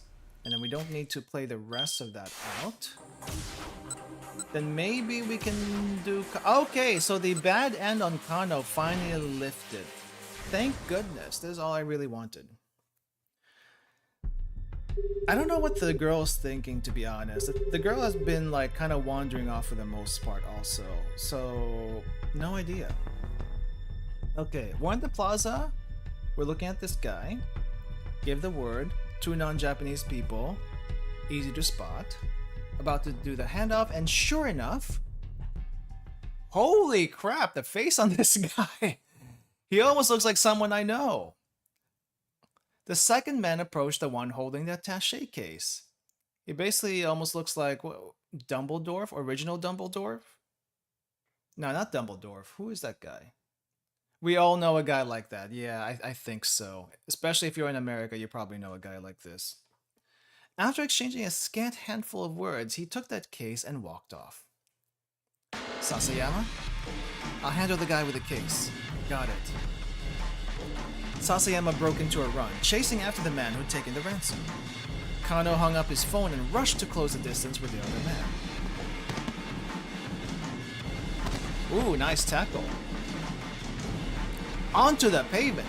You there! Stop where you are! The suspect turned and Kano recognized his face. He was indeed a member of the foreign crime syndicate that operated in Shibuya. Is the hostage safe? Kano demanded. The man's only response was an unsettling grin. Answer me! He's not grinning. But though he repeated the same question, the man remained silent. take out a pair of handcuffs and reach for the suspect's wrist. Took out his phone to check in with No, we gotta restrain this guy first. Restrain him and then we can call Sasayama. Took out a pair of handcuffs and reached for the suspect's wrist. Equipment used by police officers shackle suspects. In Japan, the belt that makes up part of the officer's duty uniform has a storage pouch for a pair of handcuffs. I'm pretty sure that's the same for the US too. Nice for them to give a graphic on what the belt looks like. The man pulled a knife from his breast pocket and swung it right at Kano's face. Kano managed to jerk away in time, but his momentum carried him too far backwards and he sprawled onto the pavement. Damn! The suspect was already making a run for it. Suddenly, a large car of foreign make, a Chevy Blazer, makes a skidded to a halt, blocking off the man's escape route. A tall Caucasian man jumped out. He wore sunglasses and a Crips suit. Now cornered, the fleeing suspect brandished his knife. Be careful!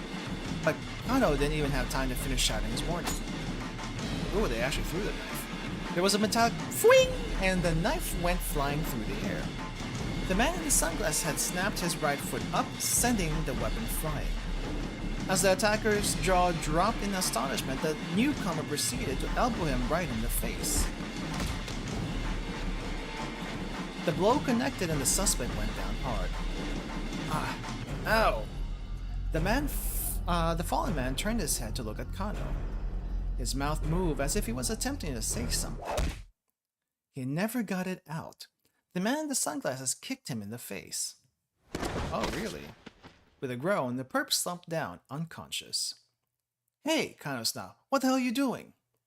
He stormed over to the man with the sunglasses. Agent K? What? The man nonchalantly dusted off his suit. You were ordered to watch and see where these guys went, right? He spoke in fluent Japanese. Oh, Nihongo jouzu desu. Imagine that you are a Japanese person who has never been in a situation where you suddenly had to speak to a foreigner. You haven't used English in ages. Your tension grows. You think back to English class in school, but nothing you remember is helpful. You muster the courage to choke out a stammered, do you? The foreigner responds fluently in your own language. Nihongo de daijoubu desu. It's alright, I speak Japanese. Sadly, not Tommy Lee Jones. No, but he does remind me of him. Wait, what does the tip say? Nihongo de daijoubu desu. It's alright, I speak Japanese. I need to learn this phrase, even though it's gonna, the next few sentences will give out the hint. I actually do not know Japanese very well. What happened to that Japanese sense of honor I've heard so much about? Who are you? Dari desu ka? I'm from the U.S. Embassy's Regional Security Office. An embassy in where ambassadors from a foreign country lodge and conduct much of their official diplomatic business.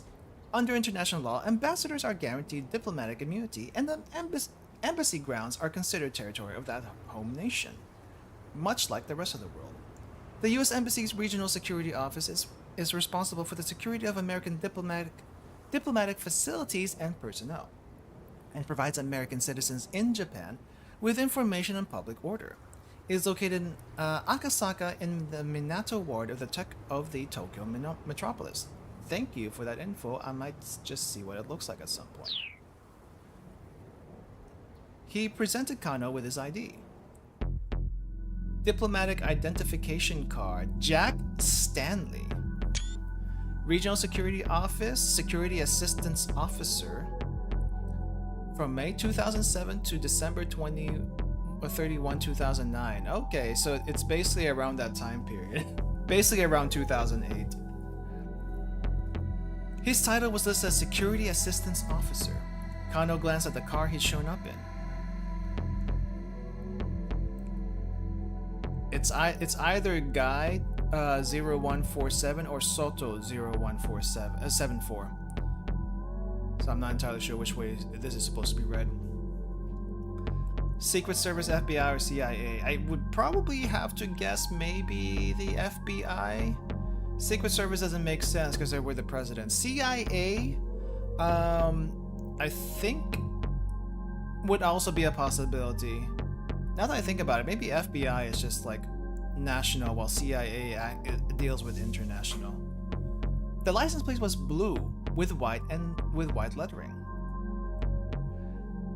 The Ministry of Foreign Affairs. But the ministry wouldn't just send some diplomat to intervene in a police investigation. Kano pulled his phone out of his pocket. Sasayama's name was displayed across the LCD screen. Oh, that's how you spell Sasayama. Or, well, I say spell, but it's in kanji, so I guess technically, yes. How are things on your end, Kano? I had the suspect in custody. How about you? Sasayama hesitated. He got away from me. What about the attaché case?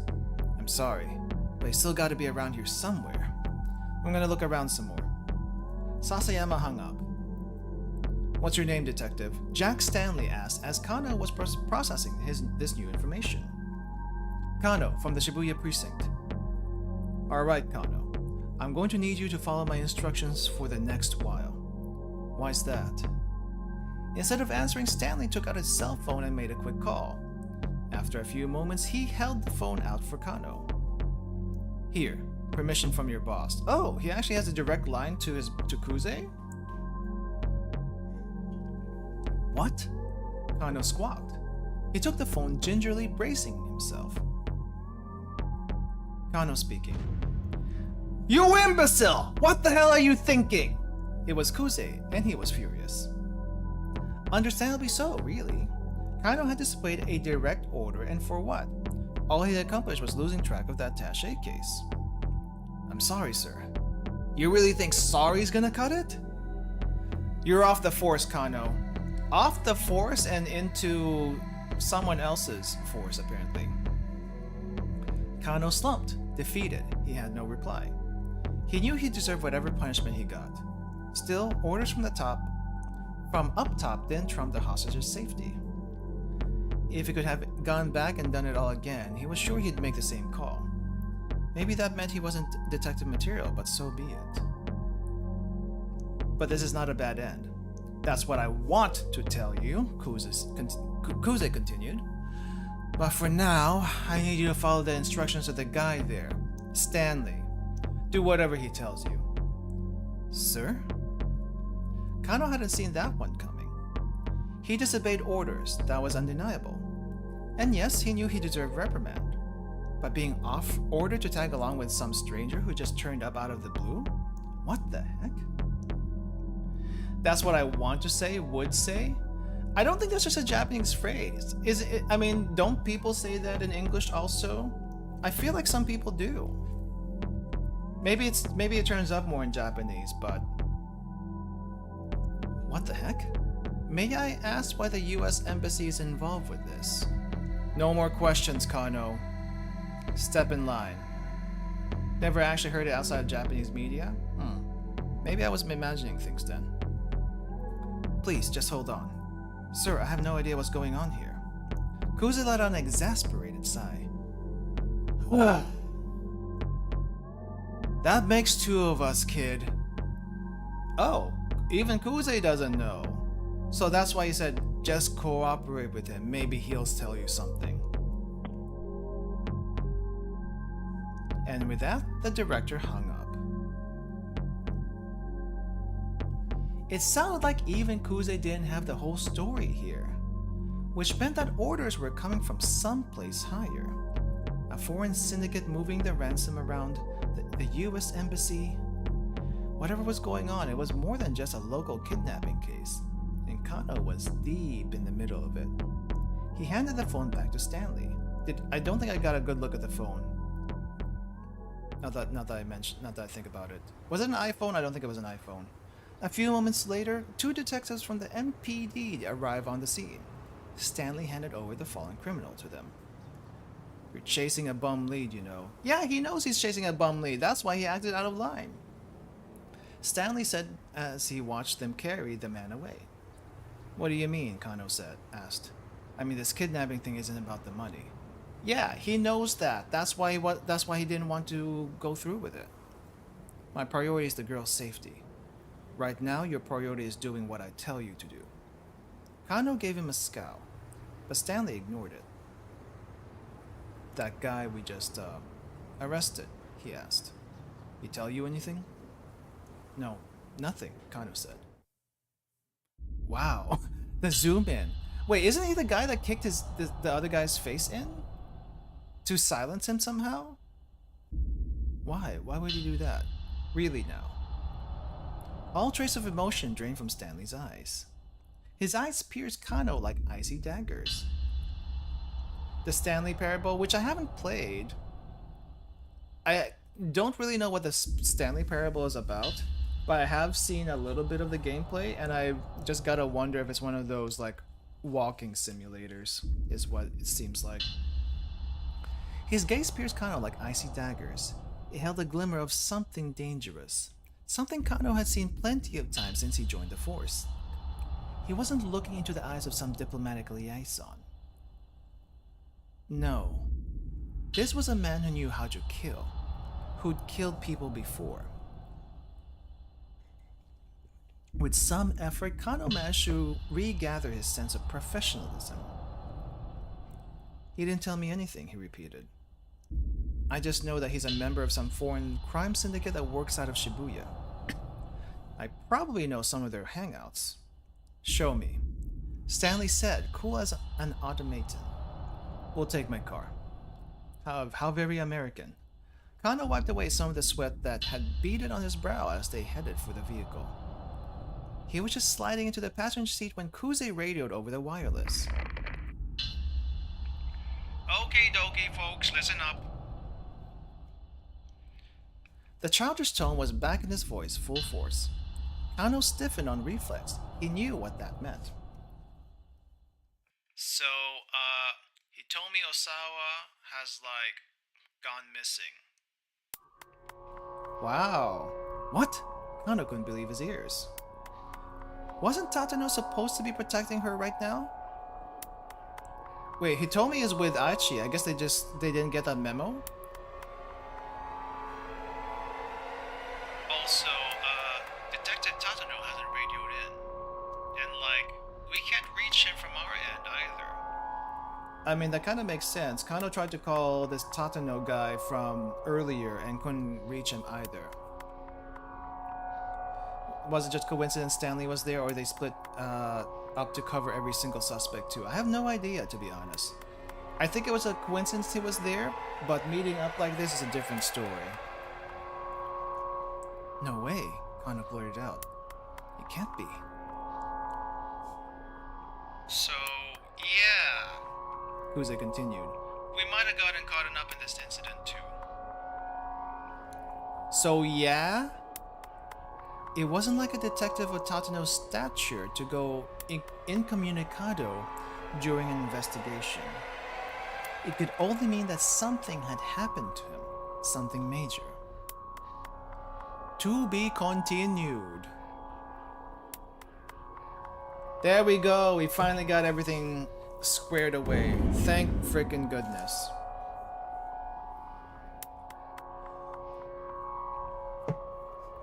Yeah, I think Kuze was very lost on what the situation was, so that's why he stammered a bit. Next time in Shibuya Scramble 428, or 428 Shibuya Scramble.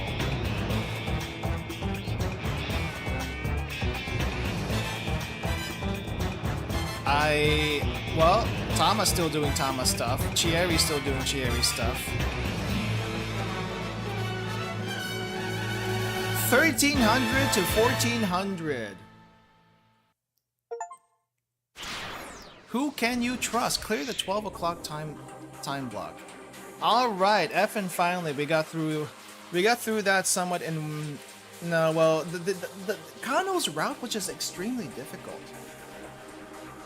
Kano's route is just extremely difficult. Let me get back here in. No, we're not going to the title screen. Hold up. Here's the thing that's going on right now as far as this game is concerned. Kano's route was a little confusing, if only because Osawa's route didn't really give us much of anything to go by as far as what the right decisions were early in the route. And you would think with Minorikawa saying to go back to the office, that would actually, that would actually help them. But I guess what he did was what Toyama did was find a bush to hide in when he said just stay there, stay hidden, which you know what, it makes sense in hindsight, so that the other guys wouldn't catch up to them. But still, it's not something I would have thought of, to be honest. But I think Osawa's route is the one that's the most confusing, just because it doesn't give you any indication what's happening. Everyone else's a little bit easier to figure out. But now that we're out of it, so what do we have at the end of all of this? We have Tama, who has found out that all the burning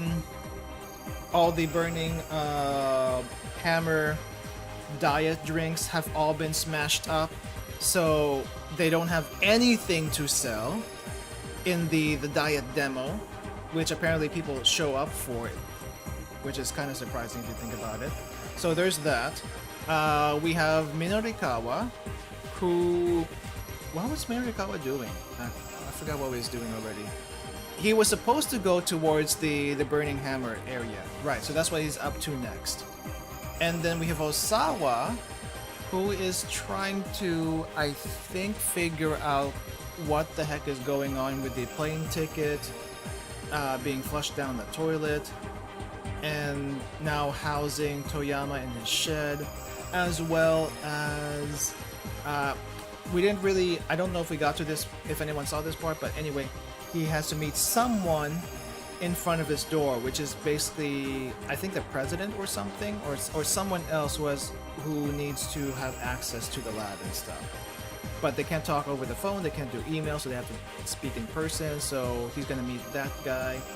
Achi is face to face with the guy with the gun and the cane, and very confused why the guy with the cane knows his name and why he is jumping around everywhere in the same places that they're going to. Which I can only guess the guy is really, really good at what he does despite having a cane, or two, there is some time travel shenanigans going on, and I don't want to believe that's actually part of this. As far as Kano is concerned, though, he has found himself from one handler to another, and he's never gonna be able to meet his girlfriend's dad to try to even attempt to talk to him, which is also another problem for him. But that's beside the point. You would still think a bug? Yeah, but where would the bug be? And I guess would the bug be on Achi? Or would the bug be on Hitomi? Because the guy was initially going after Hitomi, I think, from way back in the beginning, but I don't know if that's even true anymore.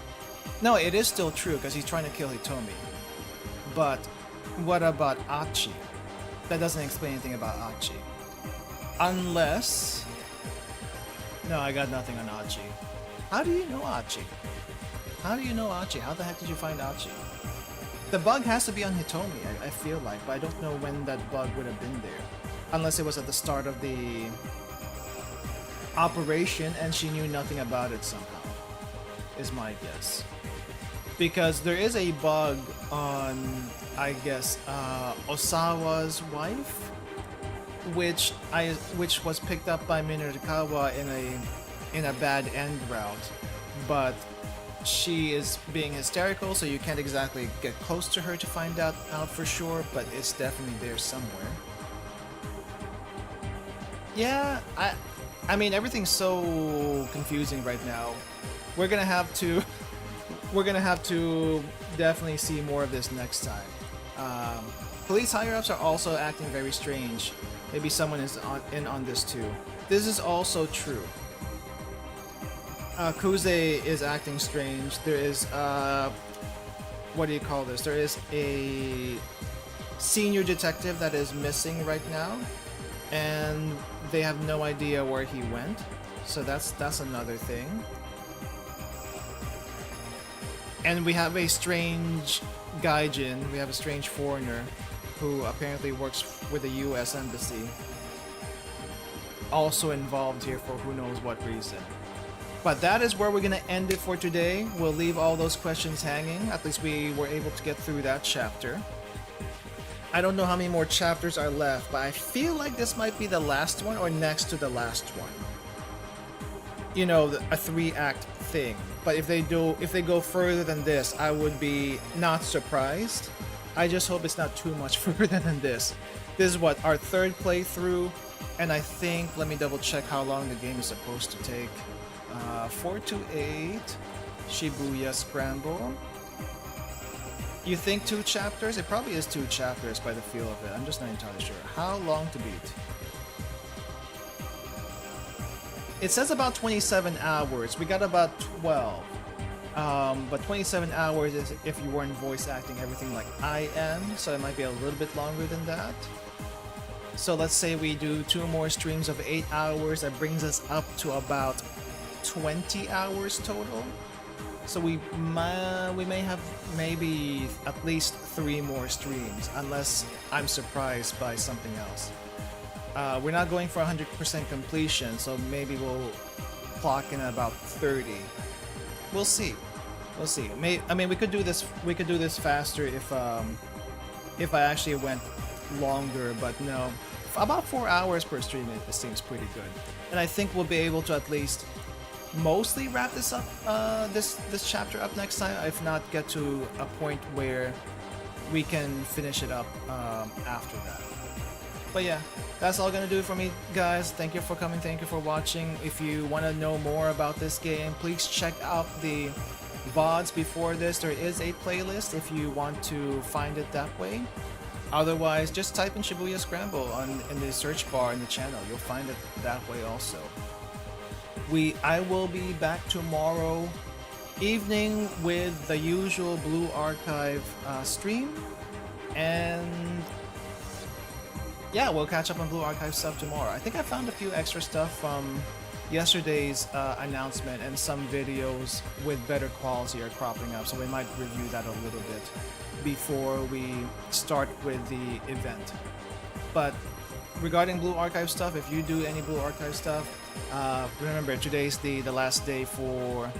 Wait, not the last day, but yeah, essentially the last day for the event going on, as well as patch in about 8 hours or something. I think it's about 8 hours. Anyway, it's soon. Just make sure to drain all your stamina and stuff and all that stuff that you probably know how to do. Alright, see you everyone. Have a good rest of your day. Bye-bye.